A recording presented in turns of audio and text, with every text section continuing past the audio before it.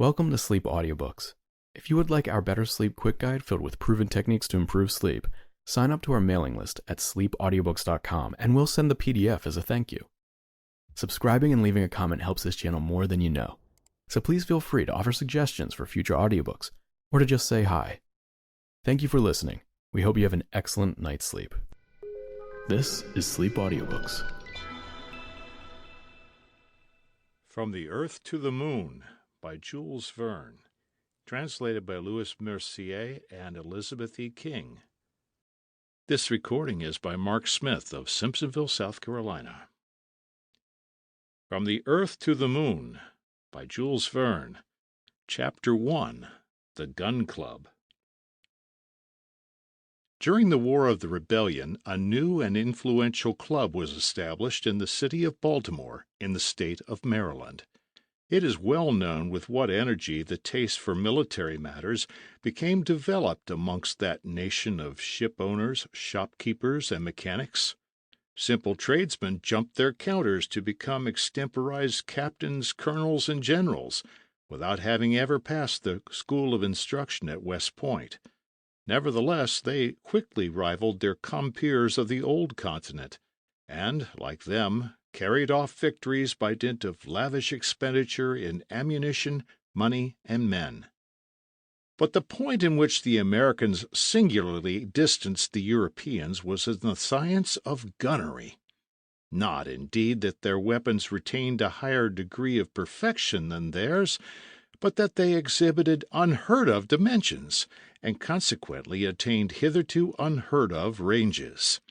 In point of grazing, plunging, oblique, or enfilading, or point-blank firing, the English, French, and Prussians have nothing to learn, but their cannon, howitzers, and mortars are mere pocket pistols compared with the formidable engines of the American artillery. This fact need surprise no one. The Yankees, the first mechanicians in the world, are engineers, just as the Italians are musicians and the Germans metaphysicians, by right of birth. Nothing is more natural, therefore, than to perceive them applying their audacious ingenuity to the science of gunnery. Witness the marvels of Parrott, Dahlgren, and Rodman. The Armstrong, Palliser, and Bellew guns were compelled to bow before their transatlantic rivals.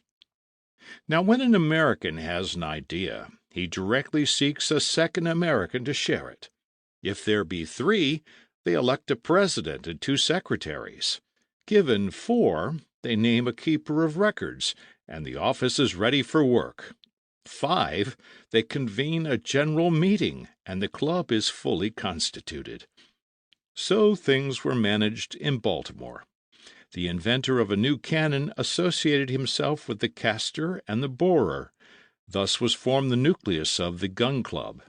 In a single month after its formation it numbered 1,833 effective members and 30,565 corresponding members. One condition was imposed as a sine qua non upon every candidate for admission into the association, and that was the condition of having designed, or more or less perfected, a cannon, or in default of a cannon, at least a firearm of some description. It may, however, be mentioned that mere inventions of revolvers, 5-shooting carbines, and similar small arms met with but little consideration. Artillerists always commanded the chief place of favor. The estimation in which these gentlemen were held, according to one of the most scientific exponents of the Gun Club, was proportional to the masses of their guns and in the direct ratio of the square of the distances attained by their projectiles. The Gun Club once founded, it is easy to conceive the result of the inventive genius of the Americans. Their military weapons attained colossal proportions, and their projectiles, exceeding the prescribed limits, unfortunately occasionally cut in two some unoffending pedestrians. These inventions, in fact, left far in the rear the timid instruments of European artillery. It is but fair to add that these Yankees, brave as they have ever proved themselves to be, did not confine themselves to theory and formulae, but that they paid heavily, in propria persona, for their inventions. Amongst them were to be counted officers of all ranks, from lieutenants to generals, military men of every age, from those who were just making their debut in the profession of arms, up to those who had grown old on the gun carriage.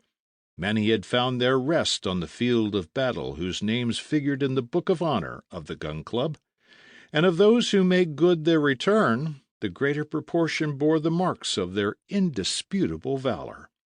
Crutches, wooden legs, artificial arms, steel hooks, caoutchouc jaws, silver craniums, platinum noses were all to be found in the collection, and it was calculated by the great statistician Pitcairn that throughout the Gun Club there was not quite one arm between 4 persons, and exactly 2 legs between 6. Nevertheless, these valiant artillerists took no particular account of these little facts, and felt justly proud when the dispatches of a battle returned the number of victims at tenfold the quantity of the projectiles expended. One day, however, sad and melancholy day, peace was signed between the survivors of the war. The thunder of the guns gradually ceased. The mortars were silent. The howitzers were muzzled for an indefinite period. The cannon, with muzzles depressed, were returned into the arsenal. The shot were repiled. All bloody reminiscences were effaced. The cotton plants grew luxuriantly in the well-manured fields. All mourning garments were laid aside, together with grief, and the Gun Club was relegated to profound inactivity. Some few of the more advanced and inveterate theorists set themselves again to work upon calculations regarding the laws of projectiles. They reverted invariably to gigantic shells and howitzers of unparalleled caliber. Still, in default of practical experience, what was the value of mere theories? Consequently, the club rooms became deserted. The servants dozed in the antechambers. The newspapers grew mouldy on the tables. Sounds of snoring came from dark corners, and the members of the Gun Club, erstwhile so noisy in their séances, were reduced to silence by this disastrous peace, and gave themselves up wholly to dreams of a platonic kind of artillery. "This is horrible," said Tom Hunter one evening, while rapidly carbonizing his wooden legs in the fireplace of the smoking-room. "Nothing to do, nothing to look forward to. What a loathsome existence! When again shall the guns arouse us in the morning with their delightful reports?" "Those days are gone by," said Jolly Bilsby, trying to extend his missing arms. "It was delightful once upon a time. One invented a gun, and hardly was it cast when one hastened to try it in the face of the enemy. Then one returned to camp with a word of encouragement from Sherman or a friendly shake of the hand from McClellan. But now the generals are gone back to their counters, and in place of projectiles they dispatch bales of cotton. By Jove, the future of gunnery in America is lost." "Aye, and no war in prospect," continued the famous James T. Maston, scratching with his steel hook his gutta-percha cranium. "Not a cloud in the horizon, and that, too, at such a critical period in the progress of the science of artillery. Yes, gentlemen, I who address you have myself this very morning perfected a model, plan, section, elevation, etc., of a mortar destined to change all the conditions of warfare." "No, is it possible?" replied Tom Hunter, his thoughts reverting involuntarily to a former invention of the Honourable J.T. Maston, by which, at its first trial, he had succeeded in killing 337 people. "Fact," replied he. "Still, what is the use of so many studies worked out, So many difficulties vanquished. It's mere waste of time. The New World seems to have made up its mind to live in peace, and our bellicose tribune predicts some approaching catastrophes arising out of this scandalous increase of population. Nevertheless, replied Colonel Blomsberry, they're always struggling in Europe to maintain the principles of nationalities. Well? Well, there might be some field for enterprise down there, and if they would accept our services— "What are you dreaming of?" screamed Bilsby. "Work at gunnery for the benefit of foreigners." "That would be better than doing nothing here," returned the colonel. "Quite so," said J.T. Maston, "but still we need not dream of that expedient." "And why not?" demanded the colonel. "Because their ideas of progress in the Old World are contrary to our American habits of thought. Those fellows believe that one can't become a general without having served first as an ensign, which is as much as to say that one can't point a gun without having first cast it oneself." "Ridiculous!" replied Tom Hunter, whittling with his bowie knife the arms of his easy-chair. "But if that be the case there, all that is left for us is to plant tobacco and distill whale oil." "What?" roared J.T. Maston. "Shall we not employ these remaining years of our life in perfecting firearms? Shall there never be a fresh opportunity of trying the ranges of projectiles? Shall the air never again be lighted with the glare of our guns? No international difficulty ever arise to enable us to declare war against some transatlantic power? Shall not the French sink one of our steamers? Or the English, in defiance of the rights of nations, hang a few of our countrymen?" "No such luck," replied Colonel Blomsberry. "Nothing of the kind is likely to happen. And even if it did, we should not profit by it. American susceptibility is fast declining, and we are all going to the dogs." "It is too true," replied J.T. Maston, with fresh violence. "There are 1,000 grounds for fighting, and yet we don't fight. We save up our arms and legs for the benefit of nations who don't know what to do with them. But stop. Without going out of one's way to find a cause for war, did not North America once belong to the English?" "Undoubtedly," replied Tom Hunter, stamping his crutch with fury. "Well, then," replied J.T. Maston, "why should not England in her turn belong to the Americans?" "It would be but just and fair," returned Colonel Blomsberry. "Go and propose it to the President of the United States," cried J.T. Maston, "and see how he will receive you." "Bah!" growled Bilsby between the 4 teeth which the war had left him. "That will never do." "By Jove!" cried J.T. Maston, "he mustn't count on my vote at the next election." "Nor on ours," replied unanimously all the bellicose invalids. "Meanwhile," replied J.T.M., "allow me to say that, if I cannot get an opportunity to try my new mortars on a real field of battle, I shall say good-bye to the members of the Gun Club and go and bury myself in the prairies of Arkansas." "In that case we will accompany you," cried the others.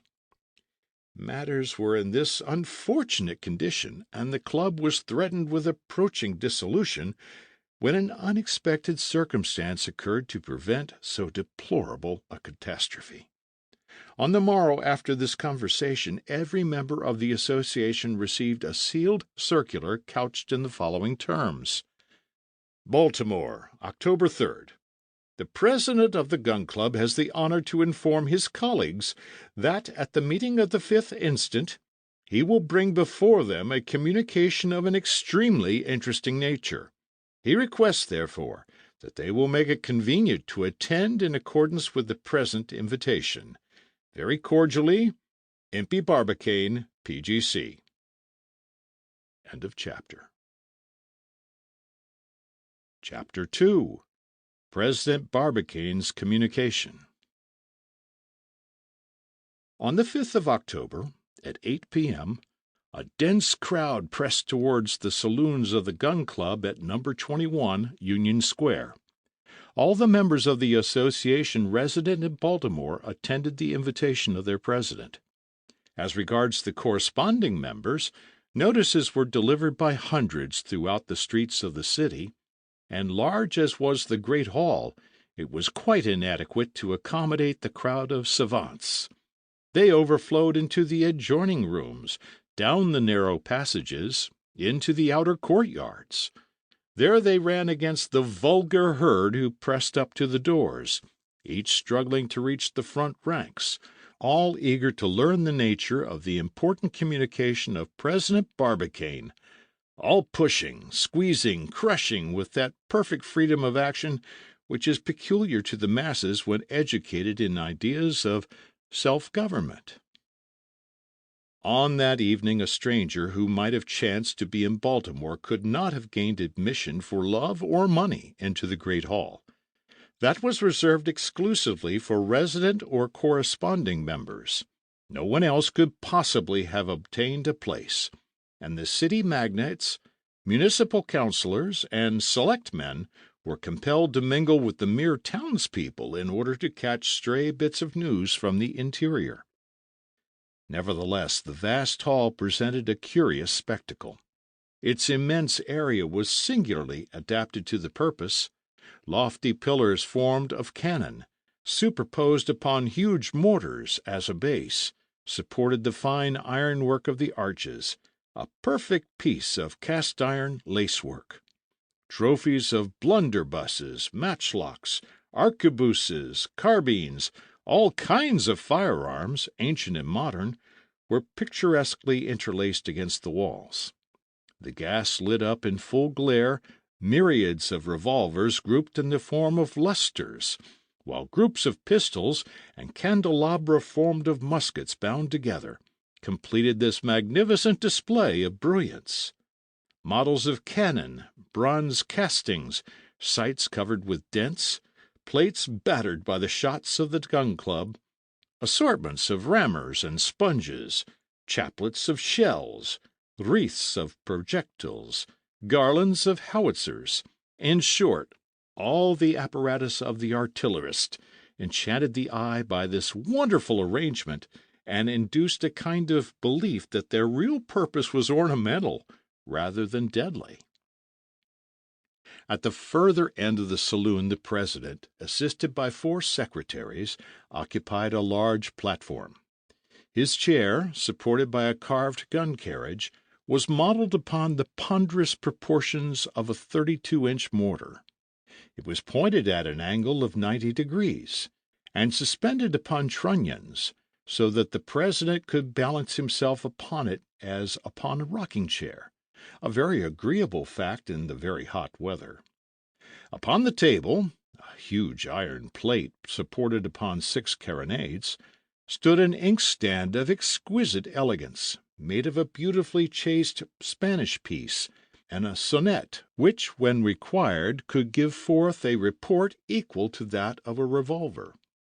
During violent debates, this novel kind of bell scarcely sufficed to drown the clamour of these excitable artillerists. In front of the table, benches arranged in zigzag form, like the circumvallations of a retrenchment, formed a succession of bastions, and curtains set apart for the use of the members of the club. And on this especial evening one might say, all the world was on the ramparts. The president was sufficiently well known, however, for all to be assured that he would not put his colleagues to discomfort without some very strong motive. Impey Barbicane was a man of 40 years of age, calm, cold, austere, of a singularly serious and self-contained demeanour, punctual as a chronometer, of imperturbable temper and immovable character, by no means chivalrous, yet adventurous withal, and always bringing practical ideas to bear upon the very rashest enterprises. an essentially New Englander, a northern colonist, a descendant of the old anti-Stuart Roundheads, and the implacable enemy of the gentlemen of the South, those ancient cavaliers of the mother country. In a word, he was a Yankee to the backbone. Barbicane had made a large fortune as a timber merchant. Being nominated director of artillery during the war, he proved himself fertile in invention. Bold in his conceptions, he contributed powerfully to the progress of that arm and gave an immense impetus to experimental researches. He was a personage of the middle height, having, by a rare exception in the gun club, all his limbs complete. His strongly marked features seemed drawn by square and rule, and if it be true that, in order to judge of a man's character, one must look at his profile, Barbicane, so examined, exhibited the most certain indications of energy, audacity, and sang-froid. At this moment he was sitting in his armchair, silent, absorbed, lost in reflection, sheltered under his high-crowned hat, a kind of black silk cylinder which always seemed firmly screwed upon the head of an American. Just when the deep-toned clock in the great hall struck 8, Barbicane, as if he had been set in motion by a spring, raised himself up. A profound silence ensued, and the speaker, in his somewhat emphatic tone of voice, commenced as follows. My brave colleagues, too long already a paralyzing peace has plunged the members of the Gun Club in deplorable inactivity. After a period of years full of incidents, we have been compelled to abandon our labors, and to stop short on the road of progress. I do not hesitate to state boldly that any war which should recall us to arms would be welcome. There was tremendous applause. But war, gentlemen, is impossible under existing circumstances, and however we may desire it, many years may elapse before our cannon shall again thunder in the field of battle. We must make up our minds, then, to seek in another train of ideas some field for the activity which we all pine for. The meeting felt that the President was now approaching the critical point, and redoubled their attention accordingly. For some months past, my brave colleagues, continued Barbicane, I have been asking myself whether, while confining ourselves to our own particular objects, we could not enter upon some grand experiment worthy of the 19th century, and whether the progress of artillery science would not enable us to carry it out to a successful issue. I have been considering, working, calculating, and the result of my studies is the conviction that we are safe to succeed in an enterprise which to any other country would appear wholly impracticable. This project, the result of long elaboration, is the object of my present communication. It is worthy of yourselves, worthy of the antecedents of the Gun Club, and it cannot fail to make some noise in the world. A thrill of excitement ran through the meeting. Barbicane, having by a rapid movement firmly fixed his hat upon his head, calmly continued his harangue. There is no one among you, my brave colleagues, who has not seen the moon, or at least heard speak of it. Don't be surprised if I am about to discourse to you regarding this Queen of the Night. It is perhaps reserved for us to become the Columbuses of this unknown world. Only enter into my plans, and second me with all your power, and I will lead you to its conquest, and its name shall be added to those of the 36 states which compose this great Union. 3 cheers for the moon! Roared the Gun Club with one voice. The moon, gentlemen, has been carefully studied, continued Barbicane. Her mass, density, and weight, her constitution, motions, distance, as well as her place in the solar system, have all been exactly determined. Selenographic charts have been constructed with a perfection which equals, if it does not even surpass, that of our terrestrial maps. Photography has given us proofs of the incomparable beauty of our satellite. In short, all is known regarding the moon which mathematical science, astronomy, geology, and optics can learn about her. But up to the present moment no direct communication has been established with her. A violent movement of interest and surprise here greeted this remark of the speaker. "Permit me," he continued, "to recount to you briefly how certain ardent spirits, starting on imaginary journeys, have penetrated the secrets of our satellite.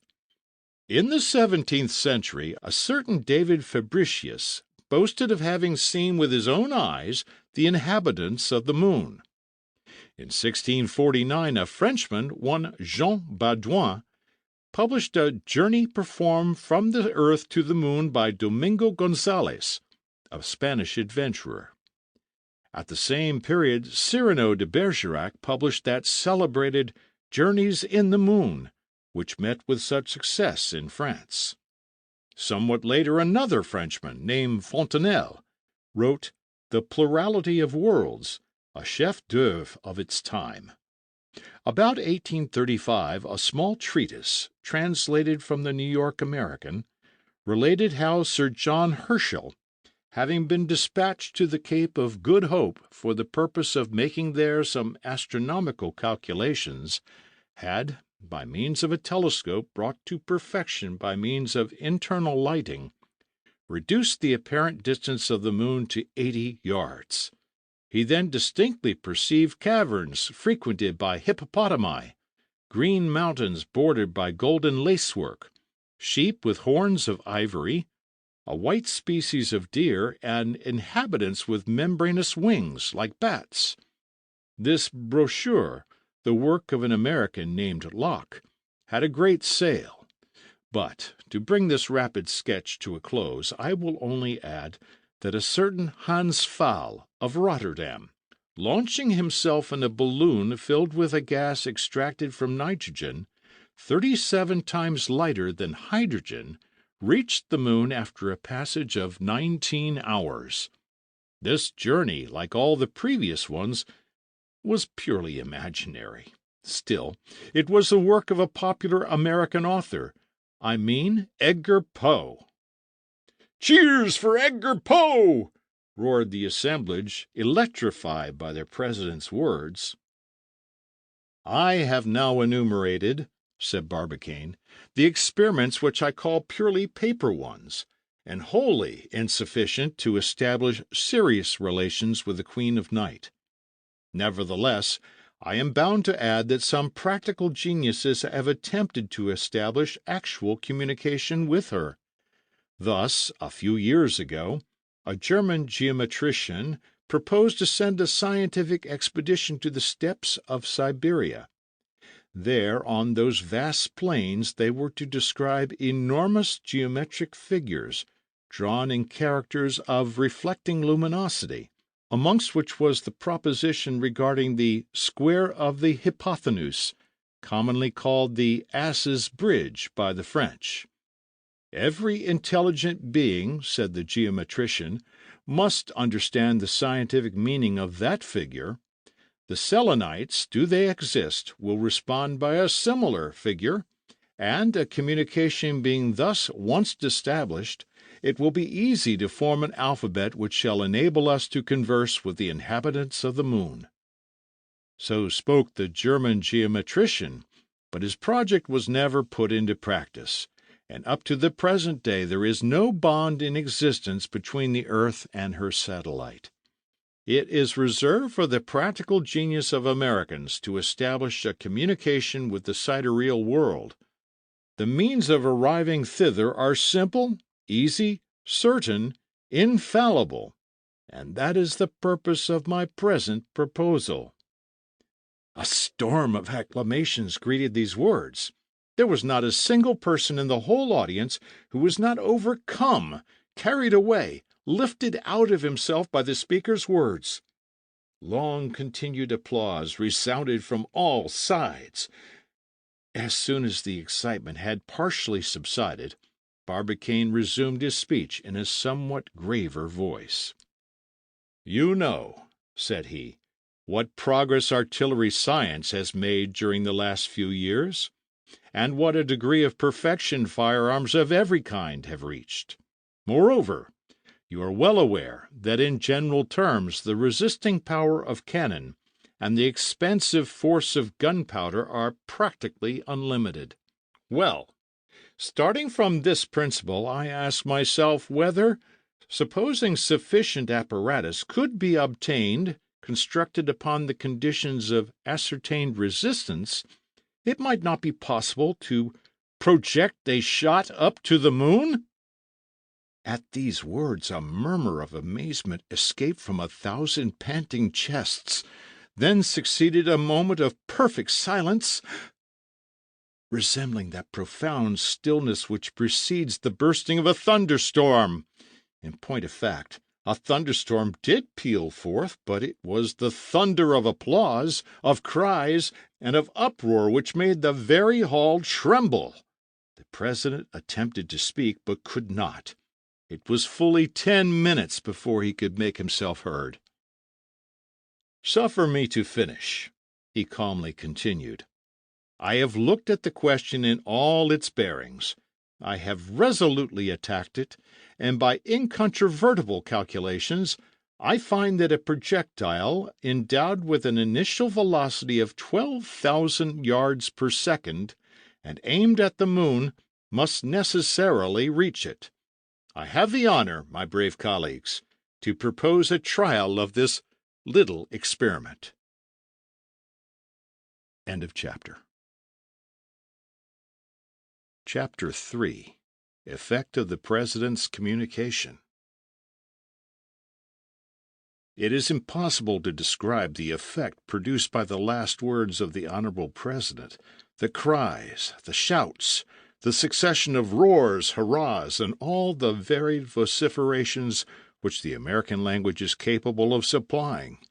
It was a scene of indescribable confusion and uproar. They shouted, they clapped, they stamped on the floor of the hall.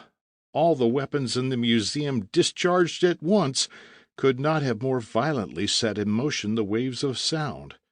One need not be surprised at this. There are some cannoneers nearly as noisy as their own guns. Barbicane remained calm in the midst of this enthusiastic clamor. Perhaps he was desirous of addressing a few more words to his colleagues, for by his gestures he demanded silence, and his powerful alarum was worn out by its violent reports. No attention, however, was paid to his request.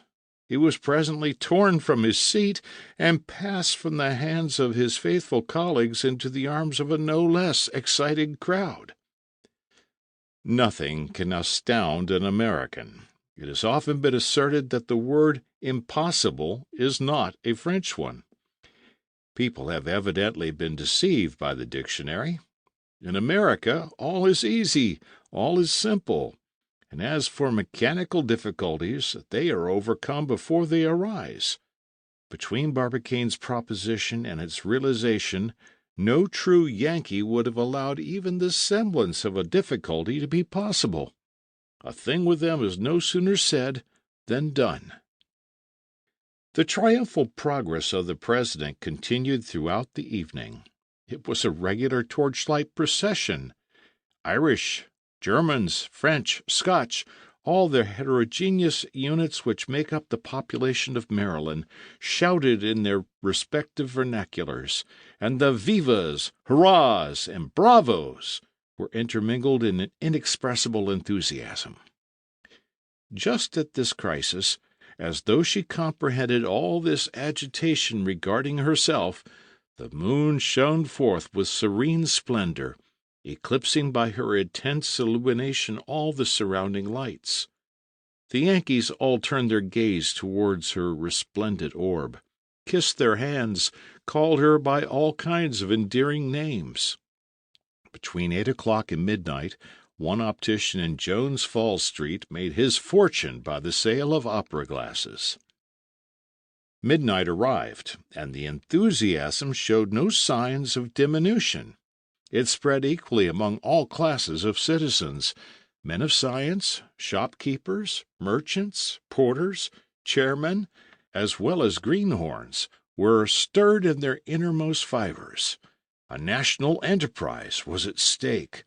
The whole city, high and low, the quays bordering the Patapsco, the ships lying in the basins, disgorged a crowd drunk with joy, gin, and whiskey.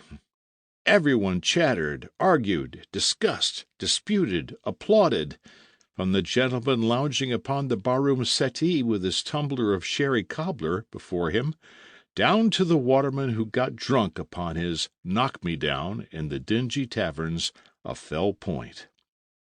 About 2 a.m., however, the excitement began to subside. President Barbicane reached his house, bruised, crushed, and squeezed almost to a mummy.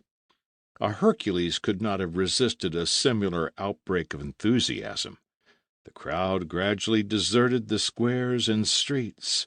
The 4 railways from Philadelphia and Washington, Harrisburg and Wheeling, which converge at Baltimore, whirled away the heterogeneous population to the 4 corners of the United States, and the city subsided into comparative tranquillity.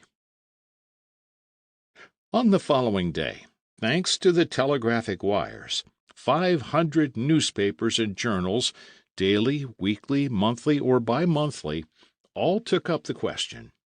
They examined it under all its different aspects, physical, meteorological, economical, or moral, up to its bearings on politics or civilization. They debated whether the moon was a finished world, or whether it was destined to undergo any further transformation.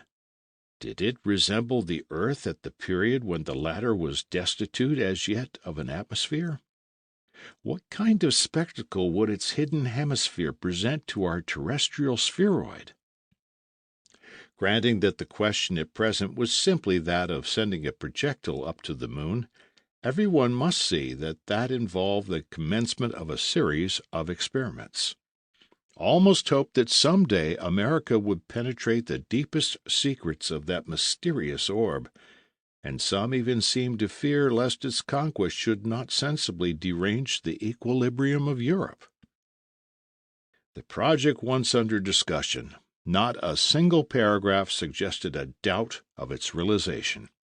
All the papers, pamphlets, reports, all the journals published by the scientific, literary, and religious societies enlarged upon its advantages, and the Society of Natural History of Boston, the Society of Science and Art of Albany, the Geographical and Statistical Society of New York, the Philosophical Society of Philadelphia, and the Smithsonian of Washington sent innumerable letters of congratulations to the Gun Club, together with offers of immediate assistance and money.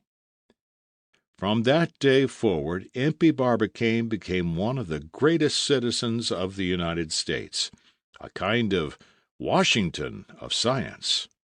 A single trait of feeling, taken from many others, will serve to show the point which this homage of a whole people to a single individual attained. Some few days after this memorable meeting of the Gun Club, the manager of an English company announced, at the Baltimore Theater, the production of Much Ado About Nothing.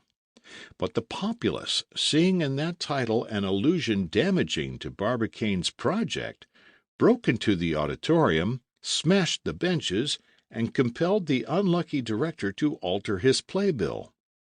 Being a sensible man, he bowed to the public will and replaced the offending comedy by As You Like It, and for many weeks he realized fabulous profits. End of chapter. Chapter 4. Reply from the Observatory of Cambridge. Barbicane, however, lost not one moment amidst all the enthusiasm of which he had become the object. His first care was to reassemble his colleagues in the boardroom of the Gun Club. There, after some discussion, it was agreed to consult the astronomers regarding the astronomical part of the enterprise. Their reply once ascertained, they could then discuss the mechanical means, and nothing should be wanting to ensure the success of this great experiment. A note couched in precise terms, containing special interrogatories, was then drawn up and addressed to the Observatory of Cambridge in Massachusetts. This city, where the first university of the United States was founded, is justly celebrated for its astronomical staff. There are to be found assembled all the most eminent men of science. Here is to be seen at work that powerful telescope which enabled Bond to resolve the nebula of Andromeda, and Clark to discover the satellite of Sirius. This celebrated institution fully justified on all points the confidence reposed in it by the Gun Club. So after 2 days, the reply so impatiently awaited was placed in the hands of President Barbicane. It was couched in the following terms: The Director of the Cambridge Observatory to the President of the Gun Club at Baltimore. From Cambridge, October 7. On the receipt of your favor of the 6th instant, addressed to the Observatory of Cambridge in the name of the members of the Baltimore Gun Club, our staff was immediately called together, and it was judged expedient to reply as follows. The questions which have been proposed to it are these. 1. Is it possible to transmit a projectile up to the moon? 2. What is the exact distance which separates the Earth from its satellite? 3. What will be the period of transit of the projectile when endowed with sufficient initial velocity, and consequently, at what moment ought it to be discharged in order that it may touch the moon at a particular point? 4. At what precise moment will the moon present herself in the most favorable position to be reached by the projectile? 5. What point in the heavens ought the cannon to be aimed at which is intended to discharge the projectile? 6. What place will the moon occupy in the heavens at the moment of the projectile's departure? Regarding the first question, is it possible to transmit a projectile up to the moon? Answer: Yes, provided it possess an initial velocity of 1,200 yards per second. Calculations prove that to be sufficient. In proportion as we recede from the earth, the action of gravitation diminishes in the inverse ratio of the square of the distance. That is to say, at 3 times a given distance the action is 9 times less. Consequently, the weight of a shot will decrease and will become reduced to 0 at the instant that the attraction of the moon exactly counterpoises that of the earth. That is to say, at 47/50 seconds of its passage. At that instant the projectile will have no weight whatever, and if it passes that point, it will fall into the moon by the sole effect of the lunar attraction. The theoretical possibility of the experiment is therefore absolutely demonstrated. Its success must depend upon the power of the engine employed. As to the second question, what is the exact distance which separates the Earth from its satellite? Answer: The moon does not describe a circle round the Earth, but rather an ellipse, of which our Earth occupies one of the foci. The consequence, therefore, is that at certain times it approaches nearer to, and at other times it recedes farther from, the earth. In astronomical language, it is at one time in apogee, at another in perigee. Now, the difference between its greatest and its least distance is too considerable to be left out of consideration.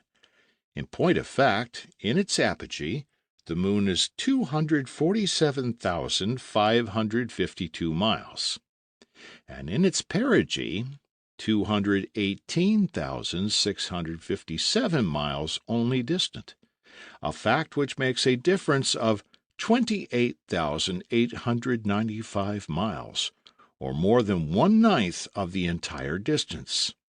The perigee distance, therefore, is that which ought to serve as the basis of all calculations. To the third question. Answer. If the shot should preserve continuously its initial velocity of 12,000 yards per second, it would require little more than 9 hours to reach its destination. But, inasmuch as that initial velocity will be continually decreasing, it results that, taking everything into consideration, it will occupy 300,000 seconds, that is, 83 hours 20 minutes, in reaching the point where the attraction of the Earth and Moon will be in equilibrio. From this point it will fall into the Moon in 50,000 seconds, or 13 hours 53 minutes 20 seconds. It will be desirable, therefore, to discharge it 97 hours, 13 minutes, 20 seconds before the arrival of the moon at the point aimed at. Regarding question 4, at what precise moment will the moon present herself in the most favorable position, etc.? Answer. After what has been said above, it will be necessary, first of all, to choose the period when the moon will be in perigee, and also the moment when she will be crossing the zenith, which latter event will further diminish the entire distance by a length equal to the radius of the earth, i.e., 3,919 miles, the result of which will be that the final passage remaining to be accomplished will be 214,976 miles. But although the moon passes her perigee every month, she does not reach the zenith always at exactly the same moment. She does not appear under these two conditions simultaneously, except at long intervals of time. It will be necessary, therefore, to wait for the moment when her passage in perigee shall coincide with that in the zenith. Now, by a fortunate circumstance, on the 4th December in the ensuing year, the moon will present these two conditions. At midnight she will be in perigee, that is, at her shortest distance from the earth, and at the same moment she will be crossing the zenith. On the 5th question, at what point in the heavens ought the cannon to be aimed? Answer. The preceding remarks being admitted, the cannon ought to be pointed to the zenith of the place. Its fire, therefore, will be perpendicular to the plane of the horizon, and the projectile will soonest pass beyond the range of the terrestrial attraction. But, in order that the moon should reach the zenith of a given place, it is necessary that the place should not exceed in latitude the declination of the luminary. In other words, it must be comprised within the degrees 0 and 28 degrees of latitude north or south. In every other spot, the fire must necessarily be oblique, which would seriously militate against the success of the experiment. As to the 6th question, what place will the moon occupy in the heavens at the moment of the projectile's departure? Answer. At the moment when the projectile shall be discharged into space, the moon, which travels daily forward 13 degrees 10 minutes 35 seconds, will be distant from the zenith point by 4 times that quantity, i.e., by 52 degrees 42 minutes 20 seconds, a space which corresponds to the path which she will describe during the entire journey of the projectile. But, inasmuch as it is equally necessary to take into account the deviation which the rotary motion of the earth will impart to the shot, And as the shot cannot reach the moon until after a deviation equal to 16 radii of the Earth, which, calculated upon the moon's orbit, are equal to about 11 degrees, it becomes necessary to add these 11 degrees to those which express the retardation of the moon just mentioned. That is to say, in round numbers, about 64 degrees. Consequently, at the moment of firing, the visual radius applied to the moon will describe, with the vertical line of the place, an angle of 64 degrees. These are our answers to the questions proposed to the Observatory of Cambridge by the members of the Gun Club. To sum up, first, the cannon ought to be planted in a country situated between 0 and 28 degrees of north or south latitude. Secondly, it ought to be pointed directly towards the zenith of the place. Thirdly, the projectile ought to be propelled with an initial velocity of 12,000 yards per second. Fourthly, it ought to be discharged at 10 hours, 46 minutes, 40 seconds of the 1st December of the ensuing year.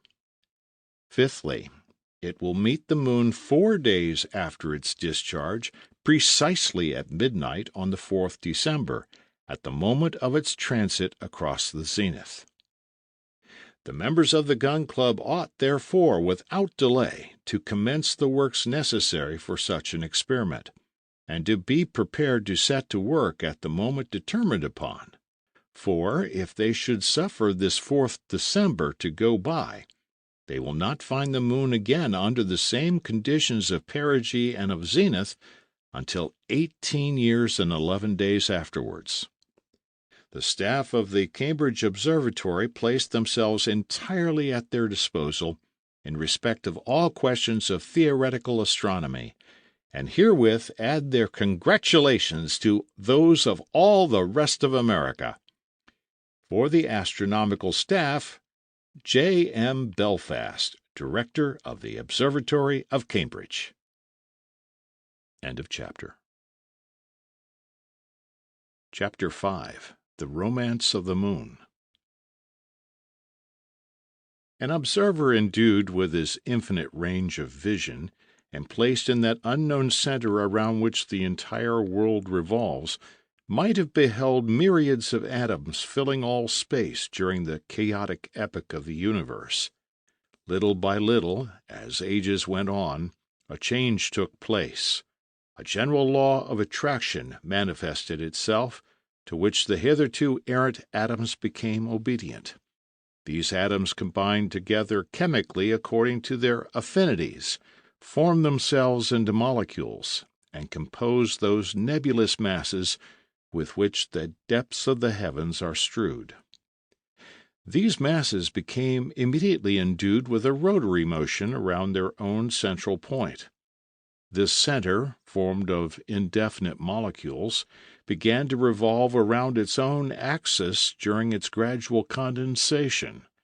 Then, following the immutable laws of mechanics, in proportion as its bulk diminished by condensation, its rotary motion became accelerated, and these two effects continuing, the result was the formation of one principal star, the center of the nebulous mass.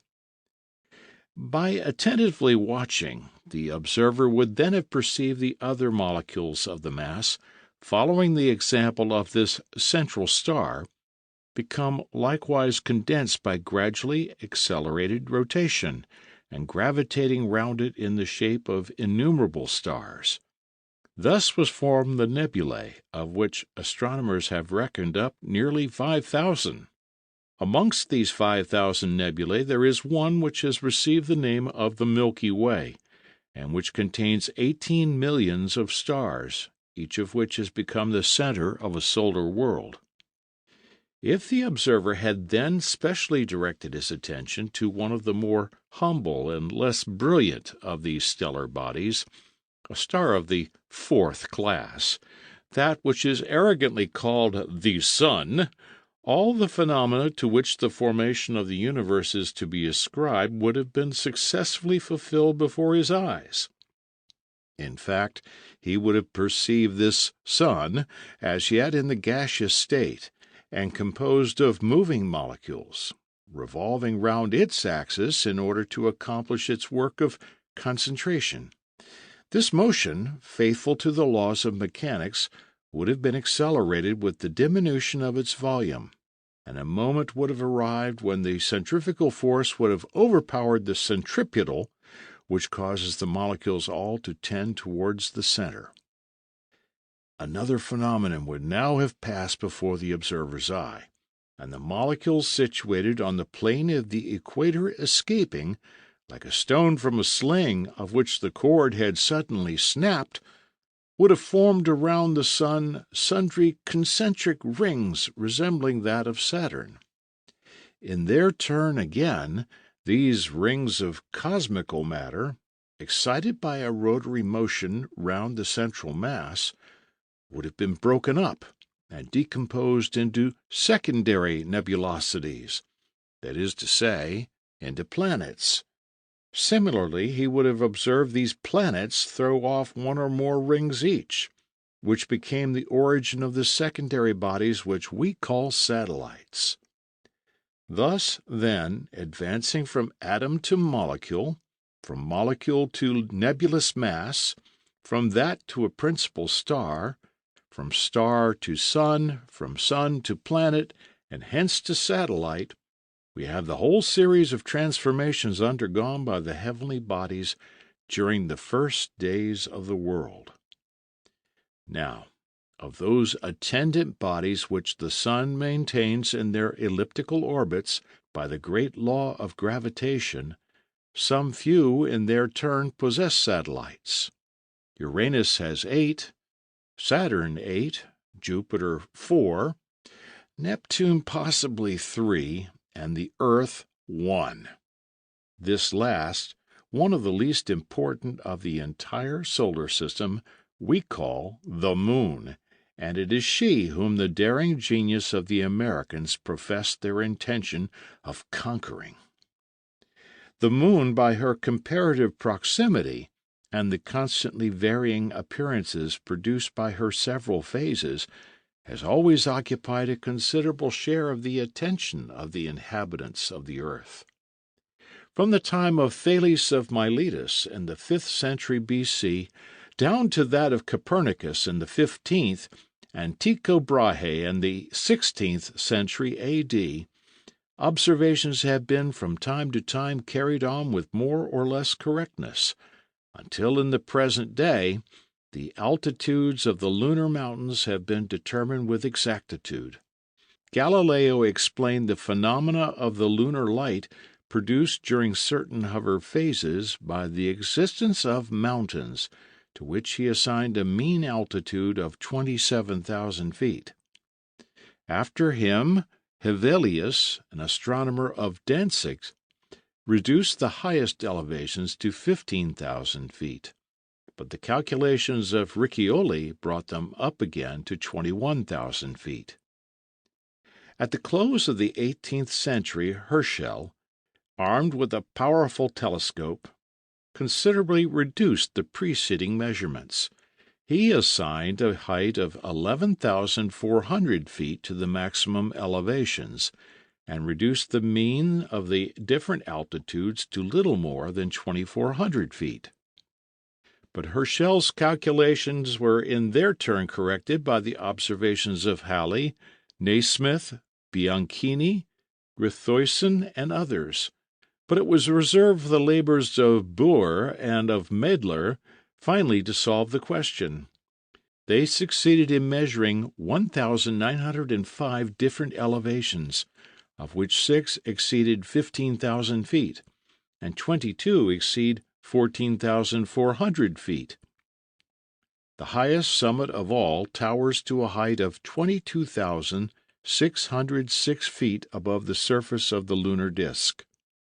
At the same period the examination of the moon was completed. She appeared completely riddled with craters, and her essentially volcanic character was apparent at each observation.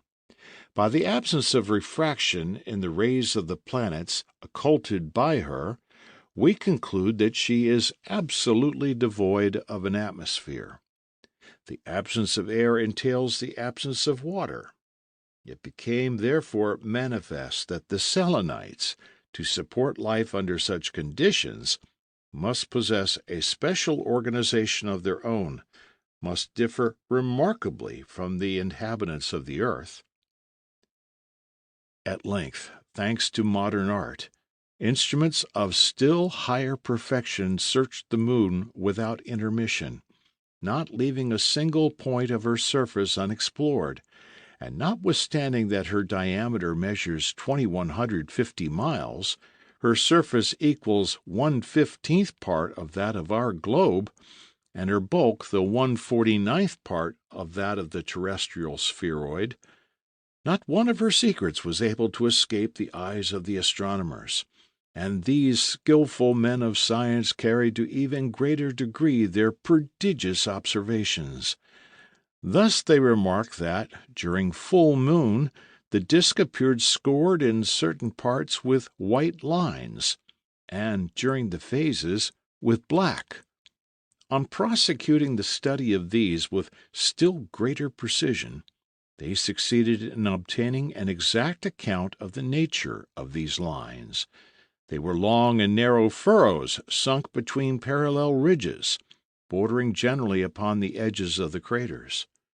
Their length varied between 10 and 100 miles, and their width was about 1,600 yards. Astronomers called them chasms, but they could not get any farther. Whether these chasms were the dried-up beds of ancient rivers or not, they were unable thoroughly to ascertain. The Americans, amongst others, hoped one day or other to determine this geological question. They also undertook to examine the true nature of that system of parallel ramparts discovered on the moon's surface by Grithöson, a learned professor of Munich, who considered them to be a system of fortifications thrown up by the Selenitic engineers. These 2 points, yet obscure, as well as others, no doubt, could not be definitively settled except by direct communication with the moon.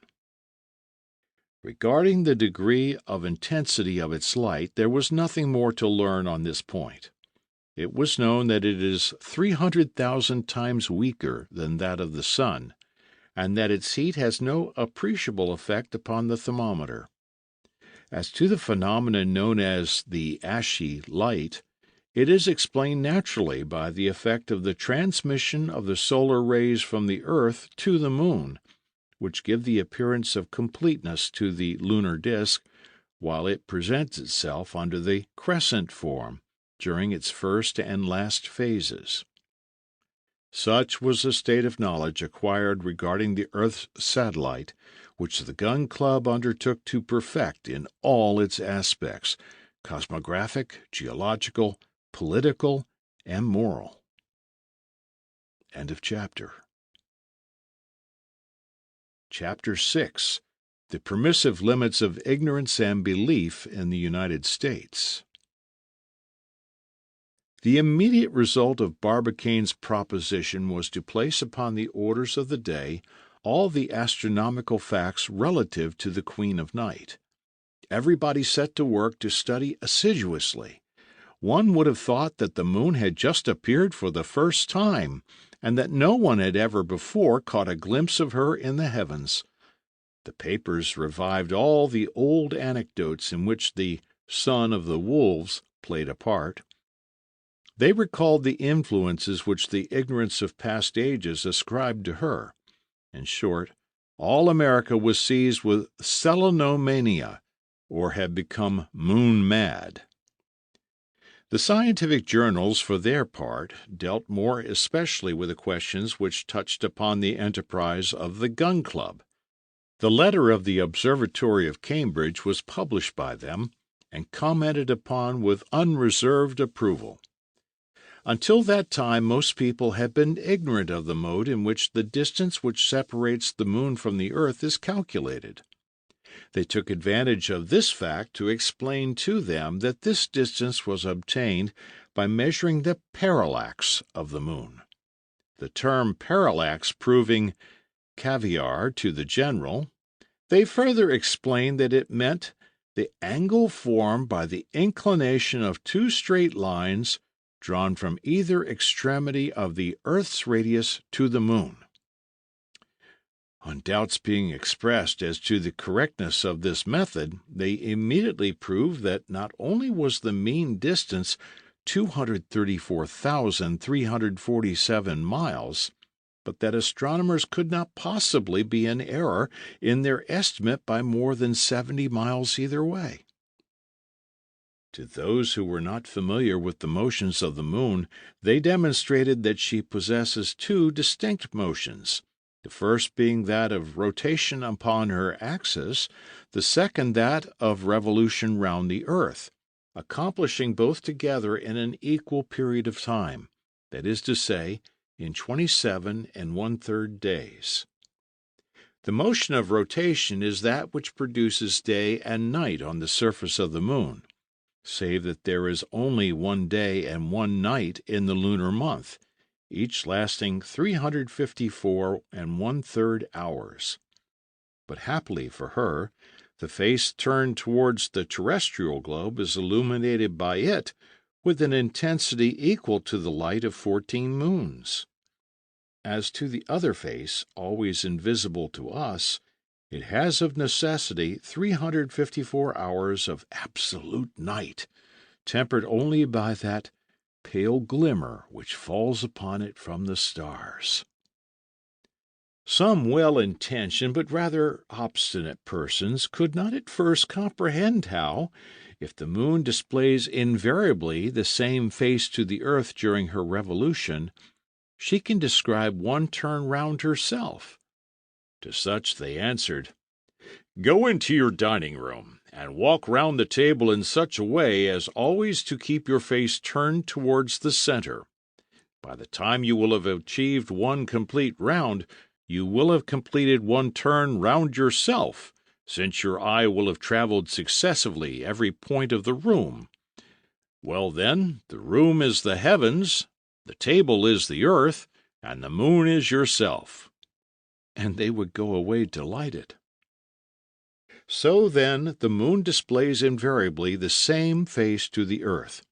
Nevertheless, to be quite exact, it is necessary to add that, in consequence of certain fluctuations of north and south, and of west and east, termed her libration, she permits rather more than the half, that is to say, 5/7, to be seen. As soon as the ignoramuses came to understand as much as the director of the observatory himself knew, they began to worry themselves regarding her revolution round the earth, whereupon 20 scientific reviews immediately came to the rescue. They pointed out to them then that the firmament, with its infinitude of stars, may be considered as one vast dial plate upon which the moon travels, indicating the true time to all the inhabitants of the earth. That is during this movement that the Queen of Night exhibits her different phases, that the moon is full when she is in opposition with the sun, that is, when the three bodies are in the same straight line, the earth occupying the center, that she is new when she is in conjunction with the sun, that is, when she is between it and the earth, and lastly, that she is in her first or last quarter, when she makes with the sun and the earth an angle of which she herself occupies the apex.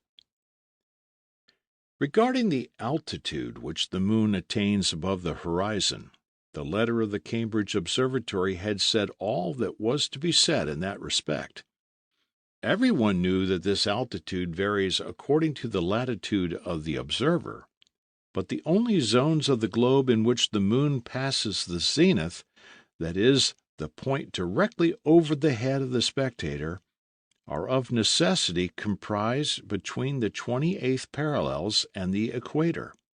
Hence the importance of the advice to try the experiment upon some point of that part of the globe, in order that the projectile might be discharged perpendicularly, and so the soonest escape the action of gravitation. This was an essential condition to the success of the enterprise, and continued actively to engage the public attention. Regarding the path described by the moon in her revolution round the earth, the Cambridge Observatory had demonstrated that this path is a re-entering curve, not a perfect circle, but an ellipse, of which the earth occupies one of the foci.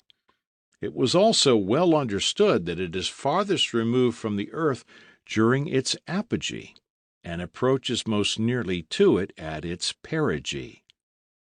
Such then was the extent of knowledge possessed by every American on the subject, and of which no one could decently profess ignorance. Still, while these true principles were being rapidly disseminated, many errors and illusory fears proved less easy to eradicate. For instance, some worthy persons maintained that the moon was an ancient comet which, in describing its elongated orbit round the sun, happened to pass near the earth and became confined within her circle of attraction. These drawing-room astronomers professed so to explain the charred aspect of the moon, a disaster which they attributed to the intensity of the solar heat. Only, on being reminded that comets have an atmosphere, and that the moon has little or none, they were fairly at a loss for a reply. Others again, belonging to the doubting class, expressed certain fears as to the position of the moon. They had heard it said that, according to observations made in the time of the caliphs, her revolution had become accelerated in a certain degree. Hence they concluded, logically enough, that an acceleration of motion ought to be accompanied by a corresponding diminution in the distance separating the two bodies, and that, supposing the double effect to be continued to infinity, the moon would end by one day falling into the earth. However, they became reassured as to the fate of future generations on being apprised that, according to the calculations of Laplace, this acceleration of motion is confined within very restricted limits, and that a proportional diminution of speed will be certain to succeed it. So then the stability of the solar system would not be deranged in ages to come. There remains but the third class, the superstitious. These worthies were not content merely to rest in ignorance. They must know all about things which had no existence whatever. And as to the moon, they had long known all about her. One set regarded her disk as a polished mirror, by means of which people could see each other from different points of the earth and interchange their thoughts. Another set pretended that out of 1,000 new moons that had been observed, 950 had been attended with remarkable disturbances, such as cataclysms, revolutions, earthquakes, the deluge, etc. Then they believed in some mysterious influence exercised by her over human destinies, that every Selenite was attached to some inhabitant of the earth by a tie of sympathy. They maintain that the entire vital system is subject to her control, etc., etc. But in time the majority renounced these vulgar errors and espoused the true side of the question. As for the Yankees, they had no other ambition than to take possession of this new continent of the sky, and to plant upon the summit of its highest elevation the star-spangled banner of the United States of America. End of chapter. Chapter 7. The Hymn of the Cannonball. The Observatory of Cambridge in its memorable letter had treated the question from a purely astronomical point of view. The mechanical part still remained. President Barbicane had, without loss of time, nominated a working committee of the Gun Club. The duty of this committee was to resolve the three grand questions of the cannon, the projectile, and the powder. It was composed of 4 members of great technical knowledge: Barbicane, with a casting vote in case of equality, General Morgan, Major Elphinstone, and J.T. Maston, to whom were confided the functions of a secretary. On the 8th of October the committee met at the house of President Barbicane, 3 Republican Street. The meeting was opened by the President himself. "Gentlemen," said he, "we have to resolve one of the most important problems in the whole of the noble science of gunnery. It might appear, perhaps, the most logical course to devote our first meeting to the discussion of the engine to be employed. Nevertheless, after mature consideration, it has appeared to me that the question of the projectile must take precedence of that of the cannon, and that the dimensions of the latter must necessarily depend upon those of the former." "Suffer me to say a word," here broke in J.T. Maston, permission having been granted. "Gentlemen," said he, with an inspired accent, "our President is right in placing the question of the projectile above all others. The ball we are about to discharge at the moon is our ambassador to her, and I wish to consider it from a moral point of view. The cannonball, gentlemen, to my mind, is the most magnificent manifestation of human power. If Providence has created the stars and the planets, man has called the cannonball into existence.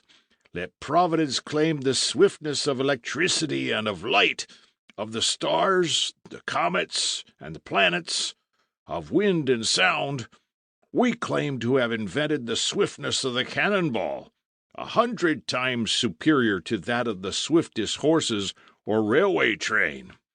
How glorious will be the moment when, infinitely exceeding all hitherto attained velocities, we shall launch our new projectile with the rapidity of 7 miles a second! Shall it not, gentlemen, shall it not be received up there with the honors due to a terrestrial ambassador?" Overcome with emotion, the orator sat down and applied himself to a huge plate of sandwiches before him. "And now," said Barbicane, "let us quit the domain of poetry and come direct to the question." "By all means," replied the members, each with his mouth full of sandwich. "The problem before us," continued the President, "is how to communicate to a projectile a velocity of 12,000 yards per second. Let us at present examine the velocities hitherto attained. General Morgan will be able to enlighten us on this point." "And the more easily," replied the general, "that during the war I was a member of the Committee of Experiments. I may say, then, that the 100-pounder Dahlgrens, which carried a distance of 5,000 yards, impressed upon their projectile an initial velocity of 500 yards a second. The Rodman Columbiad threw a shot weighing half a ton, a distance of 6 miles, with a velocity of 800 yards per second, a result which Armstrong and Palliser have never obtained in England." "This," replied Barbicane, "is, I believe, the maximum velocity ever attained?" "It is so," replied the general. "Ah!" groaned J.T. Maston, "if my mortar had not burst!" "Yes," quietly replied Barbicane, "but it did burst. We must take, then, for our starting point this velocity of 800 yards. We must increase it 20-fold. Now, reserving for another discussion the means of producing this velocity, I will call your attention to the dimensions which it will be proper to assign to the shot. You understand that we have nothing to do here with projectiles weighing at most but half a ton." "Why not?" demanded the Major. "Because the shot," quickly replied J.T. Maston, "must be big enough to attract the attention of the inhabitants of the moon, if there are any." "Yes," replied Barbicane, "and for another reason more important still." "What mean you?" asked the Major. "I mean that it is not enough to discharge a projectile and then take no further notice of it. We must follow it throughout its course, up to the moment when it shall reach its goal." "What?" shouted the General and the Major in great surprise. "Undoubtedly," replied Barbicane composedly, "or our experiment would produce no result." "But then," replied the Major, "you will have to give this projectile enormous dimensions." "No. Be so good as to listen. You know that optical instruments have acquired great perfection. With certain telescopes we have succeeded in obtaining enlargements of 6,000 times and reducing the moon to within 40 miles distance. Now, at this distance, any objects 60 feet square would be perfectly visible. If, then, the penetrative power of telescopes has not been further increased, it is because that power detracts from their light, and the moon, which is but a reflecting mirror, does not give back sufficient light to enable us to perceive objects of lesser magnitude." "Well, then, what do you propose to do?" asked the General. "Would you give your projectile a diameter of 60 feet?"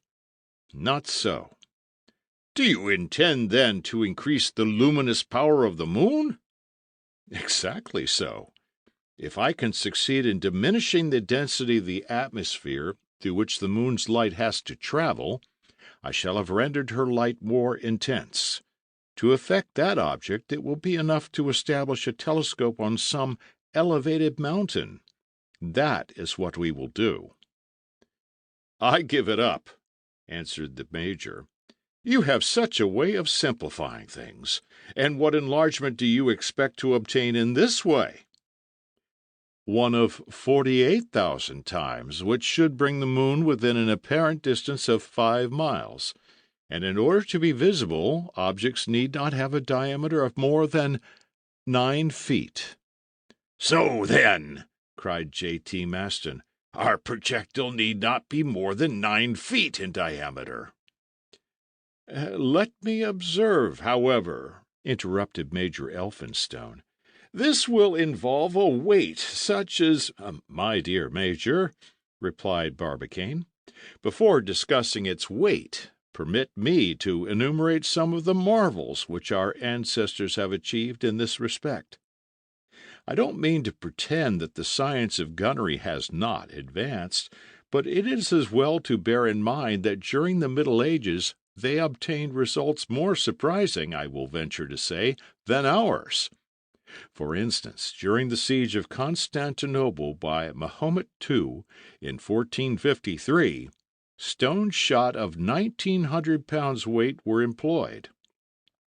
At Malta, in the time of the Knights, there was a gun of the fortress of St. Elmo which threw a projectile weighing 2,500 pounds.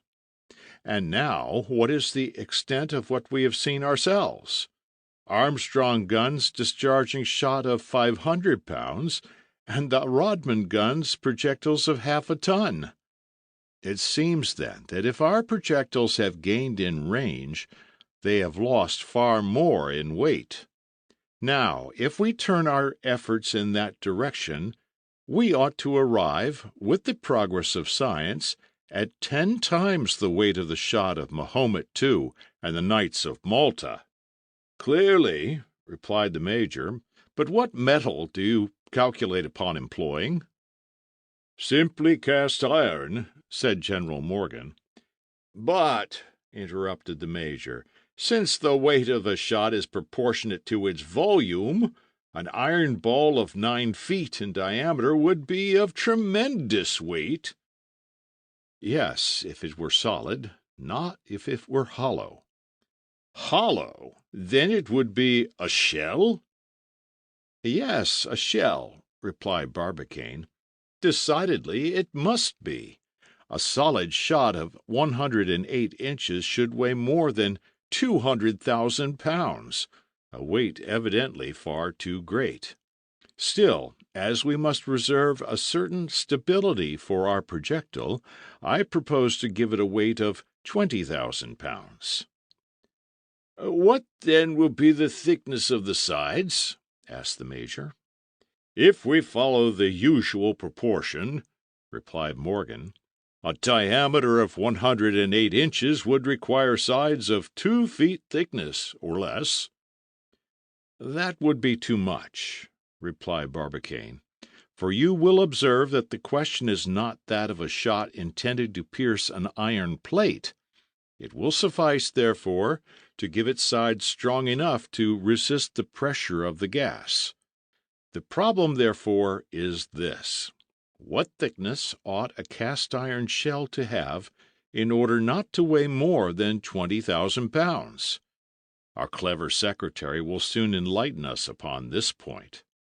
Nothing easier, replied the worthy secretary of the committee, and rapidly tracing a few algebraical formulae upon paper, among which n square and x square frequently appeared, he presently said, The sides will require a thickness of less than 2 inches. Will that be enough? Asked the Major doubtfully. Clearly not, replied the president. What is to be done, then? Said Elphinstone with a puzzled air. Employ another metal instead of iron. Copper? Said Morgan. No, that would be too heavy. I have better than that to offer. What then? Asked the Major. Aluminium, replied Barbicane. Aluminium! Cried his 3 colleagues in chorus. Unquestionably, my friends, this valuable metal possesses the whiteness of silver, the indestructibility of gold, the tenacity of iron, the fusibility of copper, the lightness of glass. It is easily wrought. It is very widely distributed, forming the base of most of the rocks, is 3 times lighter than iron, and seems to have been created for the express purpose of furnishing us with the material for our projectile. But, my dear President, said the Major, is not the cost price of aluminium extremely high? It was so at its first discovery, but it has fallen now to $9 the pound. But still, $9 the pound, replied the Major, who was not willing readily to give in. Even that is an enormous price. Undoubtedly, my dear Major, but not beyond our reach. What will the projectile weigh, then? Asked Morgan. Here is the result of my calculations, replied Barbicane. A shot of 108 inches in diameter and 12 inches in thickness would weigh, in cast iron, 67,440 pounds. Cast in aluminium, its weight will be reduced to 19,250 pounds. Capital! Cried the Major. But do you know that, at $9 the pound, this projectile will cost $173,050. I know it quite well. But fear not, my friends, the money will not be wanting for our enterprise. I will answer for it. Now, what say you to aluminium, gentlemen? Adopted, replied the 3 members of the committee. So ended the first meeting. The question of the projectile was definitively settled. End of chapter. Chapter 8. History of the Cannon. The resolutions passed at the last meeting produced a great effect out of doors. Timid people took fright at the idea of a shot weighing 20,000 pounds being launched into space. They asked what cannon could ever transmit a sufficient velocity to such a mighty mass. The minutes of the second meeting were destined triumphantly to answer such questions. The following evening the discussion was renewed. "My dear colleagues," said Barbicane, without further preamble, "the subject now before us is the construction of the engine, its length, its composition, and its weight. It is probable that we shall end by giving it gigantic dimensions. But however great may be the difficulties in the way, our mechanical genius will readily surmount them. Be good enough then to give me your attention, and do not hesitate to make objections at the close. I have no fear of them. The problem before us is how to communicate an initial force of 12,000 yards per second to a shell of 108 inches in diameter, weighing 20,000 pounds. Now, when a projectile is launched into space, what happens to it? It is acted upon by three independent forces: the resistance of the air, the attraction of the earth, and the force of impulsion with which it is endowed. Let us examine these three forces. The resistance of the air is of little importance. The atmosphere of the earth does not exceed 40 miles. Now, with the given rapidity, the projectile will have traversed this in 5 seconds, and the period is too brief for the resistance of the medium to be regarded otherwise than as insignificant. Proceeding then to the attraction of the earth, that is, the weight of the shell, we know that this weight will diminish in the inverse ratio of the square of the distance. When a body left to itself falls to the surface of the earth, it falls 5 feet in the first second, and if the same body were removed 257,542 miles farther off, in other words, to the distance of the moon, its fall would be reduced to about half a line in the first second. That is almost equivalent to a state of perfect rest. Our business, then, is to overcome progressively this action of gravitation. The mode of accomplishing that is by the force of impulsion." "There's the difficulty," broke in the Major. "True," replied the President, "but we will overcome that, for this force of impulsion will depend upon the length of the engine and the powder employed, the latter being limited only by the resisting power of the former. Our business, then, today, is with the dimensions of the cannon." "Now, up to the present time," said Barbicane, "our longest guns have not exceeded 25 feet in length. We shall therefore astonish the world by the dimensions we shall be obliged to adopt.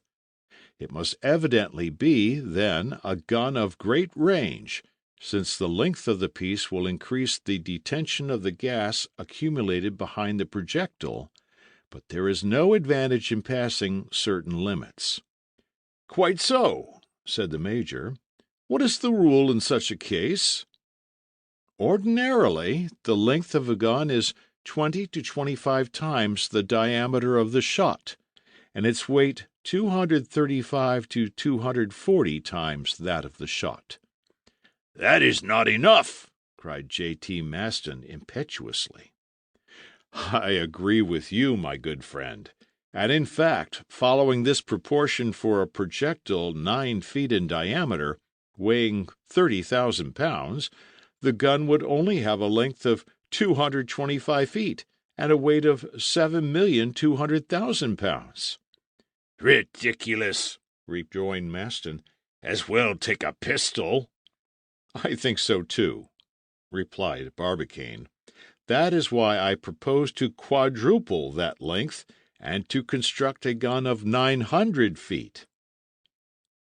The general and the major offered some objections. Nevertheless, the proposition, actively supported by the secretary, was definitively adopted. "But," said Elphinstone, "what thickness must we give it?" "A thickness of 6 feet," replied Barbicane. "You surely don't think of mounting a mass like that upon a carriage?" asked the major. "It would be a superb idea, though," said Maston. "But impracticable," replied Barbicane. "No, I think of sinking this engine in the earth alone, binding it with hoops of wrought iron, and finally surrounding it with a thick mass of masonry of stone and cement. The piece once cast, it must be bored with great precision, so as to preclude any possible windage. So there will be no loss whatever of gas, and all the expansive force of the powder will be employed in the propulsion." "One simple question," said Elphinstone. "Is our gun to be rifled?" "No, certainly not," replied Barbicane. "We require an enormous initial velocity, and you are well aware that a shot quits a rifled gun less rapidly than it does a smoothbore." "True," rejoined the Major. The committee here adjourned for a few minutes to tea and sandwiches. On the discussion being renewed, "Gentlemen," said Barbicane, "we must now take into consideration the metal to be employed. Our cannon must be possessed of great tenacity, great hardness, be infusible by heat, indissoluble, and inoxidable by the corrosive action of acids." "There is no doubt about that," replied the Major. "And as we shall have to employ an enormous quantity of metal, we shall not be at a loss for choice." "Well, then," said Morgan, "I propose the best alloy hitherto known, which consists of 100 parts of copper, 12 of tin, and 6 of brass." "I admit," replied the President, "that this composition has yielded excellent results. But in the present case it would be too expensive, and very difficult to work. I think, then, that we ought to adopt a material excellent in its way and of low price, such as cast iron. What is your advice, Major?" "I quite agree with you," replied Elphinstone. "In fact," continued Barbicane, "cast iron costs 10 times less than bronze. It is easy to cast. It runs readily from the molds of sand. It is easy of manipulation. It is at once economical of money and of time. In addition, it is excellent as a material, and I well remember that during the war, at the siege of Atlanta, some iron guns fired 1,000 rounds at intervals of 20 minutes without injury." "Cast iron is very brittle, though," replied Morgan. "Yes, but it possesses great resistance. I will now ask our worthy secretary to calculate the weight of a cast iron gun with a bore of 9 feet and a thickness of 6 feet of metal." "In a moment," replied Maston. Then, dashing off some algebraical formulae with marvellous facility, in a minute or two he declared the following result: "A cannon will weigh 68,040 tons, and at 2 cents a pound it will cost $2,510,701. Maston, the Major, and the General regarded Barbicane with uneasy looks. "Well, gentlemen," replied the President, "I repeat what I said yesterday. Make yourselves easy. The millions will not be wanting." With this assurance of their president, the committee separated, after having fixed their third meeting for the following evening. End of chapter. Chapter 9. The Question of the Powders. There remained for consideration merely the question of powders. The public awaited with interest its final decision. The size of the projectile, the length of the cannon being settled, what would be the quantity of powder necessary to produce impulsion? It is generally asserted that gunpowder was invented in the 14th century by the monk Schwartz, who paid for his grand discovery with his life. It is, however, pretty well proved that this story ought to be ranked amongst the legends of the Middle Ages. Gunpowder was not invented by anyone. It was the lineal successor of the Greek fire, which, like itself, was composed of sulfur and saltpeter. Few persons are acquainted with the mechanical power of gunpowder. Now, this is precisely what is necessary to be understood in order to comprehend the importance of the question submitted to the committee. A liter of gunpowder weighs about 2 pounds. During combustion, it produces 400 liters of gas. This gas, on being liberated and acted upon by a temperature raised to 2400 degrees, occupies a space of 4,000 liters. Consequently, the volume of powder is to the volume of gas produced by its combustion as 1 to 4,000. One may judge, therefore, of the tremendous pressure of this gas when compressed within a space 4,000 times 2 confined. All this was, of course, well known to the members of the committee when they met on the following evening. The first speaker on this occasion was Major Elphinstone, who had been the director of the gunpowder factories during the war. "Gentlemen," said this distinguished chemist, "I begin with some figures which will serve as the basis of our calculation. The old 24-pounder shot required for its discharge 16 pounds of powder." "You are certain of the amount?" broke in Barbicane. "Quite certain," replied the major. "The Armstrong cannon employs only 75 pounds of powder for a projectile of 800 pounds, and the Rodman Columbiad uses only 160 pounds of powder to send its half-ton shot a distance of 6 miles. These facts cannot be called in question, for I myself raised the point during the depositions taken before the Committee of Artillery." "Quite true," said the general. "Well," replied the major, "these figures go to prove that the quantity of powder is not increased with the weight of the shot.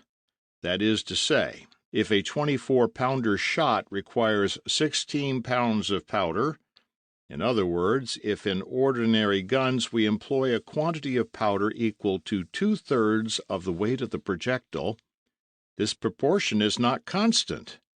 Calculate, and you will see that in place of 333 pounds of powder, the quantity is reduced to no more than 160 pounds. "What are you aiming at?" asked the president. "If you push your theories to extremes, my dear Major," said J.T. Maston, "you will get to this, that as soon as your shot becomes sufficiently heavy you will not require any powder at all." "Our friend Maston is always at his jokes, even in serious matters," cried the major. "But let him make his mind easy. I am going presently to propose gunpowder enough to satisfy his artillerist's propensities. I only keep to statistical facts when I say that during the war, and for the very largest guns, the weight of powder was reduced, as the result of experience, to 1/10 part of the weight of the shot." "Perfectly correct," said Morgan. "But before deciding the quantity of powder necessary to give the impulse, I think it would be as well— We shall have to employ a large-grained powder," continued the major. "Its combustion is more rapid than that of the small." "No doubt about that," replied Morgan. "But it is very destructive, and ends by enlarging the bore of the pieces." "Granted, but that which is injurious to a gun destined to perform long service is not so to our Columbiad. We shall run no danger of an explosion, and it is necessary that our powder should take fire instantaneously in order that its mechanical effect may be complete." "We must have," said Maston, "several touch-holes, so as to fire it at different points at the same time."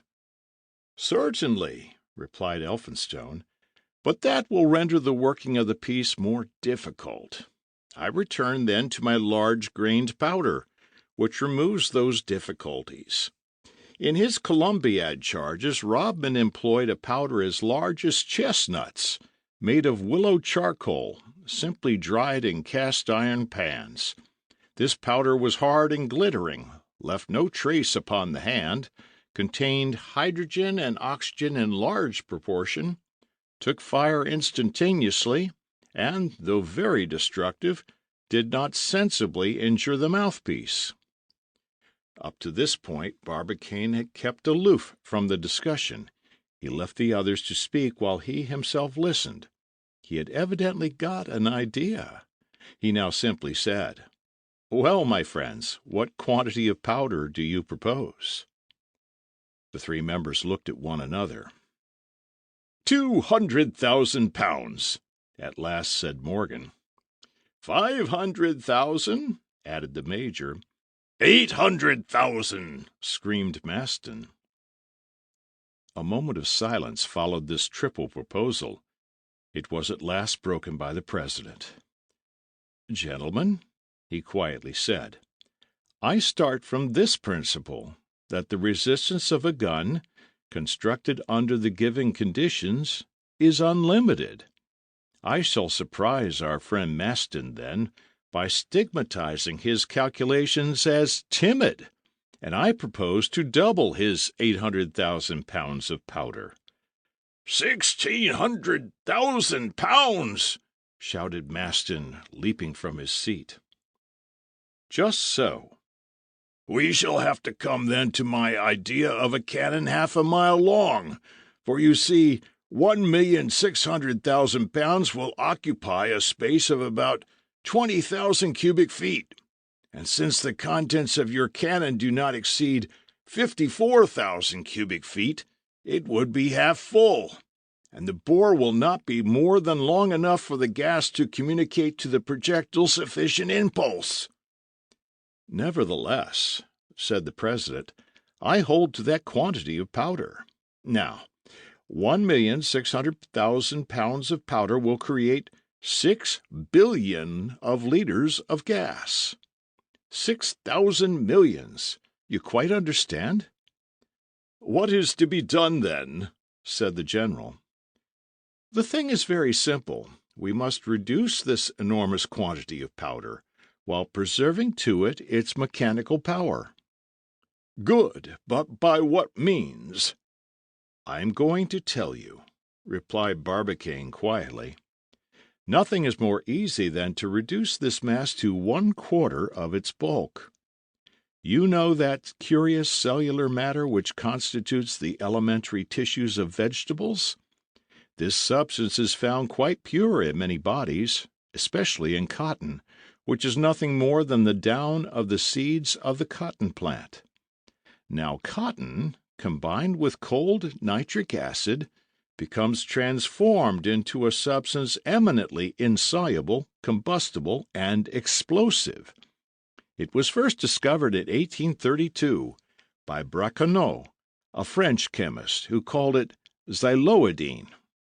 In 1838 another Frenchman, Pelleuse, investigated its different properties, and finally, in 1846, Schonbein, professor of chemistry at Bâle, proposed its employment for purposes of war. This powder, now called pyroxyle, or fulminating cotton, is prepared with great facility by simply plunging cotton for 15 minutes in nitric acid, then washing it in water, then drying it, and it is ready for use." "Nothing could be more simple," said Morgan. "Moreover, pyroxyle is unaltered by moisture, a valuable property to us, inasmuch as it would take several days to charge the cannon. It ignites at 170 degrees in place of 240, and its combustion is so rapid that one may set light to it on top of the ordinary powder without the latter having time to ignite." "Perfect!" exclaimed the Major. "Only it is more expensive." "What matter?" cried J.T. Maston. "Finally, it imparts to projectiles a velocity 4 times superior to that of gunpowder. I will even add that if we mix with it 1/8 of its own weight of nitrate of potash, its expansive force is again considerably augmented." "Will that be necessary?" asked the Major. "I think not," replied Barbicane. "So, then, in place of 1,600,000 pounds of powder, we shall have but 400,000 pounds of fulminating cotton. And since we can, without danger, compress 500 pounds of cotton into 27 cubic feet, the whole quantity will not occupy a height of more than 180 feet within the bore of the Columbiad. In this way the shot will have more than 700 feet of bore to traverse under a force of 6 billion liters of gas before taking its flight towards the moon."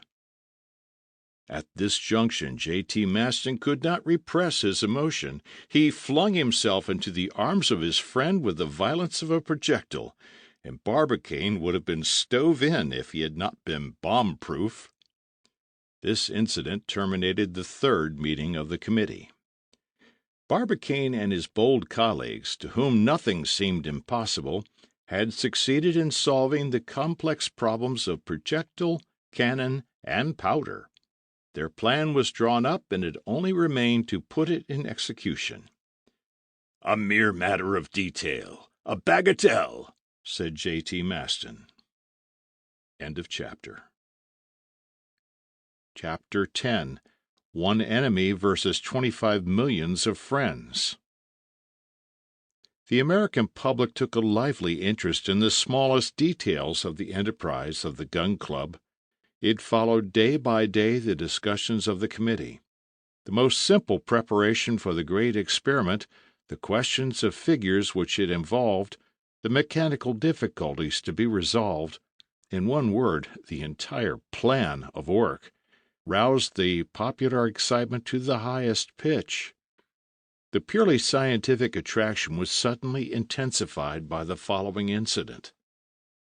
We have seen what legions of admirers and friends Barbicane's project had rallied round its author.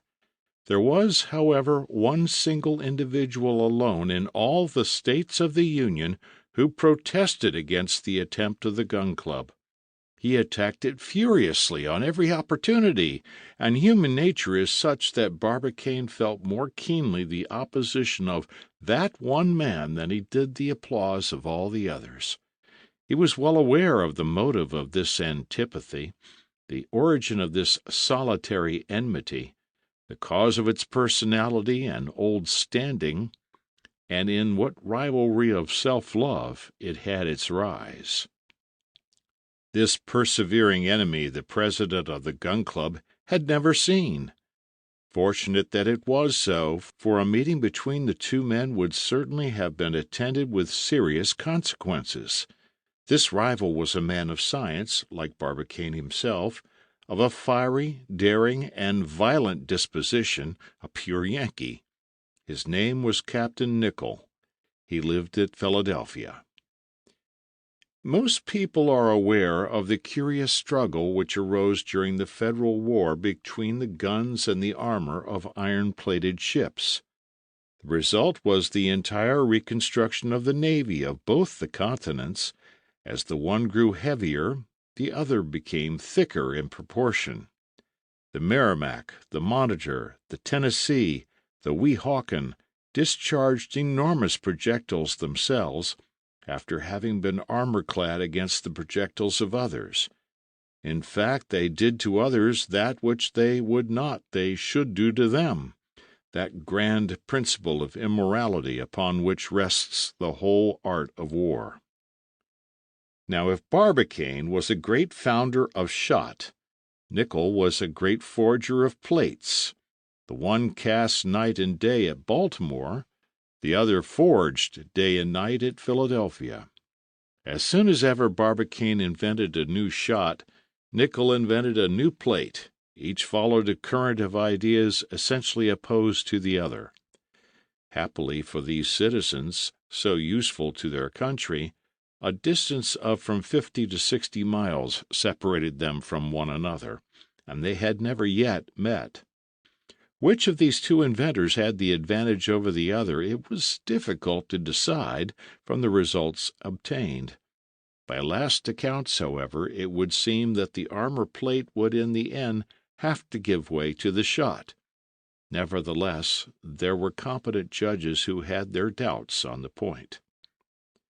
At the last experiment, the cylindro-conical projectiles of Barbicane stuck like so many pins in the nickel plates. On that day, the Philadelphia iron forger then believed himself victorious, and could not evince contempt enough for his rival. But when the other afterwards substituted for conical shot simple 600-pound shells at very moderate velocity, the captain was obliged to give in. In fact, these projectiles knocked his best metal plate to shivers. Matters were at this stage, and victory seemed to rest with a shot, when the war came to an end on the very day when nickel had completed a new armor plate of wrought steel. It was a masterpiece of its kind, and bid defiance to all the projectiles in the world.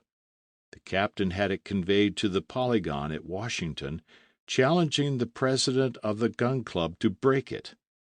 Barbicane, peace having been declared, declined to try the experiment. Nickel, now furious, offered to expose his plate to the shock of any shot, solid, hollow, round, or conical. Refused by the president, who did not choose to compromise his last success. Nickel, disgusted by this obstinacy, tried to tempt Barbicane by offering him every chance. He proposed to fix the plate within 200 yards of the gun. Barbicane still obstinate in refusal. 100 yards? Not even 75.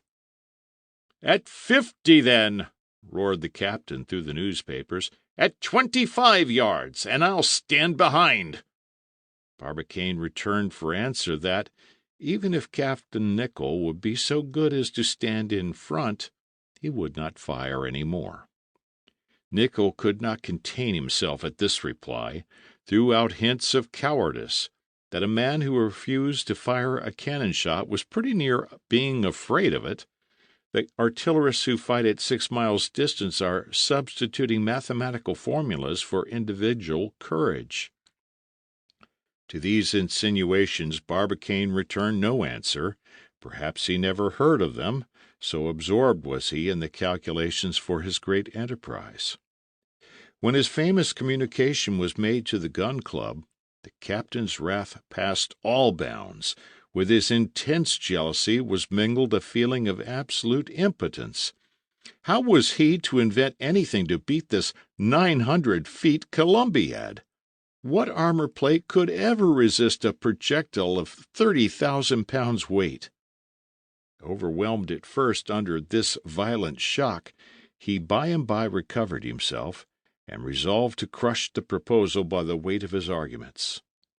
He then violently attacked the labors of the gun club, published a number of letters in the newspapers, endeavored to prove Barbicane ignorant of the first principles of gunnery.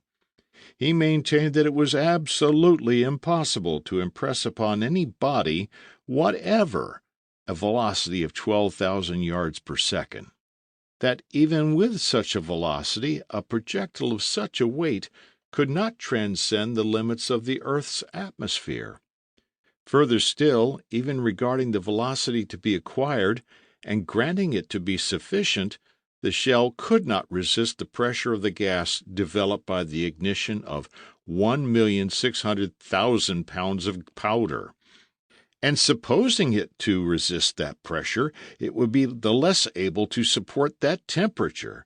It would melt on quitting the Columbiad, and fall back in a red-hot shower upon the heads of the imprudent spectators.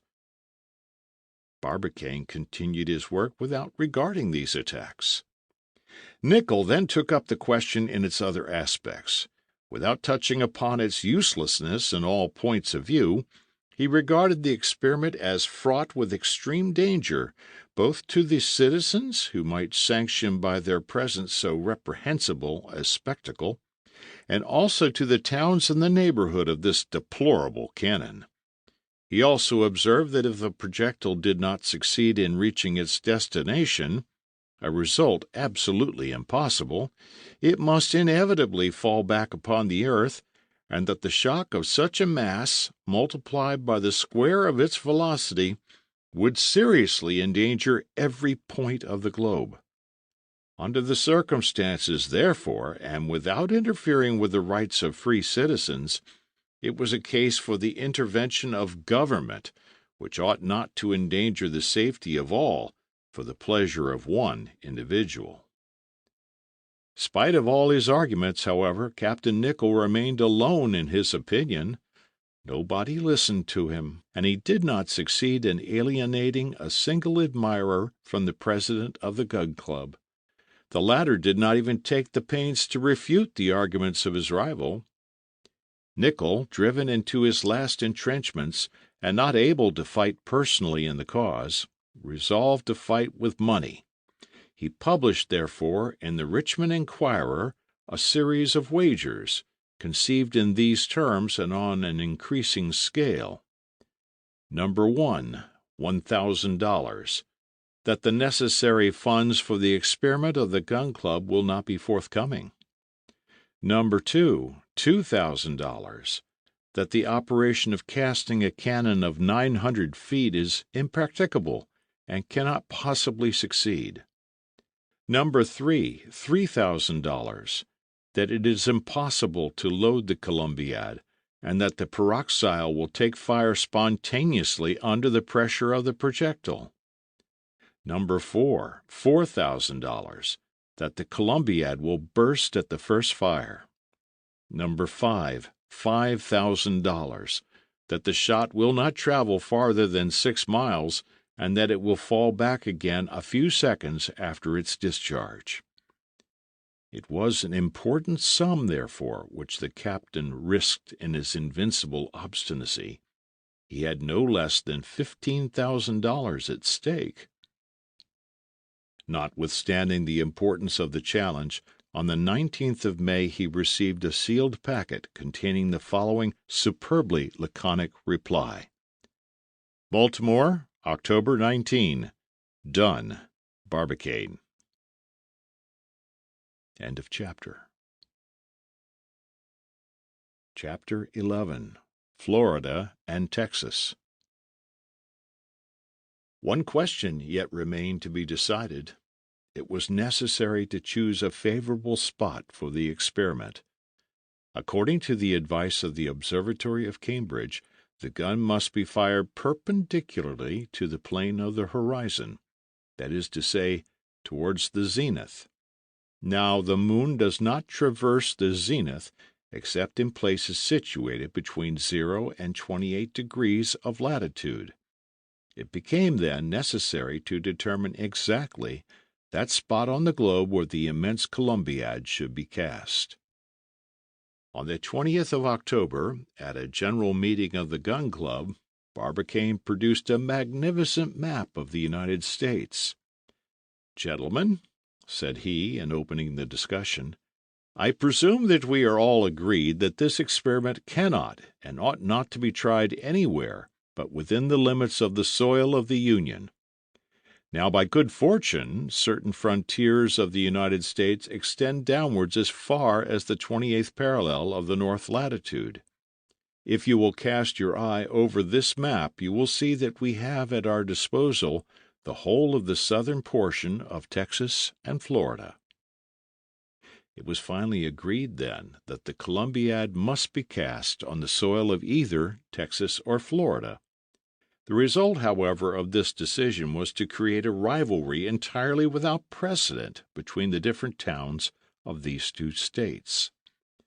The 28th parallel, on reaching the American coast, traverses the peninsula of Florida, dividing it into two nearly equal portions. Then, plunging into the Gulf of Mexico, it subtends the arc formed by the coast of Alabama, Mississippi, and Louisiana. Then, skirting Texas, off which it cuts an angle, it continues its course over Mexico, crosses the Sonora, Old California, and loses itself in the Pacific Ocean. It was, therefore, only those portions of Texas and Florida which were situated below this parallel which came within the prescribed conditions of latitude. Florida, in its southern part, reckons no cities of importance. It is simply studded with forts raised against the roving Indians. One solitary town, Tampa Town, was able to put in a claim in favor of its situation. In Texas, on the contrary, the towns are much more numerous and important. Corpus Christi, in the county of Nueces, and all the cities situated on the Rio Bravo, Laredo, Comolites, San Ignacio on the Webb, Rio Grande City on the Star, Edinburgh in the Hidalgo, Santa Rita, El Panda, Brownsville in the Cameron, formed an imposing league against the pretensions of Florida. So scarcely was the decision known when the Texan and Floridian deputies arrived at Baltimore in an incredibly short space of time. From that very moment President Barbicane and the influential members of the Gun Club were besieged day and night by formidable claims. If 7 cities of Greece contended for the honor of having given birth to Homer, here were 2 entire states threatening to come to blows about the question of a cannon. The rival parties promenaded the streets with arms in their hands, and at every occasion of their meeting a collision was to be apprehended which might have been attended with disastrous results. Happily, the prudence and address of President Barbicane averted the danger. These personal demonstrations found a division in the newspapers of the different states. The New York Herald and the Tribune supported Texas, while the Times and the American Review espoused the cause of the Floridian deputies. The members of the Gun Club could not decide to which to give the preference. Texas produced its array of 26 counties. Florida replied that 12 counties were better than 26 in a country only 1/6 part of the size. Texas plumed itself upon its 330,000 natives. Florida, with a far smaller territory, boasted of being much more densely populated with 56,000. The Texians, through the columns of the Herald, claimed that some regard should be had to a state which grew the best cotton in all America, produced the best green oak for the service of the Navy, and contained the finest oil, besides iron mines, in which the yield was 50% of pure metal. To this the American Review replied that the soil of Florida, although not equally rich, afforded the best conditions for the molding and casting of the Columbiad, consisting as it did of sand and argillaceous earth. "That may be all very well," replied the Texians, "but you must first get to this country. Now, the communications with Florida are difficult, while the coast of Texas offers the Bay of Galveston, which possesses a circumference of 14 leagues, and is capable of containing the navies of the entire world." "A pretty notion, truly," replied the papers in the interest of Florida, "that of Galveston Bay below the 29th parallel. Have we not got a bay of Espiritu Santo, opening precisely upon the 28th degree, and by which ships can reach Tampa Town by direct route?" "A fine bay, half choked with sand." "Choked yourselves," returned the others. Thus the war went on for several days, when Florida endeavored to draw her adversary away onto fresh ground, and one morning the Times hinted that, the enterprise being essentially American, it ought not to be attempted upon other than purely American territory. To these words Texas retorted, "American? Are we not as much so as you? Were not Texas and Florida both incorporated into the Union in 1845? "Undoubtedly," replied the Times, "but we have belonged to the Americans ever since 1820. "Yes," returned the Tribune, After having been Spaniards or English for 200 years, you were sold to the United States for $5 million. Well, and why need we blush for that?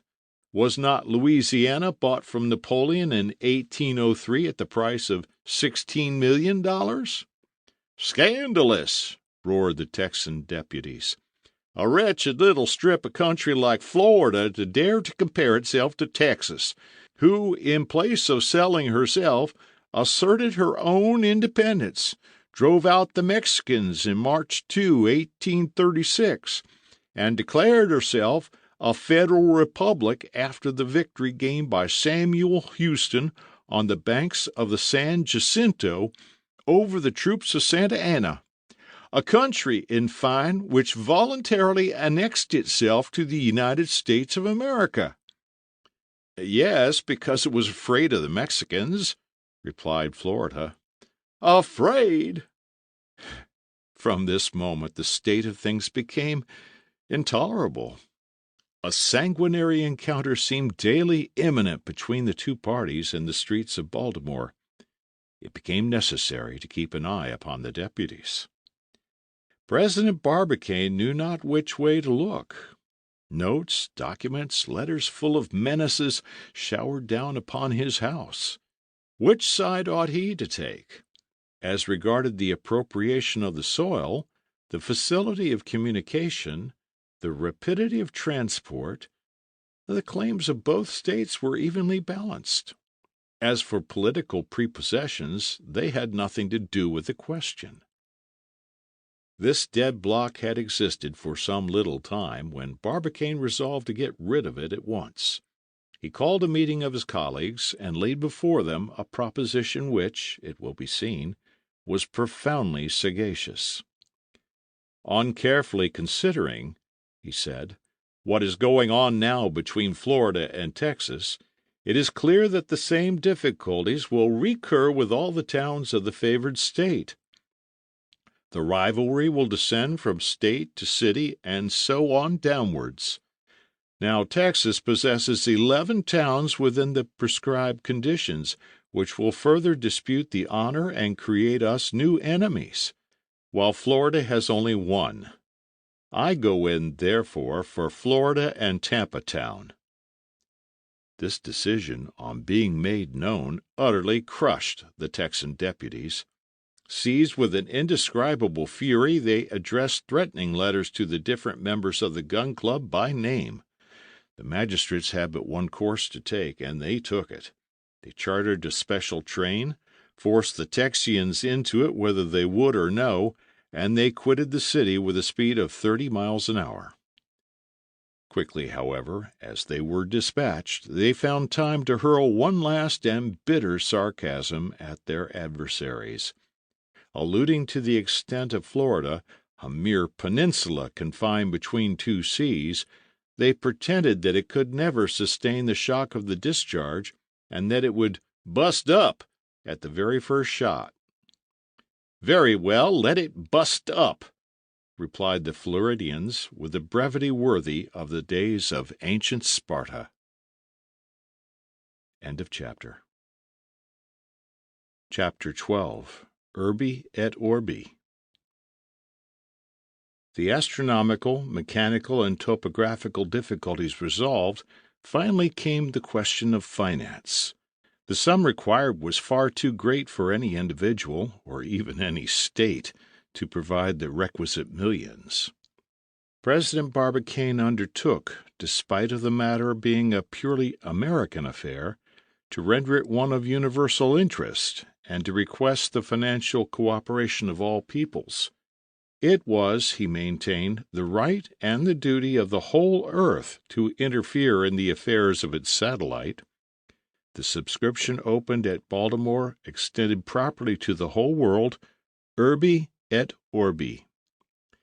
This subscription was successful beyond all expectation, notwithstanding that it was a question not of lending but of giving the money.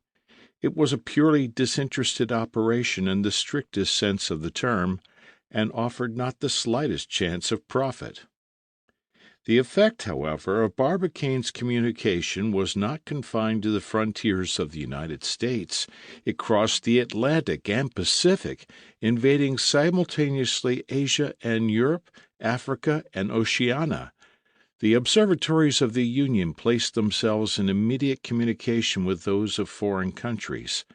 Some, such as those of Paris, Petersburg, Berlin, Stockholm, Hamburg, Malta, Lisbon, Benares, Madras, and others, transmitted their good wishes. The rest maintained a prudent silence, quietly awaiting the result. As for the observatory at Greenwich, seconded as it was by the 22 astronomical establishments of Great Britain, it spoke plainly enough. It boldly denied the possibility of success, and pronounced in favor of the theories of Captain Nicholl. But this was nothing more than mere English jealousy. On the 8th of October, President Barbicane published a manifesto full of enthusiasm, in which he made an appeal to all persons of good will upon the face of the earth. This document, translated into all languages, met with immense success. Subscription lists were opened in all the principal cities of the Union, with a central office at the Baltimore Bank, 9 Baltimore Street. In addition, subscriptions were received at the following banks in the different states of the two continents: at Vienna with S.M. de Rothschild, Petersburg at Stieglitz and Company, Paris, the Crédit Mobilier, Stockholm, Tati and Aferudsen, London, N.M. Rothschild and Son, Turin, Arduin and Company, Berlin, Mendelssohn, Geneva, Lombard, Odier and Company, Constantinople, the Ottoman Bank, Brussels, J. Lambert, Madrid, Daniel Weisweller, Amsterdam, Netherlands Credit Company, Rome, Torlonia and Company, Lisbon, Le Chesney, Copenhagen, Private Bank, Rio Janeiro, ditto, Montevideo, ditto, Valparaiso and Lima, Thomas La Chambre and Company, Mexico, Martin Duran and Company. 3 days after the manifesto of President Barbicane, $4 millions were paid into the different towns of the Union. With such a balance, the gun club might begin operations at once. But some days later, advices were received to the effect that the foreign subscriptions were being eagerly taken up. Certain countries distinguished themselves by their liberality. Others untied their purse strings with less faculty. Matter of temperament. Figures are, however, more eloquent than words, and here is the official statement of the sums which were paid in to the credit of the Gun Club at the close of the subscription. Russia paid in as her contingent the enormous sum of 368,733 rubles. No one need be surprised at this, who bears in mind the scientific taste of the Russians and the impetus which they have given to astronomical studies, thanks to their numerous observatories. France began by deriding the pretensions of the Americans. The moon served as a pretext for 1,000 stale puns and a score of ballads, in which bad taste contested the palm with ignorance. But as formerly the French paid before singing, so now they paid after having had their laugh, and they subscribed for a sum of 1,253,930 francs. At that price they had a right to enjoy themselves a little. Austria showed herself generous in the midst of her financial crisis. Her public contributions amounted to the sum of 216,000 florins, a perfect godsend. 52,000 Rix were the remittance of Sweden and Norway. The amount is large for the country, but it would undoubtedly have been considerably increased had the subscription been opened in Christiania simultaneously with that at Stockholm. For some reason or other, the Norwegians did not like to send their money to Sweden. Prussia, by a remittance of $250,000, testified her high approval of the enterprise. Turkey behaved generously, but she had a personal interest in the matter. The moon, in fact, regulates the cycle of her years and her fast of Ramadan. She could do no less than give 1,372,640 piastres, and she gave them with an eagerness which denoted, however, some pressure on the part of the government. Belgium distinguished herself among the second-rate states by a grant of 513,000 francs, about 2 centimes per head of her population. Holland and her colonies interested themselves to the extent of 110,000 florins, only demanding an allowance of 5% discount for paying ready money. Denmark, a little contracted in territory, gave nevertheless 9,000 ducats, proving her love for scientific experiments. The Germanic Confederation pledged itself to 34,285 florins. It was impossible to ask for more. Besides, they would not have given it.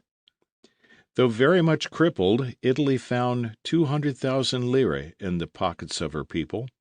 If she had had Venetia, she would have done better, but she had not. The states of the Church thought that they could not send less than 7,040 Roman crowns, and Portugal carried her devotion to science as far as 30,000 cruzados. It was the widow's mite, 86 piastres, but self-constituted empires are always rather short of money. 257 francs, this was the modest contribution of Switzerland to the American work. One must freely admit that she did not see the practical side of the matter. It did not seem to her that the mere dispatch of a shot to the moon could possibly establish any relation of affairs with her, and it did not seem prudent to her to embark her capital in so hazardous an enterprise. After all, perhaps she was right. As to Spain, she could not scrape together more than 110 reals. She gave as an excuse that she had her railways to finish. The truth is that science is not favorably regarded in that country. It is still in a backward state, and moreover, certain Spaniards, not by any means the least educated, did not form a correct estimate of the bulk of the projectile compared with that of the moon. They feared that it would disturb the established order of things. In that case it were better to keep aloof, which they did to the tune of some reals. There remained but England, and we know the contemptuous antipathy with which she received Barbicane's proposition. The English have but one soul for the whole 26 millions of inhabitants which Great Britain contains. They hinted that the enterprise of the Gun Club was contrary to the principle of non-intervention, and they did not subscribe a single farthing. At this intimation, the Gun Club merely shrugged its shoulders and returned to its great work. When South America, that is to say, Peru, Chile, Brazil, the provinces of La Plata and Colombia, had poured forth their quota into their hands, the sum of $300,000, it found itself in possession of a considerable capital, of which the following is a statement. United States subscriptions, $4 million. Foreign subscriptions, $1,446,675. Total, $5,446,675. Such was the sum which the public poured into the treasury of the Gun Club. Let no one be surprised at the vastness of the amount.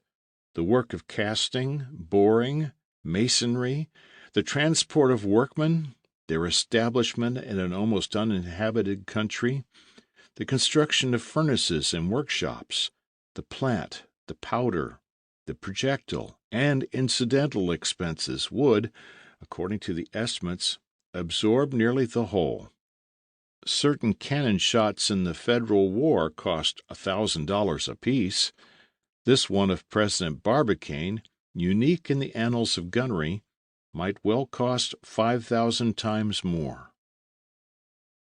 On the 20th of October, a contract was entered into with the manufactory at Cold Spring, near New York, which during the war had furnished the largest Parrott cast-iron guns. It was stipulated between the contracting parties that the manufactory of Cold Spring should engage to transport to Tampa Town in southern Florida the necessary materials for casting the Columbiad.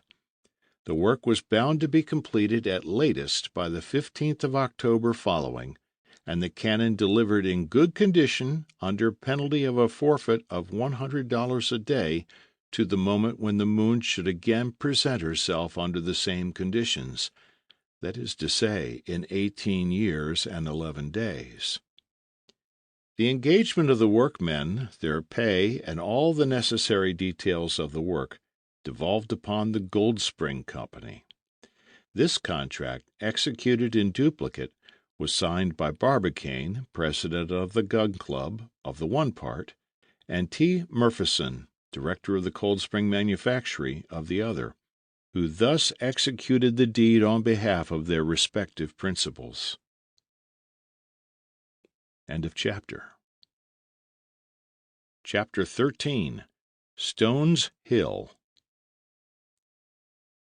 When the decision was arrived at by the Gun Club, to the disparagement of Texas, every one in America, where reading is an universal acquirement, set to work to study the geography of Florida. Never before had there been such a sale for works like Bertram's Travels in Florida, Roman's Natural History of East and West Florida, William's Territory of Florida, and Cleland on the cultivation of the sugar cane in Florida. It became necessary to issue fresh editions of these works. Barbicane had something better to do than to read. He desired to see things with his own eyes, and to mark the exact position of the proposed gun. So without a moment's loss of time, he placed at the disposal of the Cambridge Observatory the funds necessary for the construction of a telescope, and entered into negotiations with the House of Breadwill and Company of Albany for the construction of an aluminium projectile of the required size. He then quitted Baltimore, accompanied by J.T. Maston, Major Elphinstone, and the manager of the Cold Spring factory. On the following day the four fellow travelers arrived at New Orleans. There they immediately embarked on board the Tampico, a dispatch boat belonging to the Federal Navy, which the government had placed at their disposal, and, getting up steam, the banks of the Louisiana speedily disappeared from sight. The passage was not long. 2 days after starting, the Tampico, having made 480 miles, came in sight of the coast of Florida. On a nearer approach, Barbicane found himself in view of a low, flat country of somewhat barren aspect.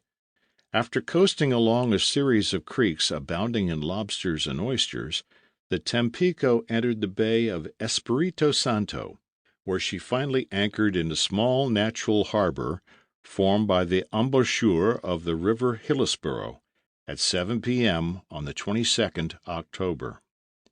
Our 4 passengers disembarked at once. "Gentlemen," said Barbicane, "we have no time to lose. Tomorrow we must obtain horses and proceed to reconnoiter the country."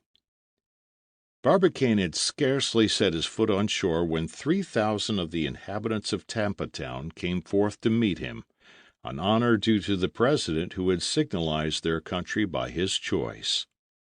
Declining, however, every kind of ovation, Barbicane ensconced himself in a room at the Franklin Hotel. On the morrow, some of those small horses of the Spanish breed, full of vigor and of fire, stood snorting under his windows, but instead of 4 steeds there were 50, together with their riders. Barbicane descended with his 3 fellow travelers, and much astonished were they all to find themselves in the midst of such a cavalcade. He remarked that every horseman carried a carbine slung across his shoulders and pistols in his holsters. On expressing his surprise at these preparations, he was speedily enlightened by a young Floridian, who quietly said, "Sir, there are Seminoles there." "What do you mean by Seminoles?" "Savages who scour the prairies. We thought it best, therefore, to escort you on your road." "Pooh!" cried J.T. Maston, mounting his steed. "All right," said the Floridian, "but it is true enough, nevertheless." "Gentlemen," answered Barbicane, "I thank you for your kind attention, but it is time to be off."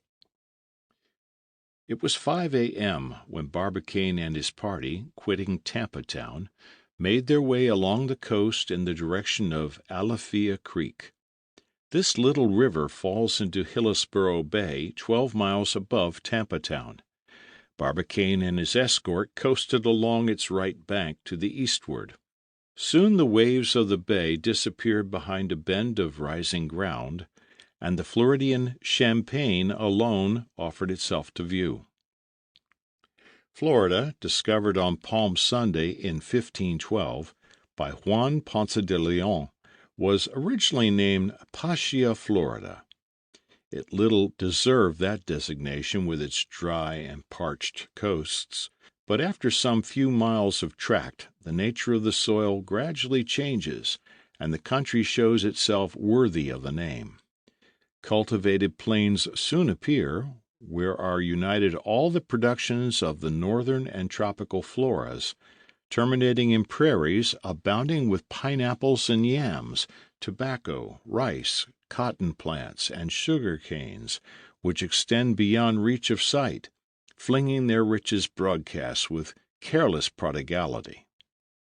Barbicane appeared highly pleased on observing the progressive elevation of the land, and in answer to a question of J.T. Maston, replied, "My worthy friend, we cannot do better than sink our Columbiad in these high grounds." "To get nearer to the moon, perhaps?" said the secretary of the Gun Club. "Not exactly," replied Barbicane, smiling. "Do you not see that amongst these elevated plateaus we shall have a much easier work of it? No struggles with the water springs, which will save us long and expensive tubings, and we shall be working in daylight instead of down a deep and narrow well. Our business, then, is to open our trenches upon ground some hundreds of yards above the level of the sea."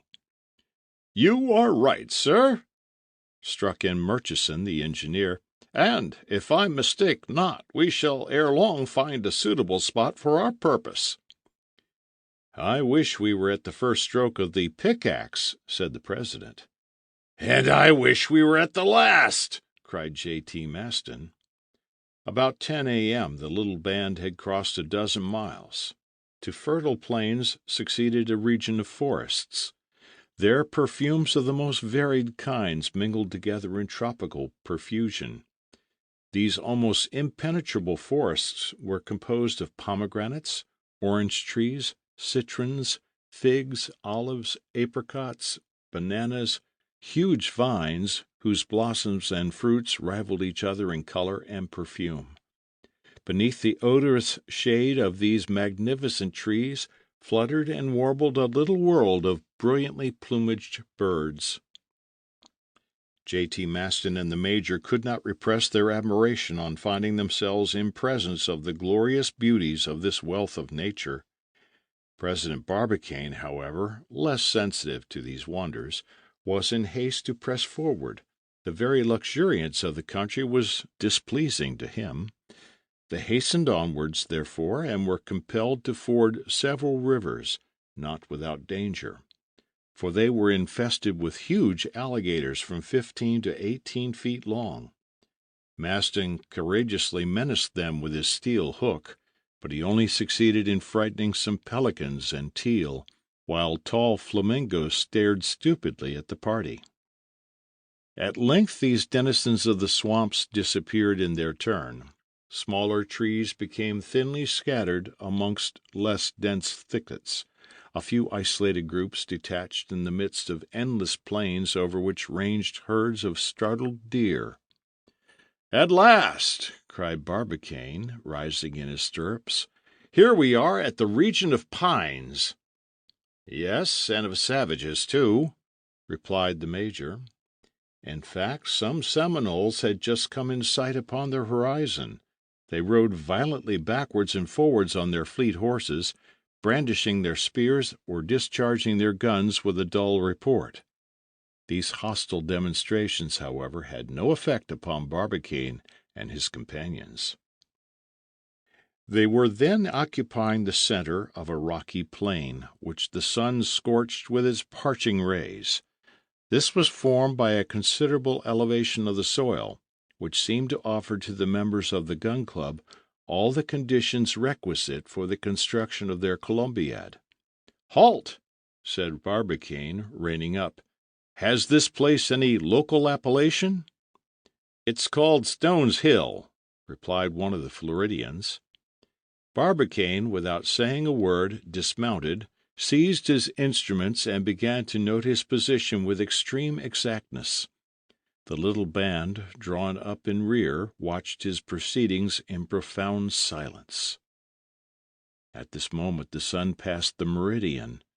Barbicane, after a few moments, rapidly wrote down the result of his observations, and said, "This spot is situated 1,800 feet above the level of the sea, in 27 degrees 7 minutes north latitude, and 5 degrees 7 minutes west longitude of the meridian of Washington. It appears to me by its rocky and barren character to offer all the conditions requisite for our experiment. On that plain will be raised our magazines, workshops, furnaces, and workmen huts. And here, from this very spot," said he, stamping his foot on the summit of Stone's Hill, "hence shall our projectile take its flight into the regions of the solar world." End of chapter. Chapter 14. Pickaxe and Trowel. The same evening Barbicane and his companions returned to Tampa Town, and Murchison, the engineer, re-embarked on board the Tampico for New Orleans. His object was to enlist an army of workmen, and to collect together the greater part of the materials. The members of the Gun Club remained at Tampa Town for the purpose of setting on foot the preliminary works by the aid of the people of the country. 8 days after its departure, the Tampico returned into the Bay of Espiritu Santo with a whole flotilla of steamboats. Murchison had succeeded in assembling together 1,500 artisans. Attracted by the high pay and considerable bounties offered by the Gun Club, he had enlisted a choice legion of stokers, iron founders, lime burners, miners, brickmakers, and artisans of every trade, without distinction of color. As many of these people brought their families with them, their departure resembled a perfect emigration.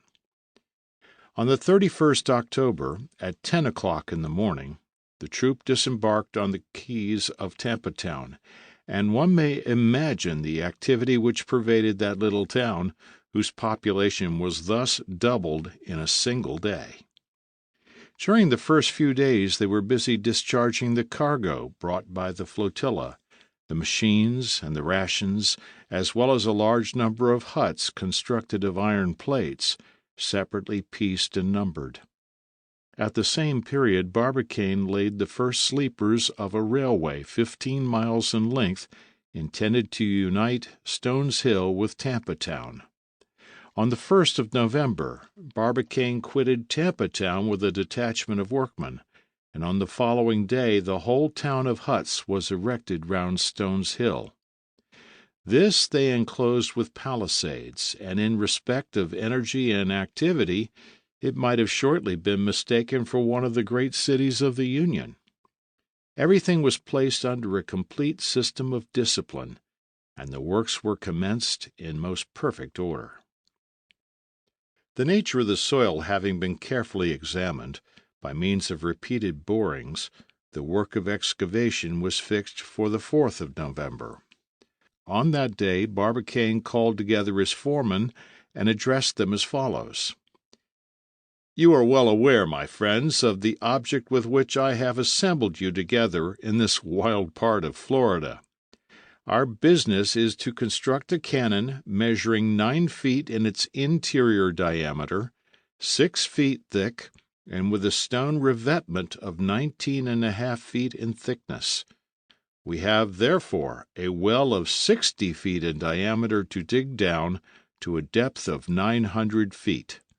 This great work must be completed within 8 months, so you have 2,543,400 cubic feet of earth to excavate in 255 days. That is to say, in round numbers, 2,000 cubic feet per day. That which would present no difficulty to 1,000 navvies working in open country will be, of course, more troublesome in a comparatively confined space. However, the thing must be done, and I reckon for its accomplishment upon your courage as much as upon your skill."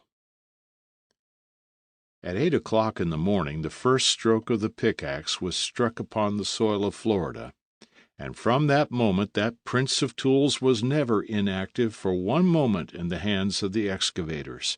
The gangs relieved each other every 3 hours.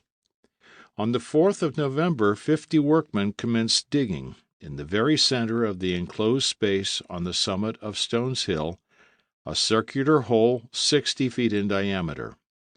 The pickaxe first struck upon a kind of black earth, 6 inches in thickness, which was speedily disposed of.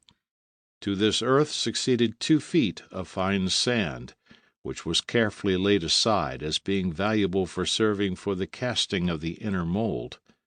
After the sand appeared some compact white clay, resembling the chalk of Great Britain, which extended down to a depth of 4 feet.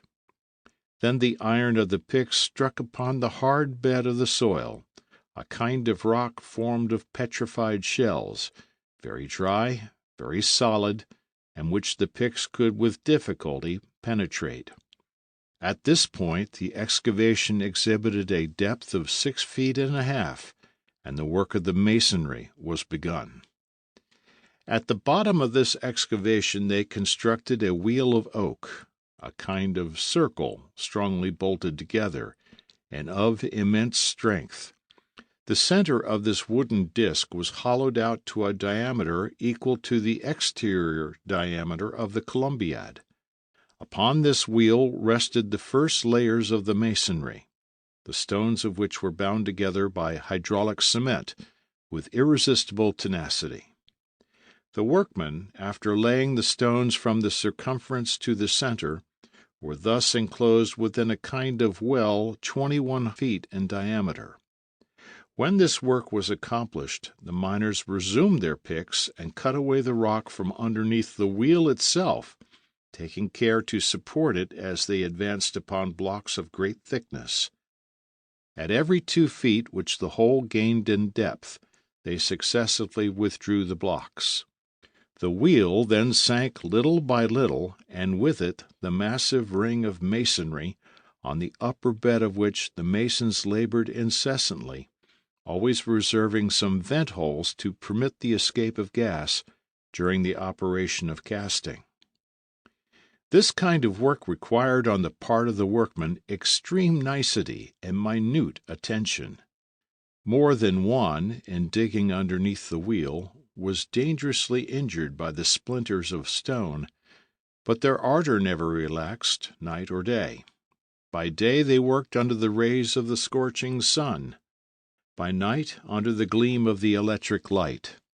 The sounds of the picks against the rock, the bursting of mines, the grinding of the machines, the wreaths of smoke scattered through the air, traced around Stones Hill a circle of terror which the herds of buffaloes and the war parties of the Seminoles never ventured to pass. Nevertheless, the works advanced regularly as the steam cranes actively removed the rubbish. Of unexpected obstacles there was little account, and with regard to foreseen difficulties, they were speedily disposed of.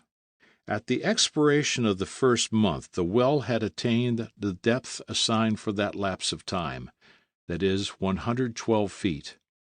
This depth was doubled in December and trebled in January. During the month of February, the workmen had to contend with a sheet of water which made its way right across the outer soil. It became necessary to employ very powerful pumps and compressed engines to drain it off, so as to close up the orifice from whence it issued, just as one stops a leak on board ship. They at last succeeded in getting the upper hand of these untoward streams, only, in consequence of the loosening of the soil, the wheel partly gave way, and a slight partial settlement ensued. This accident cost the life of several workmen. No fresh occurrence thenceforward arrested the progress of the operation, and on the 10th of June, 20 days before the expiration of the period fixed by Barbicane, the well, lined throughout with its facing of stone, had attained the depth of 900 feet. At the bottom the masonry rested upon a massive block measuring 30 feet in thickness, whilst on the upper portion it was level with the surrounding soil. President Barbicane and the members of the Gun Club warmly congratulated their engineer Murchison. The cyclopean work had been accomplished with extraordinary rapidity. During these 8 months Barbicane never quitted Stones Hill for a single instant. Keeping ever close by the work of excavation, he busied himself incessantly with the welfare and health of his workpeople, and was singularly fortunate in warding off the epidemics common to large communities of men, and so disastrous in those regions of the globe which are exposed to the influences of tropical climates. Many workmen, it is true, paid with their lives for the rashness inherent in these dangerous labors, but these mishaps are impossible to be avoided, and they are classed amongst details with which the Americans trouble themselves but little. They have in fact more regard for human nature in general than for the individual in particular. Nevertheless, Barbicane professed opposite principles to these, and put them in force at every opportunity. So, thanks to his care, his intelligence, his useful intervention in all difficulties, his prodigious and humane sagacity, the average of accidents did not exceed that of transatlantic countries, noted for their excessive precautions, France, for instance, among others, where they reckon about 1 accident for every 200,000 francs of work. End of chapter. Chapter 15. The Fête of the Casting. During the 8 months which were employed in the work of excavation, the preparatory works of the casting had been carried on simultaneously with extreme rapidity. A stranger arriving at Stones Hill would have been surprised at the spectacle offered to his view. At 600 yards from the well, and circularly arranged around it as a central point, rose 1,200 reverberating ovens, each 6 feet in diameter, and separated from each other by an interval of 3 feet. The circumference occupied by these 1,200 ovens presented a length of 2 miles. Being all constructed on the same plan, each with its high quadrangular chimney, they produced a most singular effect. It will be remembered that on the third meeting the committee had decided to use cast iron for the Columbiad, and in particular the white description. This metal, in fact, is the most tenacious, the most ductile, and the most malleable, and consequently suitable for all molding operations, and when smelted with pit coal, is of superior quality for all engineering works requiring great resisting power, such as cannon, steam boilers, hydraulic presses, and the like. Cast iron, however, if subjected to only one single fusion, is rarely sufficiently homogeneous, and it requires a second fusion completely to refine it by dispossessing it of its last earthly deposits.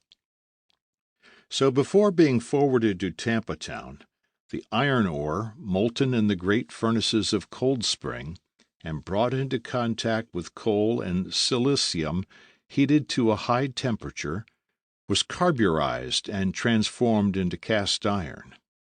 After this first operation, the metal was sent on to Stones Hill. They had, however, to deal with 136 million pounds of iron, a quantity far too costly to send by railway. The cost of transport would have been double that of material. It appeared preferable to freight vessels at New York and to load them with the iron in bars. This, however, required not less than 68 vessels of 1,000 tons, a veritable fleet, which, quitting New York on the 3rd of May, on the 10th of the same month ascended the bay of Espiritu Santo, and discharged their cargoes, without dues, in the port at Tampa Town.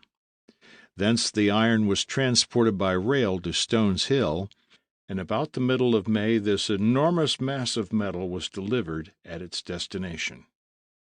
It will be easily understood that 1,200 furnaces were not too many to melt simultaneously these 60,000 tons of iron. Each of these furnaces contained nearly 140,000 pounds weight of metal. They were all built after the model of those which served for the casting of the Rodman gun. They were trapezoidal in shape, with a high elliptical arch. These furnaces, constructed of fireproof brick, were especially adapted for burning pit coal, with a flat bottom upon which the iron bars were laid.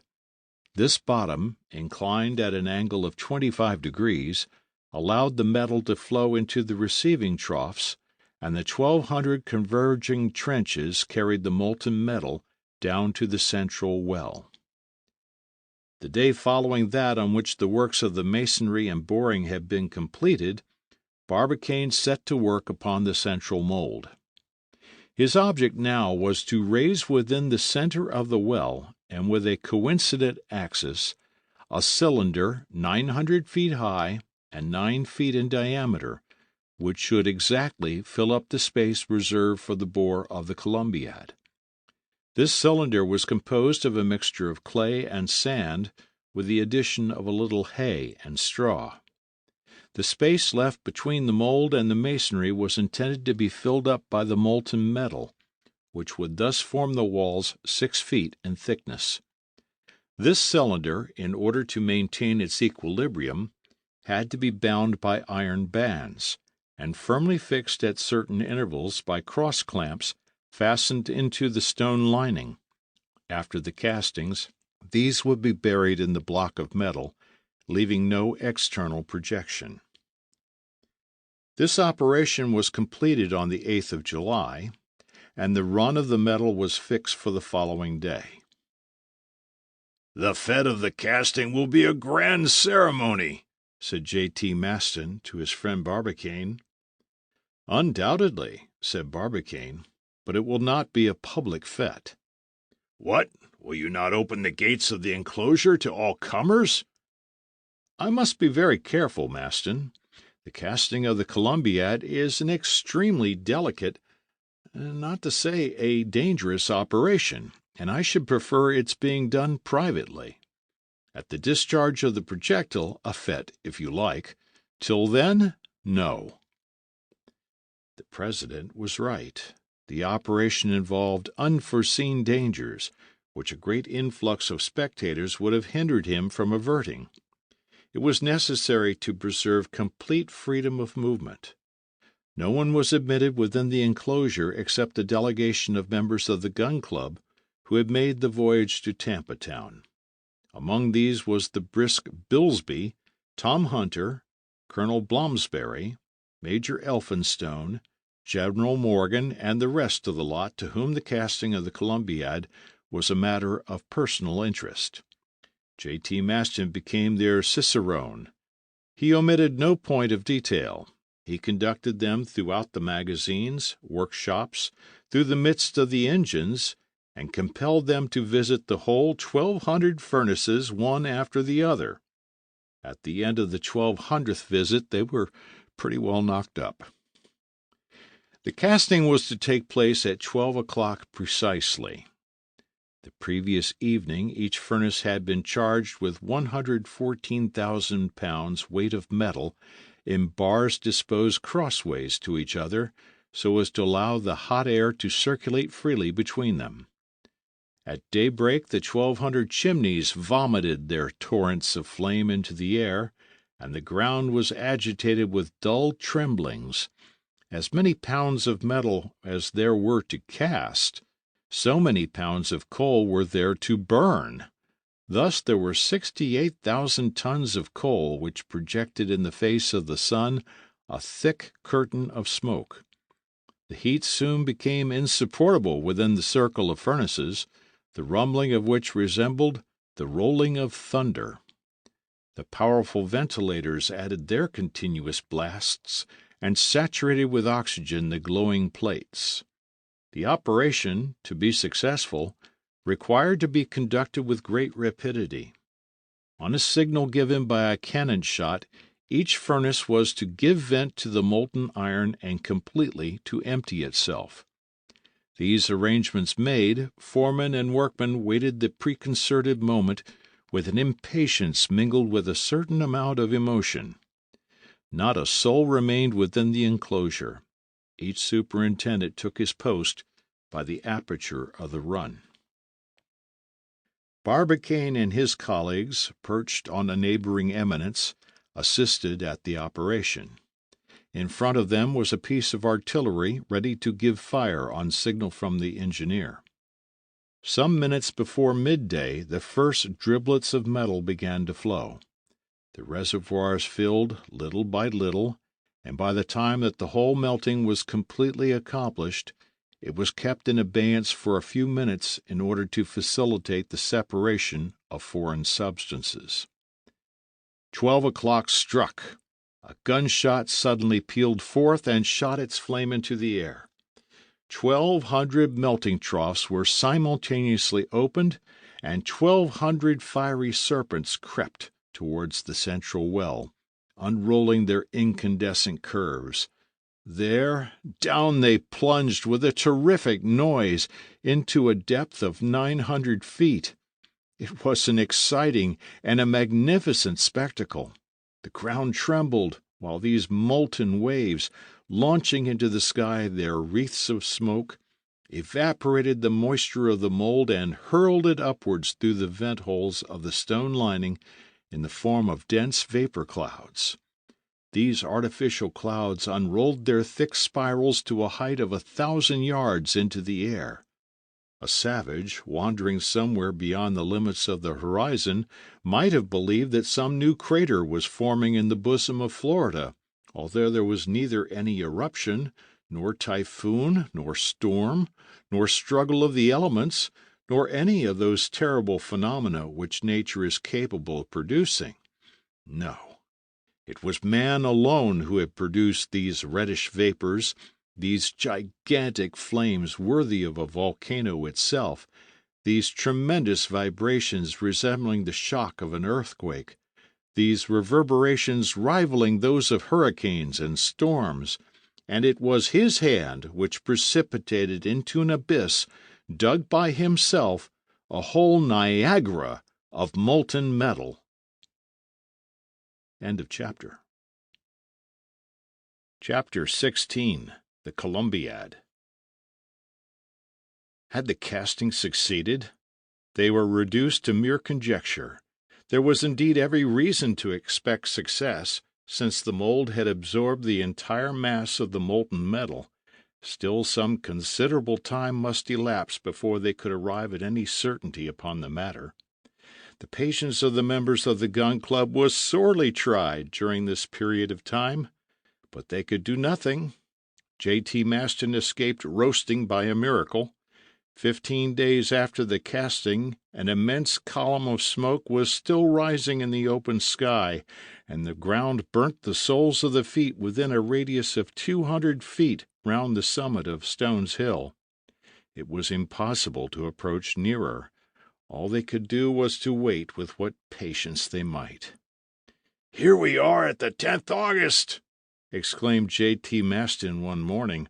Only 4 months to the 1st of December. We shall never be ready in time." Barbicane said nothing, but his silence covered serious irritation. However, daily observations revealed a certain change going on in the state of the ground.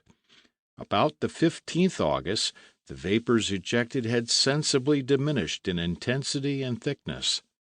Some days afterwards, the earth exhaled only a slight puff of smoke, the last breath of the monster enclosed within its circle of stone.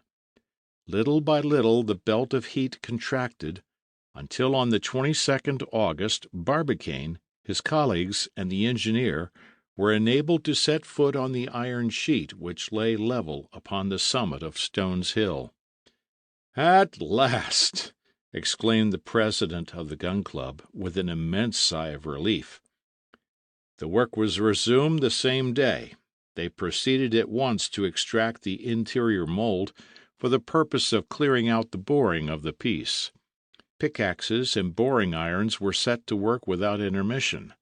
The clayey and sandy soils had acquired extreme hardness under the action of the heat, but by the aid of the machines, the rubbish on being dug out was rapidly carted away on railway wagons, and such was the ardor of the work, so persuasive the arguments of Barbicane's dollars, that by the 3rd of September all traces of the mold had entirely disappeared.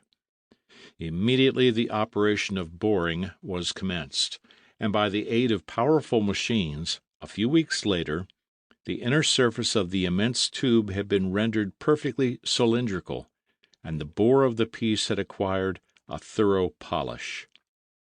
At length, on the 22nd of September, less than a 12-month after Barbicane's original proposition, the enormous weapon, accurately bored and exactly vertically pointed, was ready for work. There was only the moon now to wait for, and they were pretty sure that she would not fail in the rendezvous. The ecstasy of J.T. Maston knew no bounds, and he narrowly escaped a frightful fall while staring down the tube.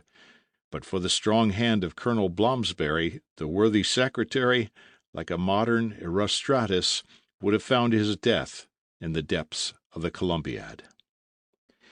The cannon was then finished. There was no possible doubt as to its perfect completion. So on the 6th of October, Captain Nicholl opened an account between himself and President Barbicane, in which he debited himself to the latter in the sum of $2,000. One may believe that the captain's wrath was increased to its highest point, and must have made him seriously ill. However, he had still 3 bets of $3,000, $4,000, and $5,000 respectively, and if he gained 2 out of these, his position would not be very bad. But the money question did not enter into his calculations. It was the success of his rival in casting a cannon against which iron plates 60 feet thick would have been ineffectual that dealt him a terrible blow. After the 23rd of September, the enclosure of Stones Hill was thrown open to the public, and it will be easily imagined what was the concourse of visitors to this spot. There was an incessant flow of people to and from Tampa Town and the place, which resembled a procession, or rather, in fact, a pilgrimage. It was already clear to be seen that, on the day of the experiment itself, the aggregate of spectators would be counted by millions, for they were already arriving from all parts of the earth upon this narrow strip of promontory. Europe was emigrating to America. Up to that time, however, it must be confessed, the curiosity of the numerous comers was but scantily gratified. Most had counted upon witnessing the spectacle of the casting, and they were treated to nothing but smoke. This was sorry food for hungry eyes, but Barbicane would admit no one to that operation. Then ensued grumbling, discontent, murmurs. They blamed the president, taxed him with dictatorial conduct. His proceedings were declared un-American. There was very nearly a riot round Stones Hill, but Barbicane remained inflexible.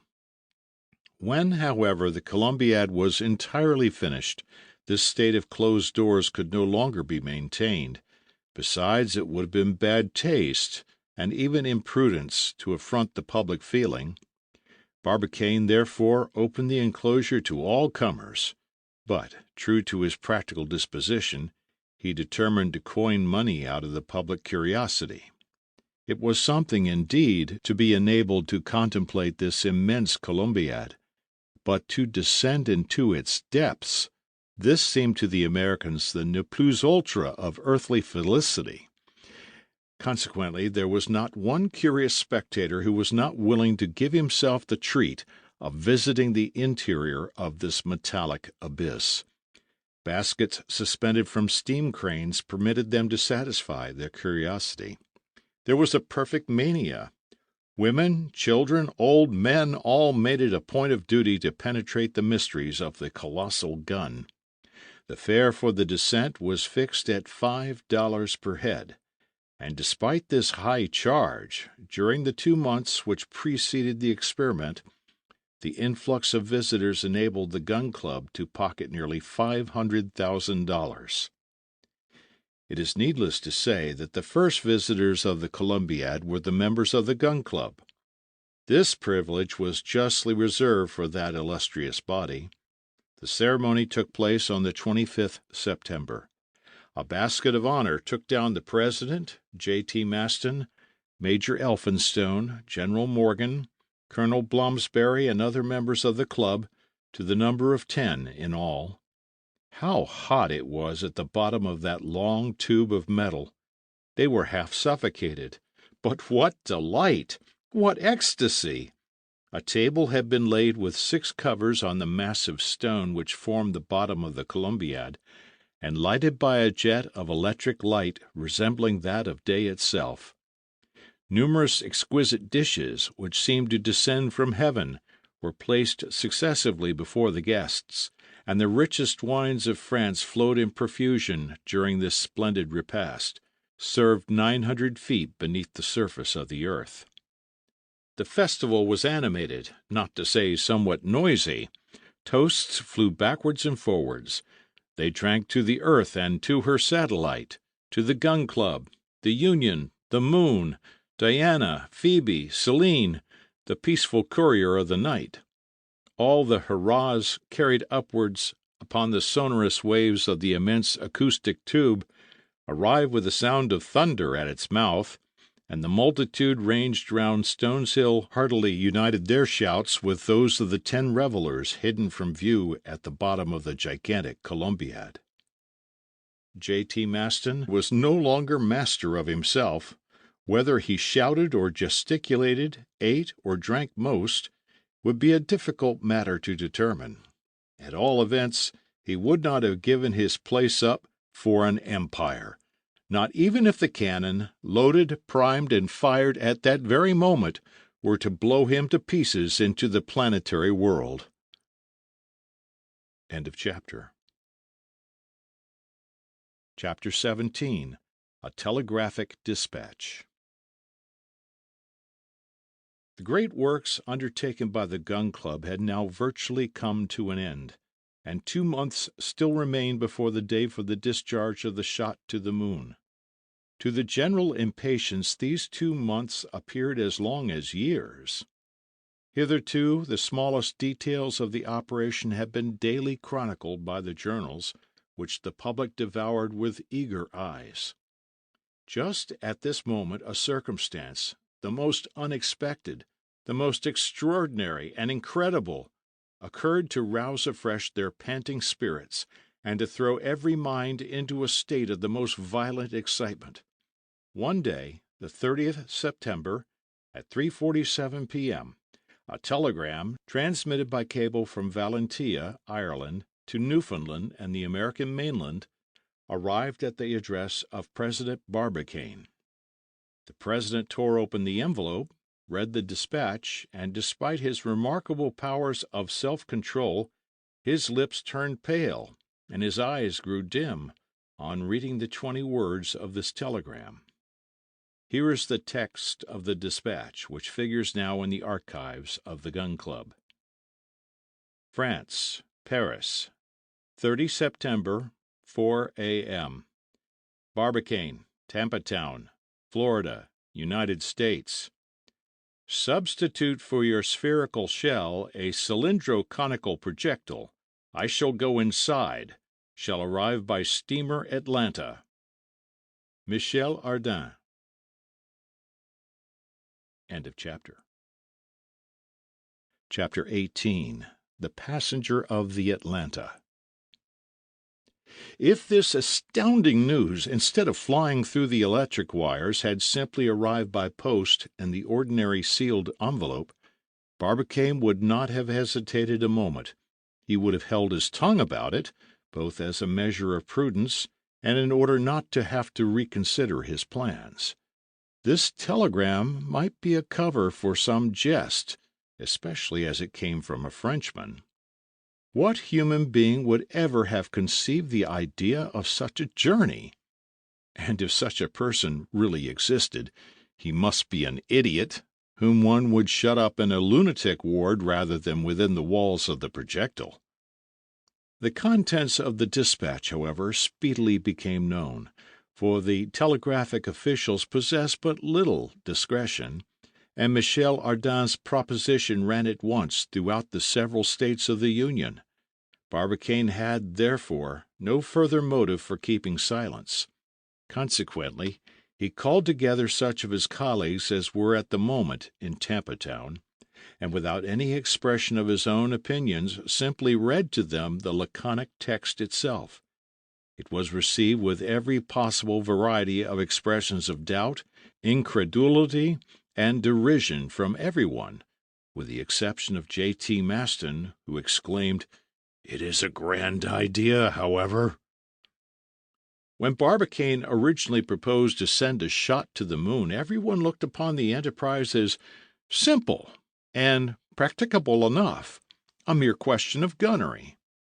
But when a person, professing to be a reasonable being, offered to take passage within the projectile, the whole thing became a farce, or in plainer language, a humbug. One question, however, remained. Did such a being exist? This telegram flashed across the depths of the Atlantic. The designation of the vessel on board which he was to take his passage, the date assigned for his speedy arrival, all combined to impart a certain character of reality to the proposal. They must get some clearer notion of the matter. Scattered groups of inquirers at length condensed themselves into a compact crowd, which made straight for the residence of President Barbicane. That worthy individual was keeping quiet with the intention of watching events as they arose. But he had forgotten to take into account the public impatience, and it was with no pleasant countenance that he watched the population of Tampa Town gathering under his windows. The murmurs and vociferations below presently obliged him to appear.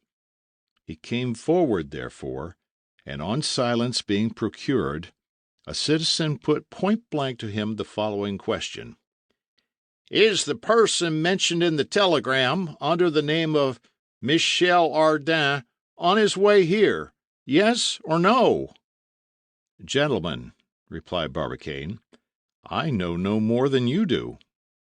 "We must know!" roared the impatient voices. "Time will show," calmly replied the president. "Time has no business to keep a whole country in suspense," replied the orator. "Have you altered the plans of the projectile according to the request of the telegram?" "Not yet, gentlemen, but you are right. We must have better information to go by. The telegraph must complete its information." "To the telegraph!" roared the crowd. Barbicane descended, and heading the immense assemblage, led the way to the telegraph office. A few minutes later a telegram was dispatched to the secretary of the underwriters at Liverpool, requesting answers to the following queries: About the ship Atlanta, when did she leave Europe? Had she on board a Frenchman named Michel Ardan? 2 hours afterwards, Barbicane received information too exact to leave room for the smallest remaining doubt. The steamer Atlanta from Liverpool put to sea on the 2nd October, bound for Tampa Town, having on board a Frenchman born on the list of passengers by the name of Michel Ardan. That very evening he wrote to the house of Breadwell and Company, requesting them to suspend the casting of the projectile until the receipt of further orders. On the 20th October at 9 a.m., the semaphores of the Bahama Canal signaled a thick smoke on the horizon. 2 hours later a large steamer exchanged signals with them. The name of the Atlanta flew at once over Tampa Town. At 4 o'clock the English vessel entered the bay of Espiritu Santo. At 5 it crossed the passage of Hillsborough Bay at full steam. At 6 she cast anchor at Port Tampa. The anchor had scarcely caught the sandy bottom when 500 boats surrounded the Atlanta, and the steamer was taken by assault. Barbicane was the first to set foot on deck, and in a voice of which he vainly tried to conceal the emotion, called, "Michel Ardan!" "Here!" replied an individual perched on the poop. Barbicane, with arms crossed, looked fixedly at the passenger of the Atlanta. He was a man of about 42 years of age, of large build, but slightly round-shouldered. His massive head momentarily shook a shock of reddish hair, which resembled a lion's mane. His face was short, with a broad forehead, and furnished with a moustache as bristly as a cat's, and little patches of yellowish whisker upon full cheeks. Round, wildish eyes, slightly nearsighted, completed a physiognomy essentially feline. His nose was firmly shaped, his mouth particularly sweet in expression, high forehead, intelligent and furrowed with wrinkles like a newly ploughed field. The body was powerfully developed and firmly fixed upon long legs. Muscular arms and a general air of decision gave him the appearance of a hearty, jolly companion. He was dressed in a suit of ample dimensions, loose neckerchief, open shirt collar, disclosing a robust neck. His cuffs were invariably unbuttoned, through which appeared a pair of red hands. On the bridge of the steamer, in the midst of the crowd, he bustled to and fro, never still for a moment, dragging his anchors, as the sailors say, gesticulating, making free with everybody, biting his nails with nervous avidity. He was one of those originals which nature sometimes invents in the freak of a moment, and of which she then breaks the mould.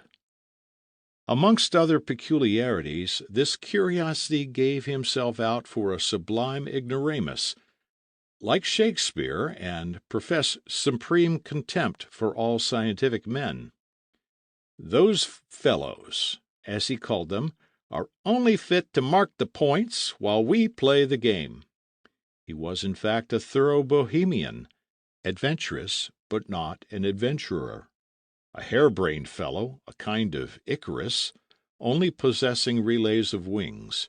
For the rest, he was ever in scrapes, ending invariably by falling on his feet, like those little pith figures which they sell for children's toys. In 2 words, his motto was, "I have my opinions," and the love of the impossible constituted his ruling passion. Such was the passenger of the Atlanta, always excitable, as if boiling under the action of some internal fire by the character of his physical organization. If ever 2 individuals offered a striking contrast to each other, these were certainly Michel Ardan and the Yankee Barbicane, both, moreover, being equally enterprising and daring, each in his own way. The scrutiny which the president of the Gun Club had instituted regarding this new rival was quickly interrupted by the shouts and hurrahs of the crowd. The cries became at last so uproarious, and the popular enthusiasm assumed so personal a form, that Michel Ardan, after having shaken hands some thousands of times, at the imminent risk of leaving his fingers behind him, was fain at last to make a bolt for his cabin. Barbicane followed him without uttering a word. "You are Barbicane, I suppose?" said Michel Ardan in a tone of voice in which he would have addressed a friend of 20 years' standing.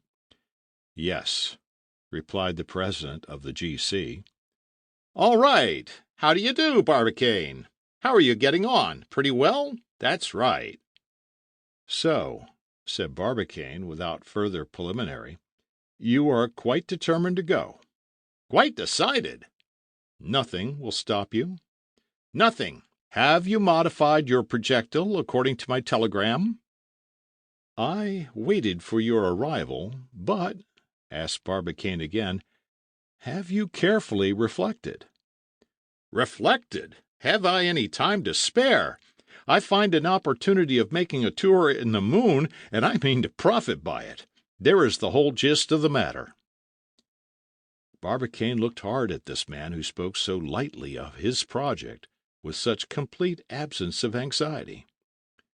"But at least," said he, "you have some plans, some means of carrying your project into execution." "Excellent, my dear Barbicane. Only permit me to offer one remark. My wish is to tell my story once for all, to everybody, and then to have done with it. Then there will be no need for recapitulation. So, if you have no objection, assemble your friends, colleagues, the whole town, all Florida, all America, if you like, and tomorrow I shall be ready to explain my plans and answer any objections whatever that may be advanced. You may rest assured I shall wait without stirring. Will that suit you?" "All right," replied Barbicane. So saying, the president left the cabin and informed the crowd of the proposal of Michel Ardan. His words were received with clappings of hands and shouts of joy. They had removed all difficulties. Tomorrow every one would contemplate at his ease this European hero. However, some of the spectators, more infatuated than the rest, would not leave the deck of the Atlanta. They passed the night on board. Amongst others, J.T. Maston got his hook fixed in the coaming of the poop, and it pretty nearly required the capstan to get it out again. "He is a hero! A hero!" he cried, a theme of which he was never tired of ringing the changes. "And we are only like weak, silly women compared with this European." As to the president, after having suggested to the visitors it was time to retire, he re-entered the passenger's cabin, and remained there till the bell of the steamer made it midnight. But then the two rivals in popularity shook hands heartily and parted on terms of intimate friendship. End of chapter. Chapter 19. A Monster Meeting. On the following day, Barbicane, fearing that indiscreet questions might be put to Michel Ardan, was desirous of reducing the number of the audience to a few of the initiated, his own colleagues, for instance. He might as well have tried to check the Falls of Niagara. He was compelled, therefore, to give up the idea, and to let his new friend run the chances of a public conference. The place chosen for this monster meeting was a vast plain situated in the rear of the town. In a few hours, thanks to the help of the shipping in port, an immense roofing of canvas was stretched over the parched prairie, and protected it from the burning rays of the sun. There 300,000 people braved for many hours the stifling heat while awaiting the arrival of the Frenchmen. Of this crowd of spectators a first set could both see and hear, a second set saw badly and heard nothing at all, and as for the third, it could neither see nor hear anything at all. At 3 o'clock, Michel Ardan made his appearance, accompanied by the principal members of the Gun Club. He was supported on his right by President Barbicane, and on his left by J.T. Maston, more radiant than the midday sun and nearly as ruddy. Ardin mounted a platform, from the top of which his view extended over a sea of black hats. He exhibited not the slightest embarrassment. He was just as gay, familiar, and pleasant as if he were at home. To the hurrahs which greeted him he replied by a graceful bow. Then, waving his hand to request silence, he spoke in perfectly correct English as follows: "Gentlemen, despite the very hot weather, I request your patience for a short time while I offer some explanations regarding the projects which seem to have so interested you. I am neither an orator nor a man of science, and I had no idea of addressing you in public, but my friend Barbicane has told me that you would like to hear me, and I am quite at your service. Listen to me, therefore, with your 600,000 ears, and please to excuse the faults of the speaker. Now, pray do not forget that you see before you a perfect ignoramus, whose ignorance goes so far that he cannot even understand the difficulties. It seemed to him that it was a matter quite simple, natural, and easy to take one's place in a projectile and start for the moon. That journey must be undertaken sooner or later, and as for the mode of locomotion adopted, it follows simply the law of progress. Men began by walking on all fours, then, one fine day, on 2 feet, then in a carriage, then in a stagecoach, and lastly by railway. Well, the projectile is the vehicle of the future, and the planets themselves are nothing else.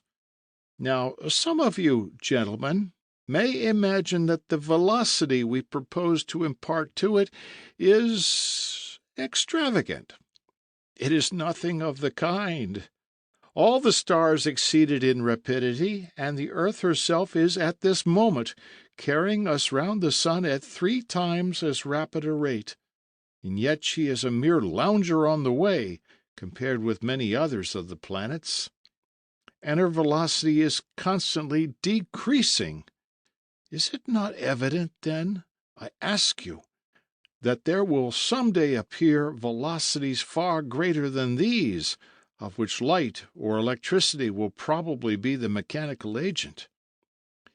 Yes, gentlemen, continued the orator, in spite of the opinions of certain narrow-minded people, who would shut up the human race upon this globe, as within some magic circle which it must never outstep, we shall one day travel to the moon, the planets, and the stars, with the same facility, rapidity, and certainty as we now make the voyage from Liverpool to New York. Distance is but a relative expression, and must end by being reduced to 0. The assembly, strongly predisposed as they were in favor of the French hero, were slightly staggered at this bold theory. Michel Ardan perceived the fact. "Gentlemen," he continued with a pleasant smile, "you do not seem quite convinced. Very good. Let us reason the matter out. Do you know how long it would take for an express train to reach the moon? 300 days. No more. And what is that? The distance is no more than 9 times the circumference of the earth, and there are no sailors or travellers of even moderate activity who have not made longer journeys than that in their lifetime. And now consider that I shall be only 97 hours on my journey.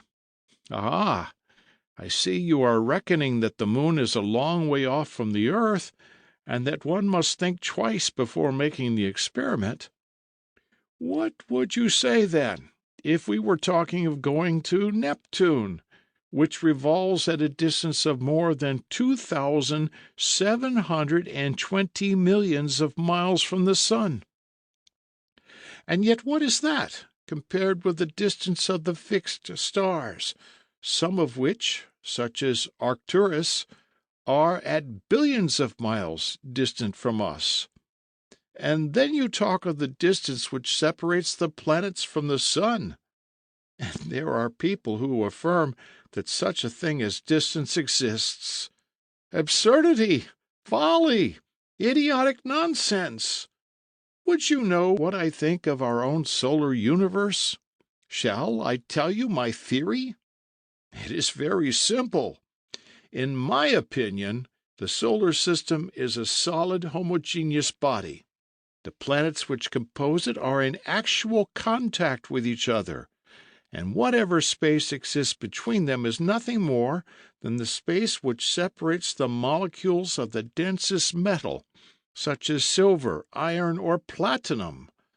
I have the right, therefore, to affirm, and I repeat, with a conviction which must penetrate all your minds, distance is but an empty name.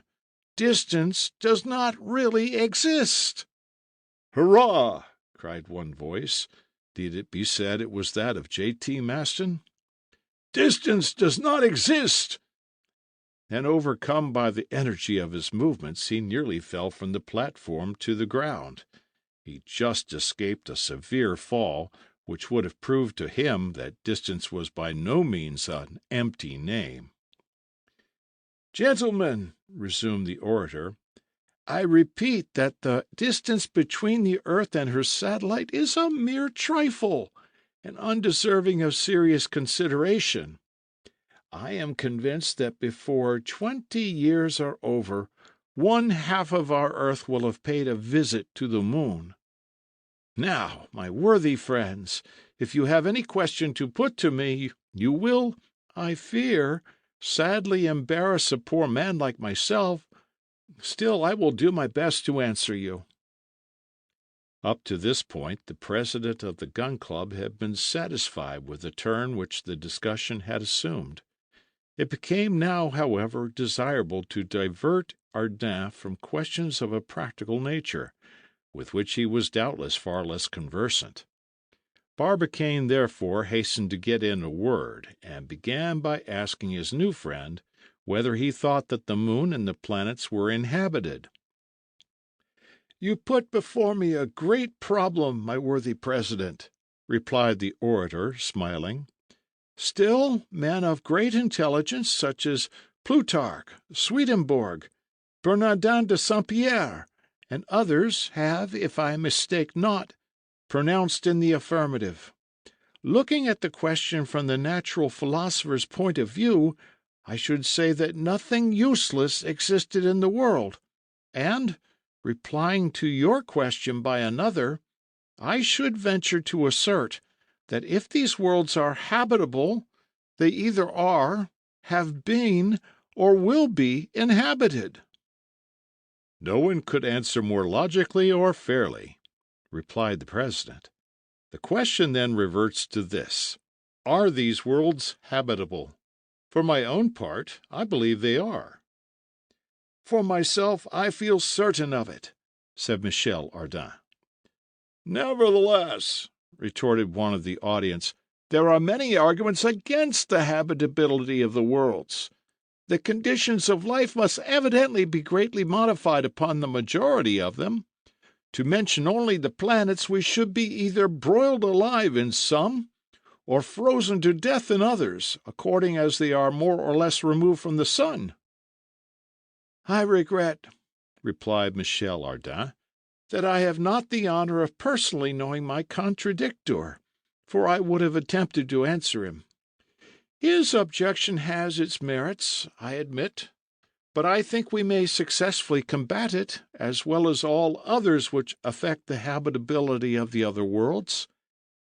If I were a natural philosopher, I would tell him that if less of caloric were set in motion upon the planets which are nearest to the sun, and more, on the contrary, upon those which are farthest removed from it, this simple fact would alone suffice to equalize the heat, and to render the temperature of those worlds supportable by beings organized like ourselves. If I were a naturalist, I would tell him that, according to some illustrious men of science, nature has furnished us with instances upon the earth of animals existing under very varying conditions of life, that fish respire in a medium fatal to other animals, that amphibious creatures possess a double existence very difficult of explanation, that certain denizens of the seas maintain life at enormous depths, and there support a pressure equal to that of 50 or 60 atmospheres without being crushed, that several aquatic insects, insensible to temperature, are met with equally among boiling springs and in the frozen plains of the polar sea. In fine, that we cannot help recognizing in nature a diversity of means of operation, oftentimes incomprehensible, but not the less real.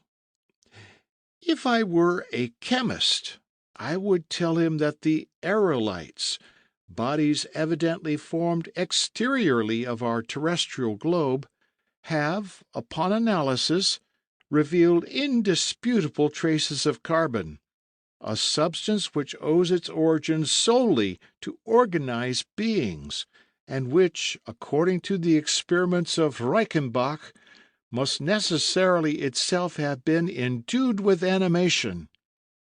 And lastly, were I a theologian, I would tell him that the scheme of the divine redemption, according to St. Paul, seems to be applicable not merely to the earth, but to all the celestial worlds.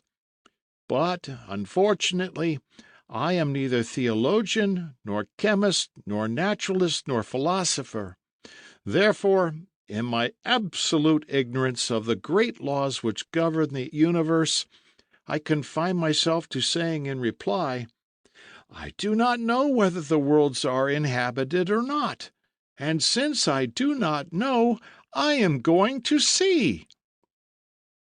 Whether Michel Ardan's antagonist hazarded any further arguments or not, it is impossible to say, for the uproarious shouts of the crowd would not allow any expression of opinion to gain a hearing. On silence being restored, the triumphant orator contented himself with adding the following remarks. Gentlemen, you will observe that I have but slightly touched upon this great question. There is another, altogether different line of arguments in favor of the habitability of the stars, which I omit for the present. I only desire to call attention to one point. To those who maintain that the planets are not inhabited, one may reply, you might be perfectly in the right if you could only show that the earth is the best possible world, spite of what Voltaire has said. She has but one satellite, while Jupiter, Uranus, Saturn, Neptune have each several, an advantage by no means to be despised. But that which renders our own globe so uncomfortable is the inclination of its axis to the plane of its orbit. Hence the inequality of days and nights, hence the disagreeable diversity of the seasons. On the surface of our unhappy spheroid, we are always either too hot or too cold. We are frozen in winter, broiled in summer. It is the planet of rheumatism, coughs, bronchitis. While on the surface of Jupiter, for example, where the axis is but slightly inclined, the inhabitants may enjoy uniform temperatures. It possesses zones of perpetual springs, summers, autumns, and winters. Every Jovian may choose for himself what climate he likes, and there spend the whole of his life in security from all variations of temperature. You will, I am sure, readily admit this superiority of Jupiter over our own planet, to say nothing of his years, which each equal 12 of ours. Under such auspices and such marvelous conditions of existence, it appears to me that the inhabitants of so fortunate a world must be in every respect superior to ourselves. All we require in order to attain to such perfection is the mere trifle of having an axis of rotation less inclined to the plane of its orbit. "Hurrah!" roared an energetic voice. "Let us unite our efforts, invent the necessary machines, and rectify the earth's axis." A thunder of applause followed this proposal, the author of which was, of course, no other than J.T. Maston. And, in all probability, if the truth must be told, if the Yankees could only have found a point of application for it, they would have constructed a lever capable of raising the earth and rectifying its axis.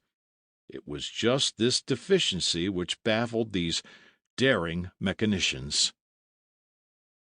End of chapter. Chapter 20. Attack and Riposte. As soon as the excitement had subsided, the following words were heard uttered in a strong and determined voice.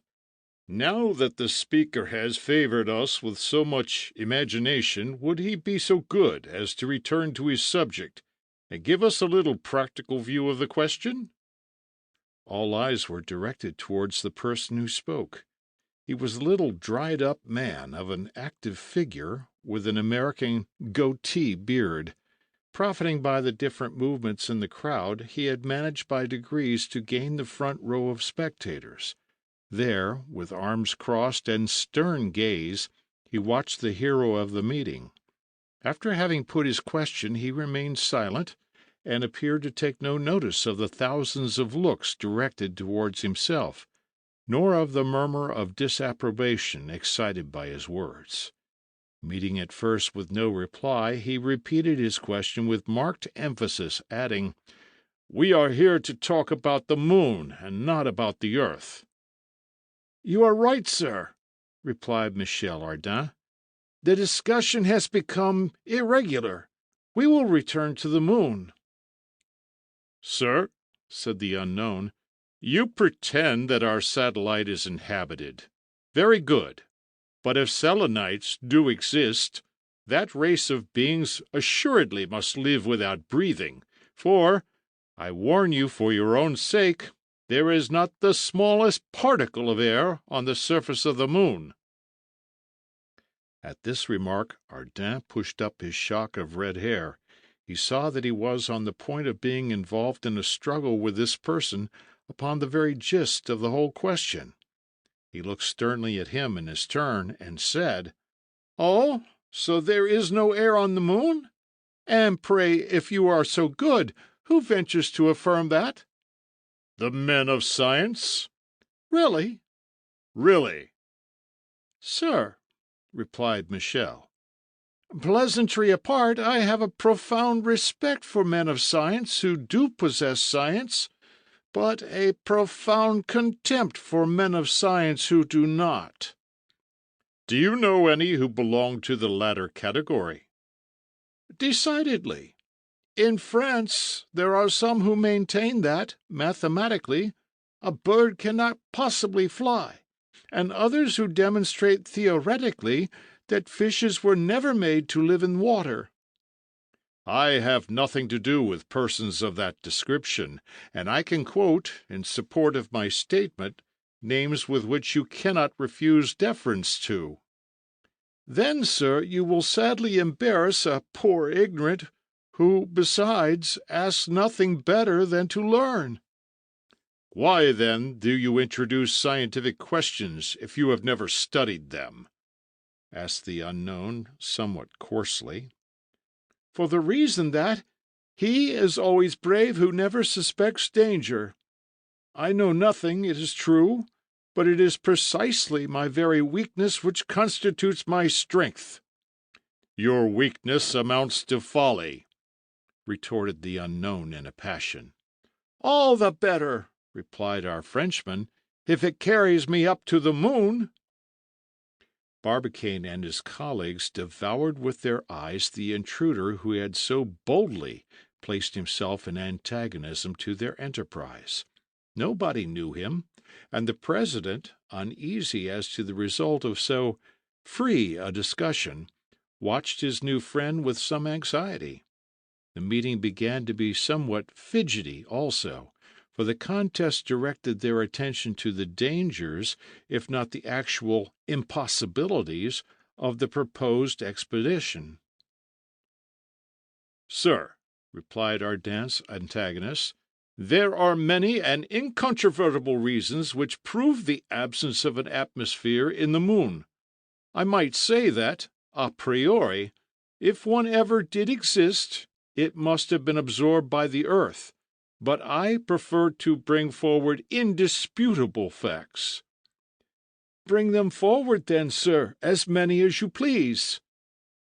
"You know," said the stranger, "that when any luminous rays cross a medium such as the air, they are deflected out of the straight line. In other words, they undergo refraction. Well, when stars are occulted by the moon, their rays, on grazing the edge of her disk, exhibit not the least deviation, nor offer the slightest indication of refraction. It follows, therefore, that the moon cannot be surrounded by an atmosphere." "In point of fact," replied Ardan, "this is your chief, if not your only, argument, and a really scientific man might be puzzled to answer it.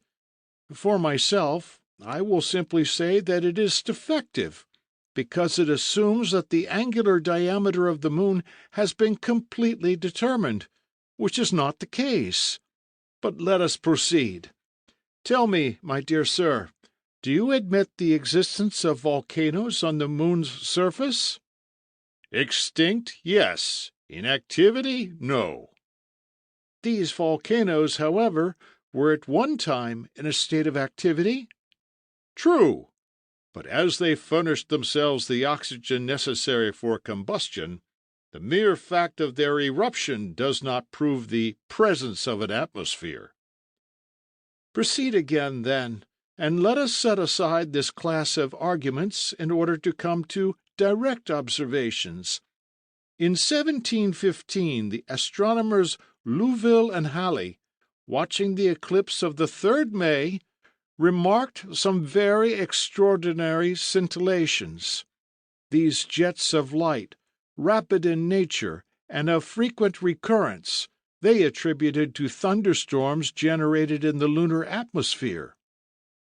"In 1715," replied the unknown, "the astronomers Louville and Halley mistook for lunar phenomena some which were purely terrestrial, such as meteoric or other bodies which are generated in our own atmosphere. This was the scientific explanation at the time of the facts, and that is my answer now." "On again, then," replied Ardan. "Herschel, in 1787, observed a great number of luminous points on the moon's surface, did he not?" "Yes, but without offering any solution of them.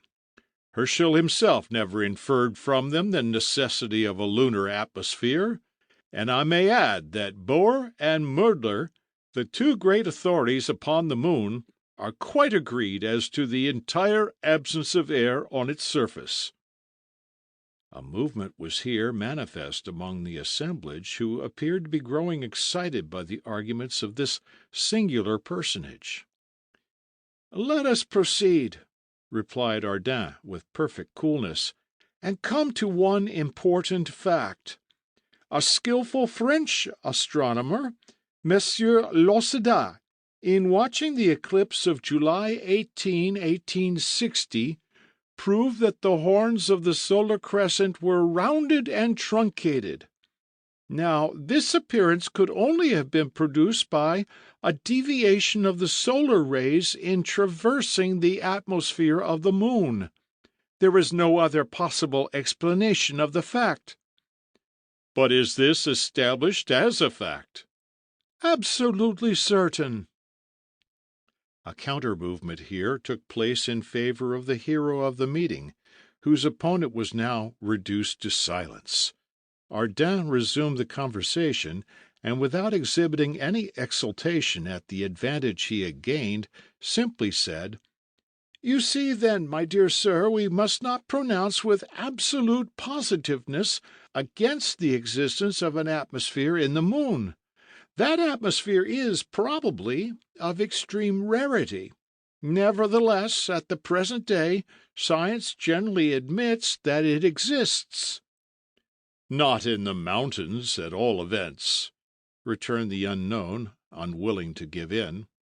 No, but at the bottom of the valleys, and not exceeding a few 100 feet in height. In any case, you will do well to take every precaution, for the air will be terribly rarefied. My good sir, there will always be enough for a solitary individual. Besides, once arrived up there, I shall do my best to economize, and not to breathe except on grand occasions. A tremendous roar of laughter rang in the ears of the mysterious interlocutor, who glared fiercely round upon the assembly.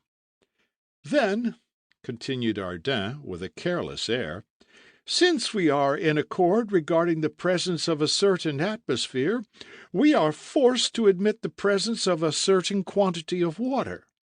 This is a happy consequence for me. Moreover, my amiable contradictor, permit me to submit to you one further observation.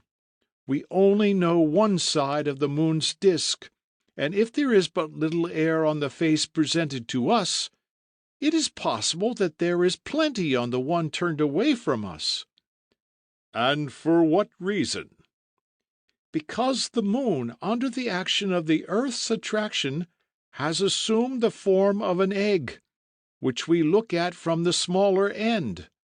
Hence it follows by Houssain's calculations that its centre of gravity is situated in the other hemisphere.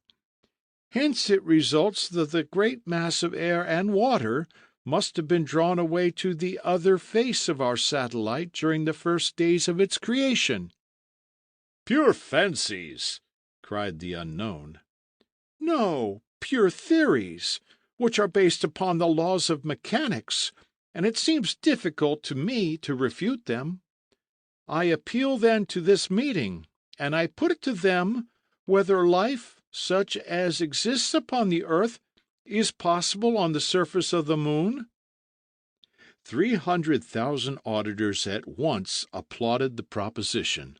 Ardin's opponent tried to get in another word, but he could not obtain a hearing. Cries and menaces fell upon him like hail. "Enough! Enough!" cried some. "Drive the intruder off!" shouted others. "Turn him out!" roared the exasperated crowd. But he, holding firmly on to the platform, did not budge an inch, and let the storm pass on, which would soon have assumed formidable proportions if Michel Ardan had not quieted it by a gesture. He was too chivalrous to abandon his opponent in an apparent extremity. "You wish to say a few more words?" he asked in a pleasant voice. "Yes, 1,000, or rather no, only one. If you persevere in your enterprise, you must be a very rash person. How can you treat me as such? Me, who have demanded a cylindro-conical projectile in order to prevent turning round and round on my way like a squirrel." "But, unhappy man, the dreadful recoil will smash you to pieces at your starting." My dear contradictor, you have just put your finger upon the true and the only difficulty. Nevertheless, I have too good an opinion of the industrial genius of the Americans not to believe that they will succeed in overcoming it. "But the heat developed by the rapidity of the projectile in crossing the strata of air." "Oh, the walls are thick, and I shall soon have crossed the atmosphere." "But victuals and water?" "I have calculated for a 12 months' supply, and I shall be only 4 days on the journey." "But for air to breathe on the road?" "I shall make it by chemical process." "But your fall on the moon, supposing you ever reach it?" "It will be 6 times less dangerous than a sudden fall upon the earth, because the weight will be only 1/6 as great on the surface of the moon. Still, it will be enough to smash you like glass. What is there to prevent my retarding the shock by means of rockets conveniently placed and lighted at the right moment? But, after all, supposing all difficulties surmounted, all obstacles removed, supposing everything combined to favor you, and granting that you may arrive safe and sound in the moon, how will you come back? I am not coming back. At this reply, almost sublime in its very simplicity, the assembly became silent. But its silence was more eloquent than could have been its cries of enthusiasm. The unknown profited by the opportunity and once more protested. "You will inevitably kill yourself," he cried, "and your death will be that of a madman, useless even to science." "Go on, my dear unknown, for truly your prophecies are most agreeable." "It really is too much," cried Michel Ardan's adversary. "I do not know why I should continue so frivolous a discussion. Please yourself about this insane expedition. We need not trouble ourselves about you." "Pray don't stand upon ceremony." "No, another person is responsible for your act." "Who, may I ask?" demanded Michel Ardan in an imperious tone. "The ignoramus who organized this equally absurd and impossible experiment." The attack was direct. Barbicane, ever since the interference of the unknown, had been making fearful efforts of self-control. Now, however, seeing himself directly attacked, he could restrain himself no longer. He rose suddenly, and was rushing upon the enemy who thus braved him to the face, when all at once he found himself separated from him. The platform was lifted by 100 strong arms, and the president of the Gun Club shared with Michel Ardan triumphal honors. The shield was heavy, but the bearers came in continuous relays, disputing, struggling, even fighting among themselves in their eagerness to lend their shoulders to this demonstration. However, the unknown had not profited by the tumult to quit his post. Besides, he could not have done it in the midst of that compact crowd. There he held on in the front row with crossed arms, glaring at President Barbicane. The shouts of the immense crowd continued at their highest pitch throughout this triumphant march. Michel Ardan took it all with evident pleasure. His face gleamed with delight. Several times the platform seemed seized with pitching and rolling like a weather-beaten ship. But the two heroes of the meeting had good sea legs. They never stumbled, and their vessel arrived without dues at the port of Tampa Town. Michel Ardan managed fortunately to escape from the last embraces of his vigorous admirers. He made for the Hotel Franklin, quickly gained his chamber, and slid under the bedclothes, while an army of 100,000 men kept watch under his windows. During this time a scene, short, grave, and decisive, took place between the mysterious personage and the president of the Gun Club. Barbicane, free at last, had gone straight at his adversary. "Come," he said shortly.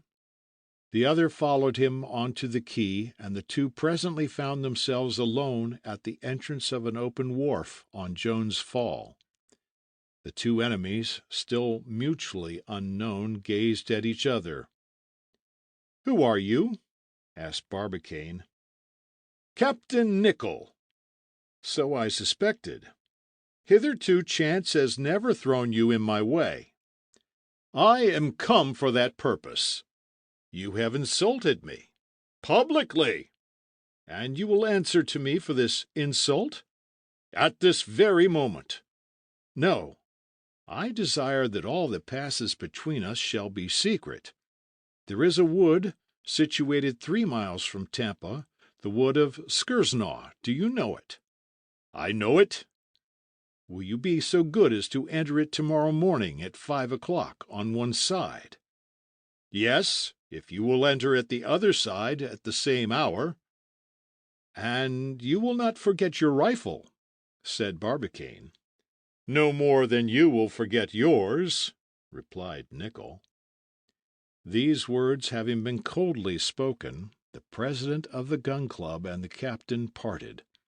Barbicane returned to his lodging, but instead of snatching a few hours of repose, he passed the night in endeavoring to discover a means of evading the recoil of the projectile, and resolving the difficult problem proposed by Michel Ardan during the discussion at the meeting. End of chapter. Chapter 21. How a Frenchman Manages an Affair. While the contract of this duel was being discussed by the president and the captain, this dreadful, savage duel, in which each adversary became a manhunter, Michel Ardan was resting from the fatigues of his triumph. Resting is hardly an appropriate expression, for American beds rival marble or granite tables for hardness. Ardan was sleeping then, badly enough, tossing about between the cloths which served him for sheets, and he was dreaming of making a more comfortable couch in his projectile, when a frightful noise disturbed his dreams. Thundering blows shook his door. They seemed to be caused by some iron instrument. A great deal of loud talking was distinguishable in this racket, which was rather too early in the morning. "Open the door!" someone shrieked. "For heaven's sake!" Ardan saw no reason for complying with the demand so roughly expressed. However, he got up and opened the door just as it was giving way before the blows of this determined visitor. The secretary of the gun club burst into the room. A bomb could not have made more noise or have entered the room with less ceremony. "Last night," cried J.T. Maston, ex abrupto, "our president was publicly insulted during the meeting. He provoked his adversary, who was none other than Captain Nicholl. They are fighting this morning in the wood of Skersnaw. I heard all particulars from the mouth of Barbicane himself. If he is killed, then our scheme is at end. We must prevent this duel, and one man alone has enough influence over Barbicane to stop him, and that man is Michel Ardan." While J.T. Maston was speaking, Michel Ardan, without interrupting him, had hastily put on his clothes, and in less than 2 minutes the two friends were making for the suburbs of Tampa Town with rapid strides. It was during this walk that Maston told Ardan the state of the case. He told him the real causes of the hostility between Barbicane and Nicholl, how it was of old date, and why, thanks to unknown friends, the president and the captain had, as yet, never met face to face. He added that it arose simply from a rivalry between iron plates and shot, and finally that the scene at the meeting was only the long-wished-for opportunity for Nicholl to pay off an old grudge. Nothing is more dreadful than private duels in America. The two adversaries attack each other like wild beasts. Then it is that they might well covet those wonderful properties of the Indians of the prairies, their quick intelligence, their ingenious cunning, their scent of the enemy. A single mistake, a moment's hesitation, a single false step may cause death. On these occasions Yankees are often accompanied by their dogs and keep up the struggle for hours. "What demons you are!" cried Michel Ardan, when his companion had depicted this scene to him with much energy. "Yes, we are," replied J.T. modestly, "but we had better make haste." Though Michel Ardan and he had crossed the plain still wet with dew, and had taken the shortest route over creeks and rice fields, they could not reach Skersnaw under 5 hours and a half. Barbicane must have passed the border half an hour ago. There was an old bushman working there, occupied in selling faggots from trees that had been levelled by his axe. Maston ran toward him, saying, "Have you seen a man go into the wood, armed with a rifle? Barbicane, the president, my best friend?" The worthy secretary of the gun club thought that his president must be known by all the world, but the bushman did not seem to understand him. "A hunter?" said Ardin. "A hunter, yes," replied the bushman. "Long ago?" "About an hour." "Too late!" cried Maston. "Have you heard any gunshots?" asked Ardin. "No." "Not one?" "Not one. That hunter did not look as if he knew how to hunt." "What is to be done?" said Maston. "We must go into the wood, at the risk of getting a ball which is not intended for us." "Ah!" cried Maston, in a tone which could not be mistaken. "I would rather have 20 balls in my own head than one in Barbicane's." "Forward, then!" said Ardin, pressing his companion's hand. A few moments later the two friends had disappeared in the copse. It was a dense thicket, in which rose huge cypresses, sycamores, tulip trees, olives, tamarinds, oaks, and magnolias. These different trees had interwoven their branches into an inextricable maze, through which the eye could not penetrate. Michel Ardan and Maston walked side by side in silence through the tall grass, cutting themselves a path through the strong creepers, casting curious glances on the bushes, and momentarily expecting to hear the sound of rifles. As for the traces which Barbicane ought to have left of his passage through the wood, there was not a vestige of them visible, so they followed the barely perceptible paths along which Indians had tracked some enemy, and which the dense foliage darkly overshadowed. After an hour spent in vain pursuit, the two stopped in intensified anxiety. "It must be all over," said Maston, discouraged.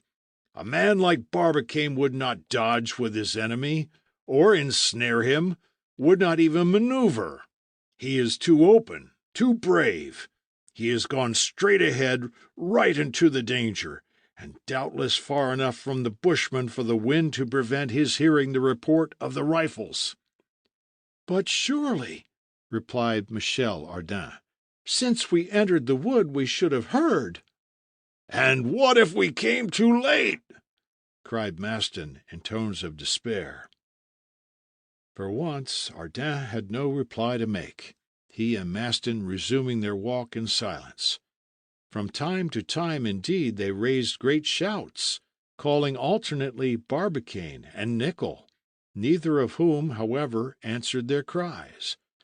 Only the birds, awakened by the sound, flew past them and disappeared among the branches, while some frightened deer fled precipitately before them. For another hour their search was continued. The greater part of the wood had been explored. There was nothing to reveal the presence of the combatants. The information of the bushman was, after all, doubtful, and Ardan was about to propose their abandoning this useless pursuit, when all at once Maston stopped. "Hush!" said he. "There is someone down there." "Someone?" repeated Michel Ardan. "Yes, a man. He seems motionless. His rifle is not in his hands. What can he be doing?" "But can you recognize him?" asked Ardan, whose short sight was of little use to him in such circumstances. Yes, he is turning towards us," answered Maston. "And it is?" "Captain Nicholl." "Nicholl!" cried Michel Ardan, feeling a terrible pang of grief. "Nicholl unarmed! He has then no longer any fear of his adversary." "Let us go to him," said Michel Ardan, "and find out the truth." But he and his companion had barely taken 50 steps when they paused to examine the captain more attentively. They expected to find a bloodthirsty man happy in his revenge. On seeing him, they remained stupefied. A net, composed of very fine meshes, hung between two enormous tulip trees, and in the midst of this snare, with its wings entangled, was a poor little bird, uttering pitiful cries, while it vainly struggled to escape. The bird-catcher who had laid this snare was no human being, but a venomous spider, peculiar to that country, as large as a pigeon's egg, and armed with enormous claws. The hideous creature, instead of rushing on its prey, had beaten a sudden retreat and taken refuge in the upper branches of the tulip tree, for a formidable enemy menaced its stronghold. Here, then, was Nicholl, his gun on the ground, forgetful of danger, trying, if possible, to save the victim from its cobweb prison. At last it was accomplished, and the little bird flew joyfully away and disappeared. Nicholl lovingly watched its flight when he heard these words pronounced by a voice full of emotion. "You are indeed a brave man." He turned. Michel Ardan was before him, repeating in a different tone, "And a kind-hearted one." "Michel Ardan!" cried the captain. "Why are you here?" "To press your hand, Nicholl, and to prevent you from either killing Barbicane or being killed by him." "Barbicane!" returned the captain. "I have been looking for him for the last 2 hours in vain. Where is he hiding?"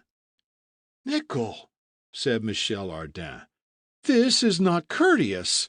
We ought always to treat an adversary with respect. Rest assured, if Barbicane is still alive we shall find him all the more easily, because if he has not, like you, been amusing himself with freeing oppressed birds, he must be looking for you. When we have found him, Michel Ardan tells you this: there will be no duel between you."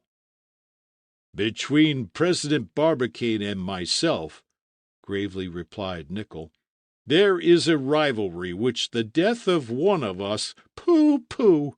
said Ardan. "Brave fellows like you, indeed! You shall not fight." "I will fight, sir." "No." "Captain," said J.T. Maston, with much feeling, "I am a friend of the President's, his alter ego, his second self. If you really must kill someone, shoot me. It will do just as well." "Sir," Nicholl replied, seizing his rifle convulsively, "these jokes—" "Our friend Maston is not joking," replied Ardan. "I fully understand his idea of being killed himself in order to save his friend.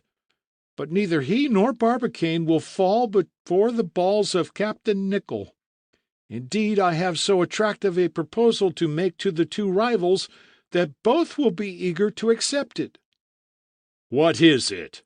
asked Nicholl with manifest incredulity. "Patience!" exclaimed Ardan. "I can only reveal it in the presence of Barbicane." "Let us go in search of him, then," cried the captain. The three men started off at once. The captain, having discharged his rifle, threw it over his shoulder and advanced in silence. Another half-hour passed, and the pursuit was still fruitless. Maston was oppressed by sinister forebodings. He looked fiercely at Nicholl, asking himself whether the captain's vengeance had been already satisfied, and the unfortunate Barbicane, shot, was perhaps lying dead on some bloody track. The same thought seemed to occur to Ardan. Both were casting inquiring glances on Nicholl, when suddenly Maston paused. The motionless figure of a man, leaning against a gigantic catalpa 20 feet off, appeared, half veiled by the foliage. "It is he!" said Maston. Barbicane never moved. Ardan looked at the captain, but he did not wince. Ardan went forward crying, "Barbicane! Barbicane!" No answer. Ardin rushed towards his friend, but in the act of seizing his arms, he stopped short and uttered a cry of surprise. Barbicane, pencil in hand, was tracing geometrical figures in a memorandum book, whilst his unloaded rifle lay beside him on the ground. Absorbed in his studies, Barbicane, in his turn forgetful of the duel, had seen and heard nothing. When Ardin took his hand, he looked up and stared at his visitor in astonishment. "Ah, it is you!" he cried at last. "I have found it, my friend! I have found it!" "What?" "My plan." "What plan?" "The plan for counteracting the effect of the shock at the departure of the projectile." "Indeed!" said Michel Ardan, looking at the captain out of the corner of his eye. "Yes, water, simply water, which will act as a spring. Ah, Maston!" cried Barbicane, "you here also?" "Himself," replied Ardan, "and permit me to introduce to you at the same time the worthy Captain Nicholl." "Nicholl!" cried Barbicane, who jumped up at once. "Pardon me, Captain, I had quite forgotten. I am ready." Michel Ardan interfered, without giving the two enemies time to say anything more. "Thank Heaven!" said he. "It is a happy thing that brave men like you two did not meet sooner. We should now have been mourning for one or other of you, but, thanks to Providence, which has interfered, there is now no further cause for alarm. When one forgets his anger in mechanics or in cobwebs, it is a sign that the anger is not dangerous." Michel Ardan then told the president how the captain had been found occupied. "I put it to you now," said he in conclusion, "are two such good fellows as you are made on purpose to smash each other's skulls with shot?" There was in the situation something of the ridiculous, something quite unexpected. Michel Ardan saw this and determined to effect a reconciliation. "My good friends," said he, with his most bewitching smile, "this is nothing but a misunderstanding. Nothing more. Well, to prove that it is all over between you, accept frankly the proposal I am going to make to you." "Make it," said Nicholl. "Our friend Barbicane believes that his projectile will go straight to the moon?" "Yes, certainly," replied the president. "And our friend Nicholl is persuaded it will fall back upon the earth?" "I am certain of it," cried the captain. "Good," said Ardan. "I cannot pretend to make you agree, but I suggest this. Go with me, and so see whether we are stopped on our journey." "What!" exclaimed J.T. Maston, stupefied. The two rivals, on this sudden proposal, looked steadily at each other. Barbicane waited for the captain's answer. Nicholl watched for the decision of the president. "Well," said Michel, "there is now no fear of the shock." "Done!" cried Barbicane. But quickly as he pronounced the word he was not before Nicholl. "Hurrah! Bravo! Hip, hip, hurrah!" cried Michel, giving a hand to each of the late adversaries. "Now that it is all settled, my friends, allow me to treat you after French fashion. Let us be off to breakfast." End of chapter. Chapter 22. The New Citizen of the United States. That same day all America heard of the affair of Captain Nicholl and President Barbicane, as well as its singular denouement. From that day forth, Michel Ardan had not one moment's rest. Deputations from all corners of the Union harassed him without cessation or intermission. He was compelled to receive them all, whether he would or no. How many hands he shook, how many people he was hail fellow well met with, it is impossible to guess. Such a triumphal result would have intoxicated any other man, but he managed to keep himself in a state of delightful semi-tipsiness. Among the deputations of all kinds which assailed him, that of the lunatics were careful not to forget what they owed to the future conqueror of the moon. One day, certain of these poor people, so numerous in America, came to call upon him and requested permission to return with him to their native country. "Singular hallucination," said he to Barbicane, after having dismissed the deputation with promises to convey numbers of messages to friends in the moon. "Do you believe in the influence of the moon upon distempers?" "Scarcely." "Nor more do I, despite some remarkable recorded facts of history. For instance, during an epidemic in 1693, a large number of persons died at the very moment of an eclipse. The celebrated Bacon always fainted during an eclipse.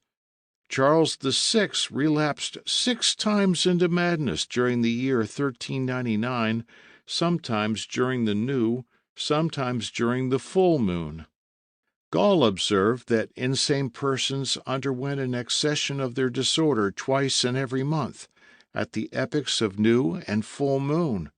In fact, numerous observations made upon fevers, somnambulisms, and other human maladies seem to prove that the moon does exercise some mysterious influence upon man."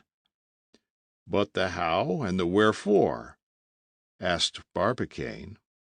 "Well, I can only give you the answer which Arago borrowed from Plutarch, which is 19 centuries old. Perhaps the stories are not true." In the height of his triumph, Michel Ardan had to encounter all the annoyances incidental to a man of celebrity.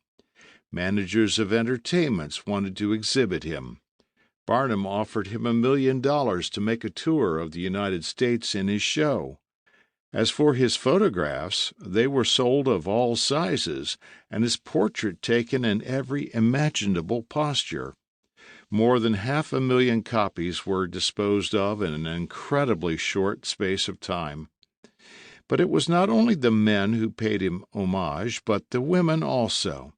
He might have married well 100 times over, if he had been willing to settle in life. The old maids, in particular, of 40 years and upwards, and dry in proportion, devoured his photographs day and night. They would have married him by hundreds, even if he had imposed upon them the condition of accompanying him into space. He had, however, no intention of transplanting a race of Franco-Americans upon the surface of the moon. He therefore declined all offers. As soon as he could withdraw from these somewhat embarrassing demonstrations, he went, accompanied by his friends, to pay a visit to the Columbiad. He was highly gratified by his inspection, and made the descent to the bottom of the tube of this gigantic machine, which was presently to launch him to the regions of the moon. It is necessary here to mention a proposal of J.T. Maston's. When the secretary of the Gun Club found that Barbicane and Nicholl accepted the proposal of Michel Ardan, he determined to join them and make one of a snug party of 4. So one day he determined to be admitted as one of the travelers. Barbicane, pained at having to refuse him, gave him clearly to understand that the projectile could not possibly contain so many passengers. Maston, in despair, went in search of Michel Ardan, who counseled him to resign himself to the situation, adding 1 or 2 arguments ad hominem. "You see, old fellow," he said, "you must not take what I say in bad part, but really, between ourselves, you are in too incomplete a condition to appear in the moon." "Incomplete!" shrieked the valiant invalid. Well, yes, my dear fellow. Imagine our meeting some of the inhabitants up there. Would you like to give them such a melancholy notion of what goes on down here? To teach them what war is? To inform them that we employ our time chiefly in devouring each other, in smashing arms and legs, and that, too, on a globe which is capable of supporting 100 billions of inhabitants, and which actually does contain nearly 200 millions? Why, my worthy friend, we should have to turn you out of doors. But still, if you arrive there in pieces, you will be as incomplete as I am. Unquestionably, replied Michel Ardan, but we shall not. In fact, a preparatory experiment tried on the 18th October had yielded the best results and caused the most well-grounded hopes of success. Barbicane, desirous of obtaining some notion of the effect of the shock at the moment of the projectile's departure, had procured a 38-inch mortar from the arsenal of Pensacola. He had this placed on the bank of Hillsborough roads, in order that the shell might fall back into the sea, and the shock be thereby destroyed. His object was to ascertain the extent of the shock of departure, and not that of the return. A hollow projectile had been prepared for this curious experiment. A thick padding fastened upon a kind of elastic network, made of the best steel, lined the inside of the walls. It was a veritable nest most carefully wadded. "What a pity I can't find room in there," said J.T. Maston, regretting that his height did not allow of his trying the adventure. Within this shell was shut up a large cat and a squirrel belonging to J.T. Maston, and of which he was particularly fond. They were desirous, however, of ascertaining how this little animal, least of all others subject to giddiness, would endure this experimental voyage. The mortar was charged with 160 pounds of powder, and the shell placed in the chamber. On being fired, the projectile rose with great velocity, described a majestic parabola, attained a height of about 1,000 feet, and with a graceful curve descended in the midst of the vessels that lay there at anchor. Without a moment's loss of time, a small boat put off in the direction of its fall. Some active divers plunged into the water and attached ropes to the handles of the shell, which was quickly dragged on board. 5 minutes did not elapse between the moment of enclosing the animals and that of unscrewing the coverlid of their prison. Ardan, Barbicane, Maston, and Nicholl were present on board the boat, and assisted at the operation with an interest that may be readily comprehended. Hardly had the shell been opened when the cat leaped out, slightly bruised but full of life, and exhibiting no signs whatever of having made an aerial expedition. No trace, however, of the squirrel could be discovered. The truth at last became apparent. The cat had eaten its fellow traveler. J.T. Maston grieved much for the loss of his poor squirrel, and proposed to add its case to that of other martyrs to science. After this experiment, all hesitation, all fear disappeared. Besides, Barbicane's plans would ensure greater perfection for his projectile, and go far to annihilate altogether the effects of the shock. Nothing now remained but to go. 2 days later, Michel Ardan received a message from the President of the United States, an honor of which he showed himself especially sensible. After the example of his illustrious fellow countryman, the Marquis de Lafayette, the government had decreed to him the title of Citizen of the United States of America. End of chapter. Chapter 23. the projectile vehicle. On the completion of the Columbiad, the public interest centered in the projectile itself, the vehicle which was destined to carry the three hardy adventurers into space.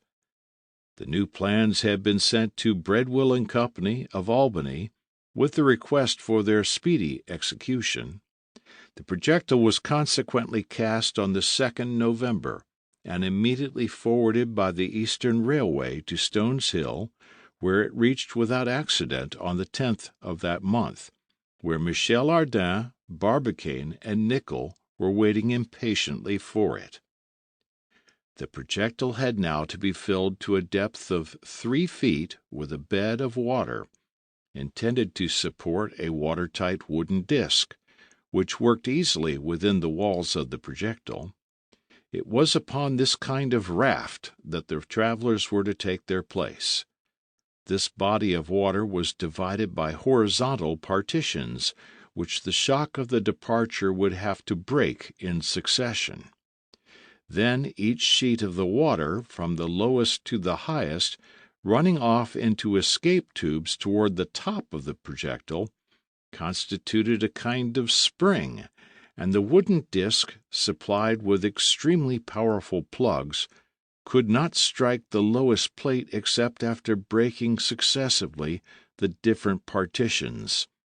Undoubtedly the travelers would still have to encounter a violent recoil after the complete escapement of the water, but the first shock would be almost entirely destroyed by this powerful spring. The upper parts of the walls were lined with a thick padding of leather, fastened upon springs of the best steel, behind which the escape tubes were completely concealed. Thus all imaginable precautions had been taken for averting the first shock, and if they did get crushed, they must, as Michel Ardan said, be made of very bad materials.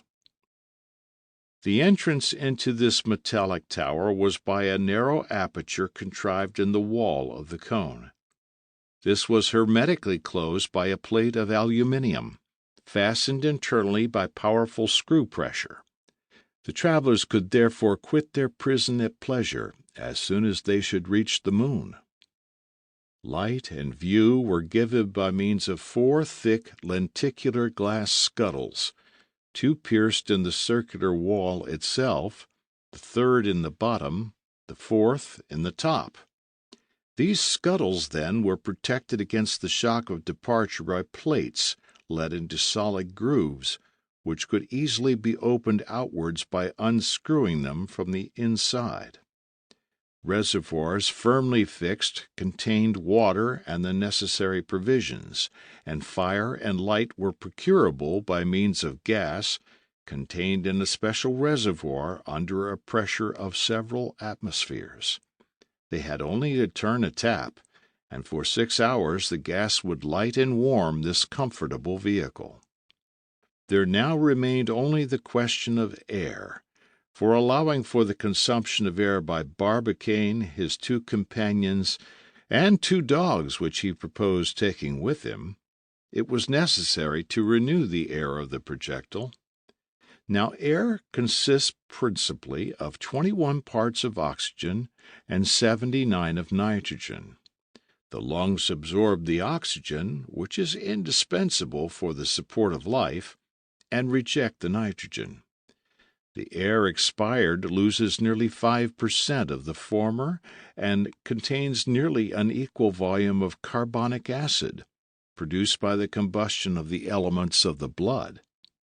In an airtight enclosure, then, after a certain time, all the oxygen of the air will be replaced by the carbonic acid, a gas fatal to life. There were 2 things to be done then. First, to replace the absorbed oxygen.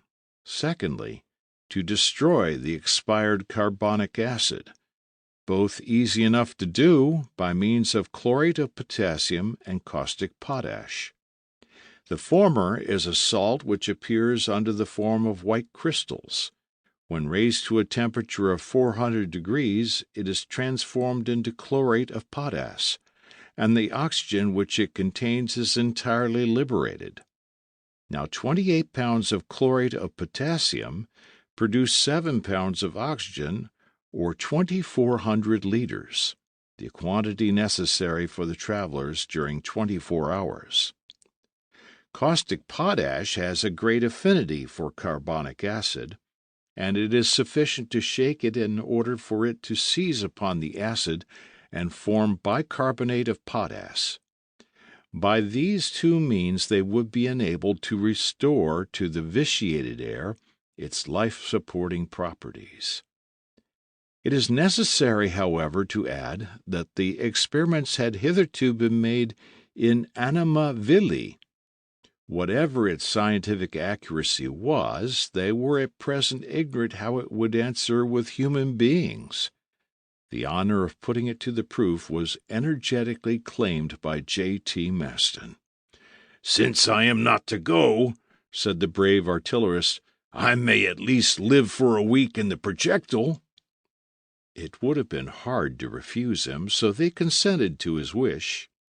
A sufficient quantity of chlorate of potassium and of caustic potash was placed at his disposal, together with provisions for 8 days, and having shaken hands with his friends, on the 12th November, at 6 o'clock a.m., after strictly informing them not to open his prison before the 20th, at 6 o'clock p.m., he slid down the projectile, the plate of which was at once hermetically sealed. What did he do with himself during that week? They could get no information. The thickness of the walls of the projectile prevented any sound reaching from the inside to the outside. On the 20th of November, at 6 p.m. exactly, the plate was opened. The friends of J.T. Maston had been all along in a state of much anxiety, but they were promptly reassured on hearing a jolly voice shouting a boisterous hurrah. Presently afterwards, the secretary of the gun club appeared at the top of the cone in a triumphant attitude. He had grown fat. End of chapter. Chapter 24. The Telescope of the Rocky Mountains. On the 20th October, in the preceding year, after the close of the subscription, the president of the gun club had credited the Observatory of Cambridge with the necessary sums for the construction of a gigantic optical instrument. This instrument was designed for the purpose of rendering visible on the surface of the moon any object exceeding 9 feet in diameter.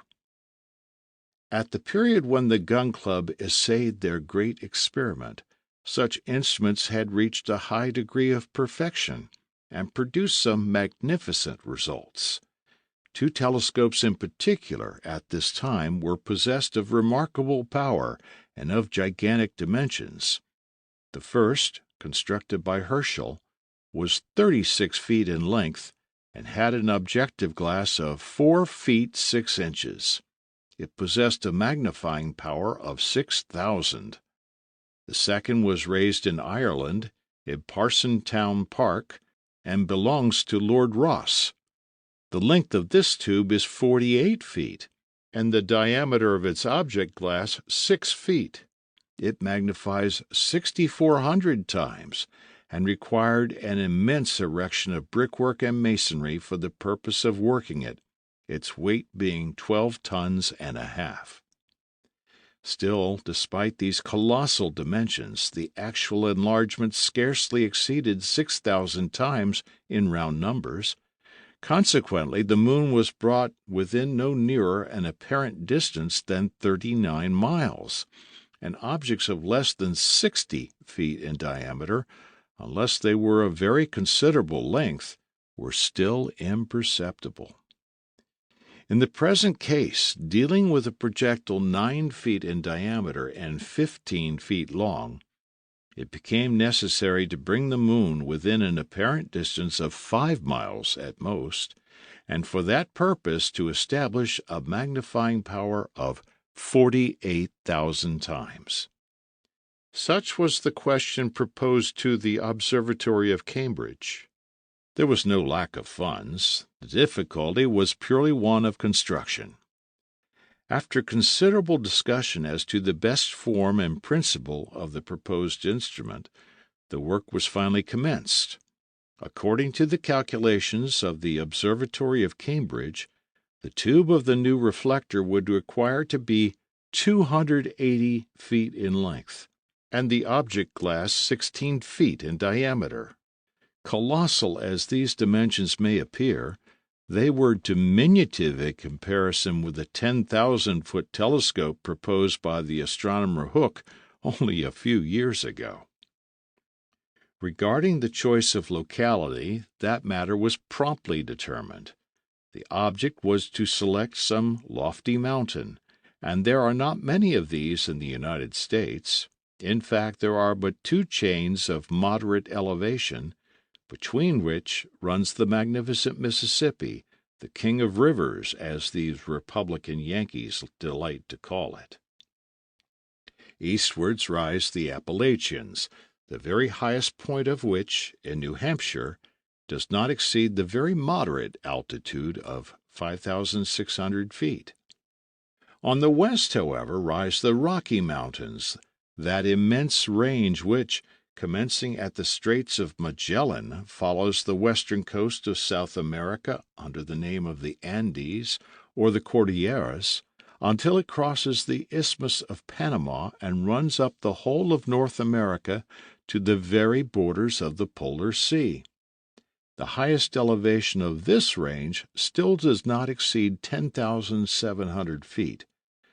With this elevation, nevertheless, the Gun Club was compelled to be content, inasmuch as they had determined that both telescope and Columbiad should be erected within the limits of the Union. All the necessary apparatus was consequently sent on to the summit of Long's Peak in the territory of Missouri. Neither pen nor language can describe the difficulties of all kinds which the American engineers had to surmount, or the prodigies of daring and skill which they accomplished. They had to raise enormous stones, massive pieces of wrought iron, heavy corner clamps, and huge portions of cylinder, with an object glass weighing nearly 30,000 pounds, above the line of perpetual snow for more than 10,000 feet in height, after crossing desert prairies, impenetrable forests, fearful rapids, far from all centers of population, and in the midst of savage regions, in which every detail of life becomes an almost insoluble problem. And yet, notwithstanding these innumerable obstacles, American genius triumphed. In less than a year after the commencement of the works, towards the close of September, the giant reflector rose into the air to a height of 280 feet. It was raised by means of an enormous iron crane. An ingenious mechanism allowed it to be easily worked towards all the points of the heavens, and to follow the stars from the one horizon to the other during their journey through the heavens. It had cost $400,000. The first time it was directed towards the moon, the observers evinced both curiosity and anxiety. What were they about to discover in the field of this telescope, which magnified objects 48,000 times? Would they perceive peoples, herds of lunar animals, towns, lakes, seas? No. There was nothing which science had not already discovered, and on all the points of its disk the volcanic nature of the moon became determinable with the utmost precision. But the telescope of the Rocky Mountains, before doing its duty to the Gun Club, rendered immense services to astronomy. Thanks to its penetrative power, the depths of the heavens were sounded to the utmost extent. The apparent diameter of a great number of stars was accurately measured, and Mr. Clark, of the Cambridge staff, resolved the Crab Nebula in Taurus, which the reflector of Lord Rosse had never been able to decompose. End of chapter. Chapter 25. Final Details. It was the 22nd of November. The departure was to take place in 10 days. One operation alone remained to be accomplished to bring all to a happy termination, an operation delicate and perilous, requiring infinite precautions, and against the success of which Captain Nicholl had laid his third bet. It was, in fact, nothing less than the loading of the Columbiad, and the introduction into it of 400,000 pounds of gun-cotton. Nicholl had thought, not perhaps without reason, that the handling of such formidable quantities of peroxyle would, in all probability, involve a grave catastrophe, and at any rate, that this immense mass of eminently inflammable matter would inevitably ignite when submitted to the pressure of the projectile. There were indeed dangers accruing as before from the carelessness of the Americans, but Barbicane had set his heart on success, and took all possible precautions. In the first place, he was very careful as to the transportation of the gun-cotton to Stones Hill. He had it conveyed in small quantities, carefully packed in sealed cases. These were brought by rail from Tampa Town to the camp, and from thence were taken to the Columbiad by barefooted workmen, who deposited them in their places by means of cranes placed at the orifice of the cannon. No steam engine was permitted to work, and every fire was extinguished within 2 miles of the works. Even in November they feared to work by day, lest the sun's rays acting on the gun-cotton should lead to unhappy results. This led to their working at night, by light produced in a vacuum by means of Ruhmkorff's apparatus, which threw an artificial brightness into the depths of the Columbiad.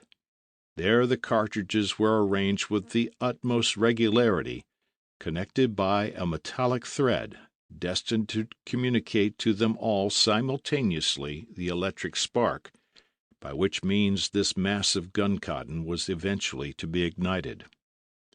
By the 28th of November, 800 cartridges had been placed in the bottom of the Columbiad. So far, the operation had been successful. But what confusion, what anxieties, what struggles were undergone by President Barbicane! In vain had he refused admission to Stones Hill. Every day the inquisitive neighbors scaled the palisades, some even carrying their imprudence to the point of smoking while surrounded by bales of gun-cotton. Barbicane was in a perpetual state of alarm. J.T. Maston seconded him to the best of his ability, by giving vigorous chase to the intruders, and carefully picking up the still-lighted cigar ends which the Yankees threw about. A somewhat difficult task, seeing that more than 300,000 persons were gathered round the enclosure. Michel Ardan had volunteered to superintend the transport of the cartridges to the mouth of the Columbiad, but the president, having surprised him with an enormous cigar in his mouth, while he was hunting out the rash spectators to whom he himself offered so dangerous an example, saw that he could not trust this fearless smoker, and was therefore obliged to mount a special guard over him. At last, Providence being propitious, this wonderful loading came to a happy termination, Captain Nicholl's third bet being thus lost. It remained now to introduce the projectile into the Columbiad, and to place it on its soft bed of gun-cotton. But before doing this, all those things necessary for the journey had to be carefully arranged in the projectile vehicle. These necessaries were numerous, and had Ardan been allowed to follow his own wishes, there would have been no space remaining for the travelers. It is impossible to conceive of half the things this charming Frenchman wished to convey to the moon. A veritable stock of useless trifles. But Barbicane interfered and refused admission to anything not absolutely needed. Several thermometers, barometers, and telescopes were packed in the instrument case. The travelers being desirous of examining the moon carefully during their voyage, In order to facilitate their studies, they took with them Bohr and Mödler's excellent Mappa Selenographica, a masterpiece of patience and observation, which they hoped would enable them to identify those physical features in the moon with which they were acquainted. This map reproduced with scrupulous fidelity the smallest details of the lunar surface which faces the earth. The mountains, valleys, craters, peaks, and ridges were all represented, with their exact dimensions, relative positions, and names, from the mountains Dürrfell and Leibnitz on the eastern side of the disk to the Mare Frigoris of the North Pole. They took also 3 rifles and 3 fowling pieces and a large quantity of balls, shot, and powder. "We cannot tell whom we shall have to deal with," said Michel Ardan. "Men or beasts may possibly object to our visit. It is only wise to take all precautions." These defensive weapons were accompanied by pickaxes, crowbars, saws, and other useful implements, not to mention clothing adapted to every temperature, from that of the polar regions to that of the torrid zone. Ardan wished to convey a number of animals of different sorts, not indeed a pair of every known species, as he could not see the necessity of acclimatizing serpents, tigers, alligators, or any other noxious beasts in the moon. "Nevertheless," he said to Barbicane, "some valuable and useful beasts, bullocks, cows, horses, and donkeys, would bear the journey very well, and would also be very useful to us." "I dare say, my dear Ardan," replied the President, "but our projectile vehicle is no Noah's Ark, from which it differs both in dimensions and object. Let us confine ourselves to possibilities." After a prolonged discussion, it was agreed that the travelers should restrict themselves to a sporting dog belonging to Nicholl, and to a large Newfoundland. Several packets of seeds were also included among the necessaries. Michel Ardan, indeed, was anxious to add some sacks full of earth to sow them in. As it was, he took a dozen shrubs carefully wrapped up in straw to plant in the moon. The important question of provisions still remained, it being necessary to provide against the possibility of their finding the moon absolutely barren. Barbicane managed so successfully that he supplied them with sufficient rations for a year.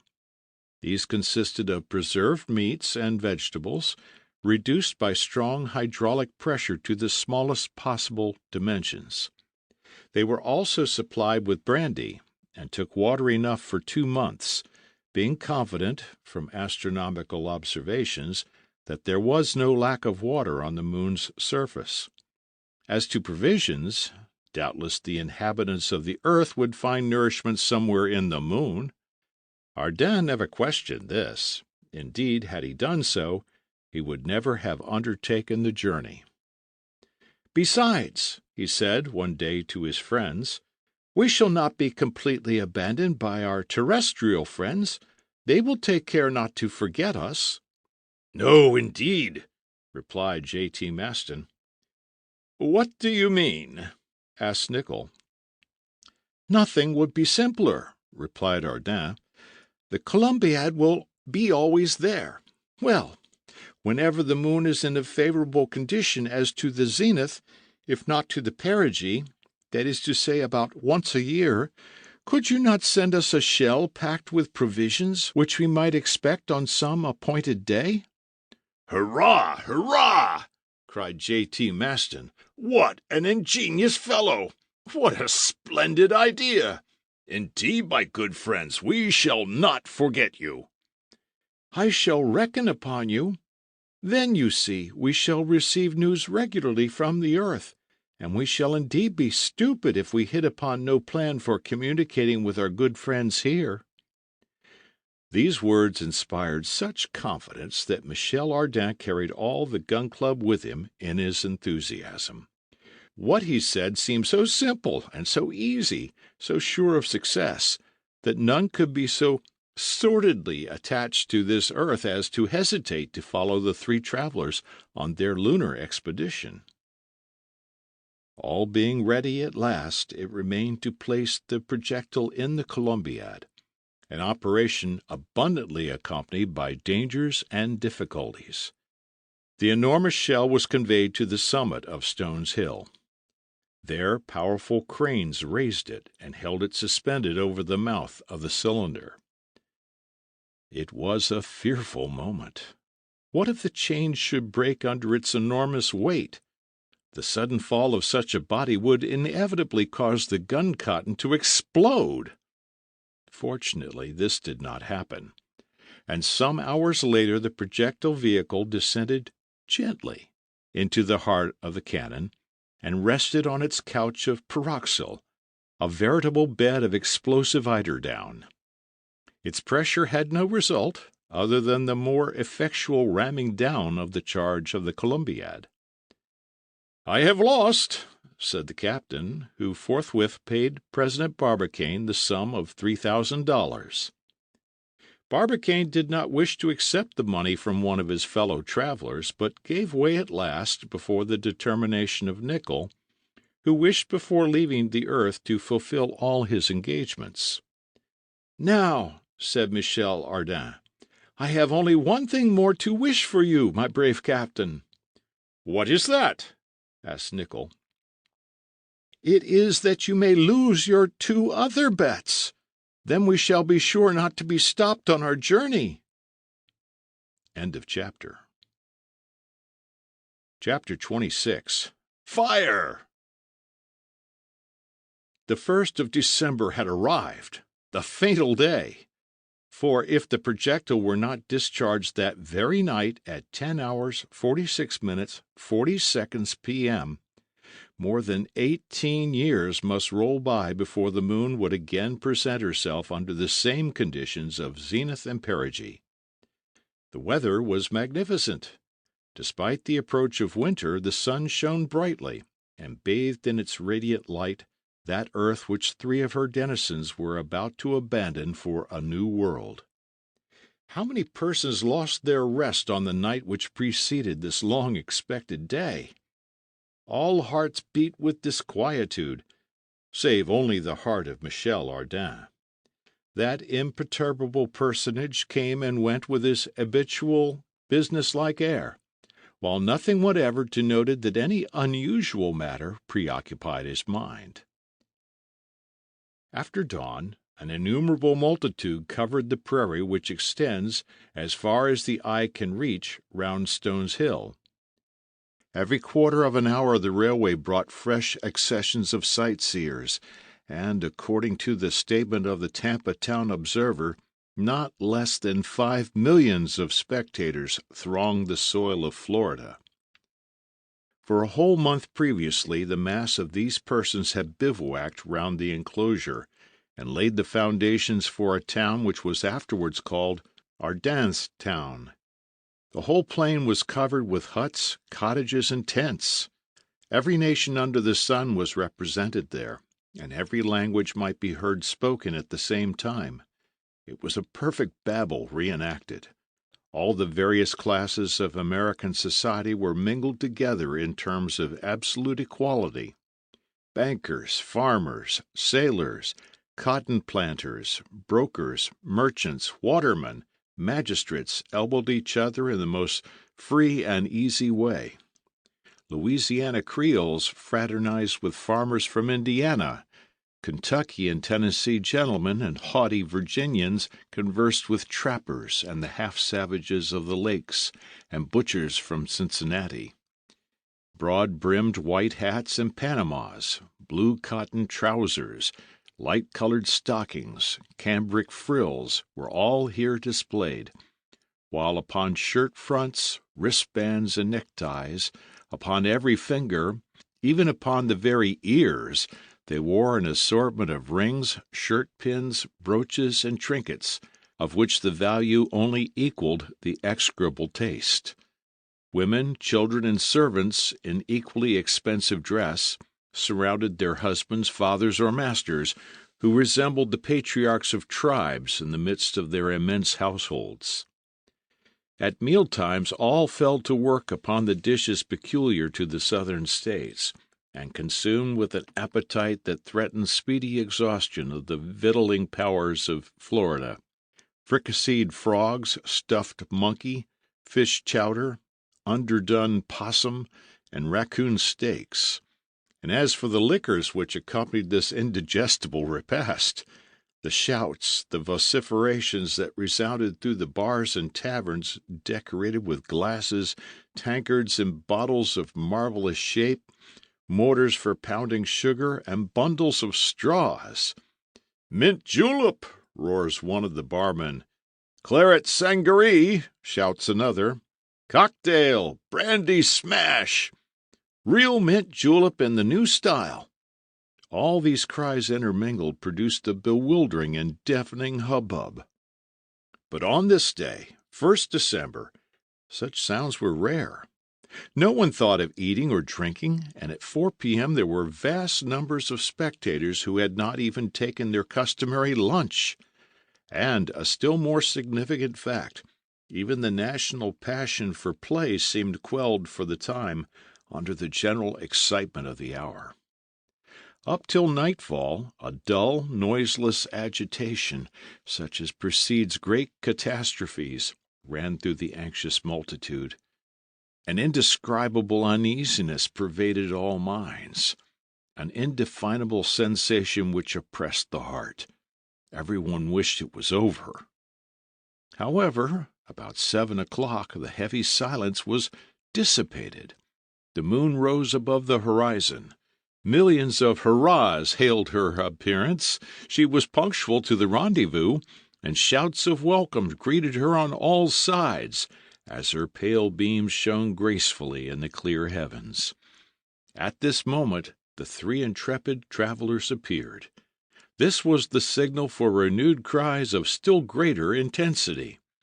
Instantly the vast assemblage, as with one accord, struck up the national hymn of the United States, and Yankee Doodle, sung by 5 millions of hearty throats, rose like a roaring tempest to the farthest limits of the atmosphere. Then a profound silence reigned throughout the crowd. The Frenchman and the 2 Americans had by this time entered the enclosure reserved in the center of the multitude. They were accompanied by the members of the Gun Club and by deputations sent from all the European observatories. Barbicane, cool and collected, was giving his final directions. Nicholl, with compressed lips, his arms crossed behind his back, walked with a firm and measured step. Michel Ardan, always easy, dressed in a thorough traveler's costume, leather gaiters on his legs, pouch by his side, in loose velvet suit, cigar in mouth, was full of inexhaustible gaiety, laughing, joking, playing pranks with J.T. Maston. In one word, he was the thorough Frenchman, and worse, a Parisian, to the last moment. 10 o'clock struck. The moment had arrived for taking their places in the projectile. The necessary operations for the descent and the subsequent removal of the cranes and scaffolding that inclined over the mouth of the Columbiad required a certain period of time. Barbicane had regulated his chronometer to the 10th part of a second by that of Murchison the engineer, who was charged with the duty of firing the gun by means of an electric spark. Thus the travelers enclosed within the projectile were enabled to follow with their eyes the impassive needle which marked the precise moment of their departure. The moment had arrived for saying good-bye. The scene was a touching one. Despite his feverish gaiety, even Michel Ardan was touched. J.T. Maston had found in his own dry eyes one ancient tear, which he had doubtless reserved for the occasion. He dropped it on the forehead of his dear president. "Can I not go?" he said. "There is still time." "Impossible, old fellow," replied Barbicane. A few moments later, the three fellow travelers had ensconced themselves in the projectile and screwed down the plate which covered the entrance aperture. The mouth of the Columbiad, now completely disencumbered, was open entirely to the sky. The moon advanced upwards in a heaven of the purest clearness, outshining in her passage the twinkling light of the stars. She passed over the constellation of the Twins, and was now nearing the halfway point between the horizon and the zenith. A terrible silence weighed upon the entire scene, not a breath of wind upon the earth, not a sound of breathing from the countless chests of the spectators. Their hearts seemed afraid to beat. All eyes were fixed upon the yawning mouth of the Columbiad. Murchison followed with his eye the hand of his chronometer. It wanted scarce 40 seconds to the moment of departure, but each second seemed to last an age. At the 20th there was a general shudder, as it occurred to the minds of that vast assemblage that the bold travelers shut up within the projectile were also counting those terrible seconds. Some few cries here and there escaped the crowd. 35, 36, 37, 38, 39, 40, fire! Instantly Murchison pressed with his finger the key of the electric battery, restored the current of the fluid, and discharged the spark into the breech of the Columbiad. An appalling, unearthly report followed instantly, such as can be compared to nothing whatever known, not even to the roar of thunder or to the blast of volcanic explosions. No words can convey the slightest idea of the terrific sound. An immense spout of fire shot up from the bowels of the earth as from a crater. The earth heaved up, and with great difficulty some few spectators obtained a momentary glimpse of the projectile victoriously cleaving the air in the midst of the fiery vapors. End of chapter. Chapter 27. Foul Weather. At the moment when that pyramid of fire rose to a prodigious height into the air, the glare of the flame lit up the whole of Florida, and for a moment day superseded night over a considerable extent of the country. This immense canopy of fire was perceived at a distance of 100 miles out at sea, and more than one ship's captain entered in his log the appearance of this gigantic meteor. The discharge of the Columbiad was accompanied by a perfect earthquake. Florida was shaken to its very depths. The gases of the powder, expanded by heat, forced back the atmospheric strata with tremendous violence, and this artificial hurricane rushed like a waterspout through the air. Not a single spectator remained on his feet. Men, women, children, all lay prostrate like ears of corn under a tempest. There ensued a terrible tumult. A large number of persons were seriously injured. J.T. Maston, who, despite of all dictates of prudence, had kept in advance of the mass, was pitched back 120 feet, shooting like a projectile over the heads of his fellow citizens. 300,000 persons remained deaf for a time, as though struck stupefied. As soon as the first effects were over, the injured, the deaf, and lastly, the crowd in general, woke up with frenzied cries. "Hurrah for Ardin! Hurrah for Barbicane! Hurrah for Nicholl!" rose to the skies. Thousands of persons, noses in air, armed with telescopes and race-glasses, were questioning space, forgetting all contusions and emotions in the one idea of watching for the projectile. They looked in vain. It was no longer to be seen, and they were obliged to wait for telegrams from Long's Peak. The director of the Cambridge Observatory was at his post on the Rocky Mountains, and to him, as a skillful and persevering astronomer, all observations had been confided. But an unforeseen phenomenon came in to subject the public impatience to a severe trial. The weather, heretofore so fine, suddenly changed. The sky became heavy with clouds. It could not have been otherwise after the terrible derangement of the atmospheric strata and the dispersion of the enormous quantity of vapor arising from the combustion of 200,000 pounds of pyroxyle. On the morrow the horizon was covered with clouds, a thick and impenetrable curtain between earth and sky, which unhappily extended as far as the Rocky Mountains. It was a fatality. But since man had chosen so to disturb the atmosphere, he was bound to accept the consequences of his experiment. Supposing, now, that the experiment had succeeded, the travelers having started on the 1st of December at 10 hours, 46 minutes, 40 seconds p.m., were due on the 4th at 0 p.m. at their destination. So up to that time it would have been very difficult after all to have observed, under such conditions, a body so small as the shell. Therefore they waited with what patience they might. From the 4th to the 6th of December inclusive, the weather remaining much the same in America, the great European instruments of Herschel, Ross, and Foucault were constantly directed towards the moon, for the weather was then magnificent, but the comparative weakness of their glasses prevented any trustworthy observations being made. On the 7th the sky seemed to lighten.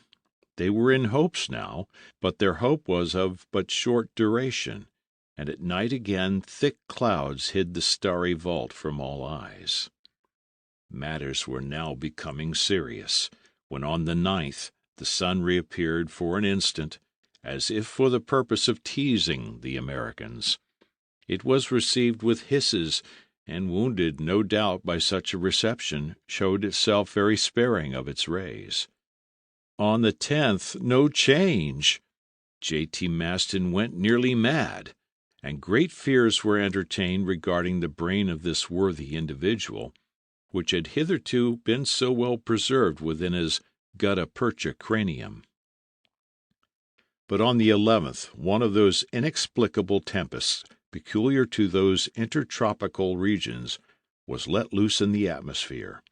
A terrific east wind swept away the groups of clouds which had been so long gathering, and at night the semi-disk of the orb of night rode majestically amidst the soft constellations of the sky. End of chapter. Chapter 28. The final chapter, called A New Star. That very night, the startling news so impatiently awaited burst like a thunderbolt over the United States of the Union, and thence, darting across the ocean, ran through all the telegraphic wires of the globe. The projectile had been detected, thanks to the gigantic reflector of Long's Peak. Here is the note received by the director of the Observatory of Cambridge. It contains the scientific conclusion regarding this great experiment of the Gun Club. Long's Peak, December 12. To the officers of the Observatory of Cambridge. The projectile discharged by the Columbiad at Stones Hill has been detected by Messrs. Belfast and J.T. Maston, 12th December, at 8:47 p.m., the moon having entered her last quarter. This projectile has not arrived at its destination. It has passed by the side, but sufficiently near to be retained by the lunar attraction. The rectilinear movement has thus become changed into a circular motion of extreme velocity, and it is now pursuing an elliptical orbit round the moon, of which it has become a true satellite. The elements of this new star we have as yet been unable to determine. We do not yet know the velocity of its passage. The distance which separates it from the surface of the moon may be estimated at about 2,833 miles. However, two hypotheses come here into our consideration. 1. Either the attraction of the moon will end by drawing them into itself, and the travelers will attain their destination, or 2. The projectile, following an immutable law, will continue to gravitate round the moon till the end of time. At some future time our observations will be able to determine this point, but till then the experiment of the Gun Club can have no other result than to have provided our solar system with a new star. Signed, J. Belfast. To how many questions did this unexpected denouement give rise? What mysterious results was the future reserving for the investigations of science? At all events, the names of Nicholl, Barbicane, and Michel Ardan were certain to be immortalized in the annals of astronomy. When the dispatch from Long's Peak had once become known, there was but one universal feeling of surprise and alarm. Was it possible to go to the aid of these bold travelers? No, for they had placed themselves beyond the pale of humanity by crossing the limits imposed by the Creator on his earthly creatures. They had air enough for 2 months, they had victuals enough for 12. But after that, there was only one man who would not admit that the situation was desperate. He alone had confidence, and that was their devoted friend, J.T. Maston. Besides, he never let them get out of sight. His home was henceforth the post at Long's Peak, his horizon the mirror of that immense reflector. As soon as the moon rose above the horizon, he immediately caught her in the field of the telescope. He never let her go for an instant out of his sight, and followed her assiduously in her course through the stellar spaces. He watched with untiring patience the passage of the projectile across her silvery disk, and really the worthy man remained in perpetual communication with his 3 friends, whom he did not despair of seeing again some day. "Those 3 men," said he, "have carried into space all the resources of art, science, and industry. With that, one can do anything, and you will see that, some day, they will come out all right." End of chapter. End of book. Thank you for listening. We hope you enjoyed tonight's Sleep audiobook. If you liked this audiobook and want to listen to more, please check out our channel at Sleep Audiobooks.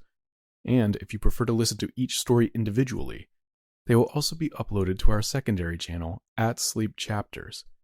You can access our entire catalog of bedtime story audiobooks through our web app, which can be found at sleepaudiobooks.com. There, you will also find our suite of sleep tools, including a complimentary Better Sleep Quick Guide if you sign up to our mailing list. Links are in the description below. All likes, comments, and especially subscribing help this channel grow so that we can reach more night owls in our quest to help as many people sleep easier so they can live their lives more fully during the day. We appreciate your support and wish you a very excellent night's sleep. This is Sleep Audiobooks.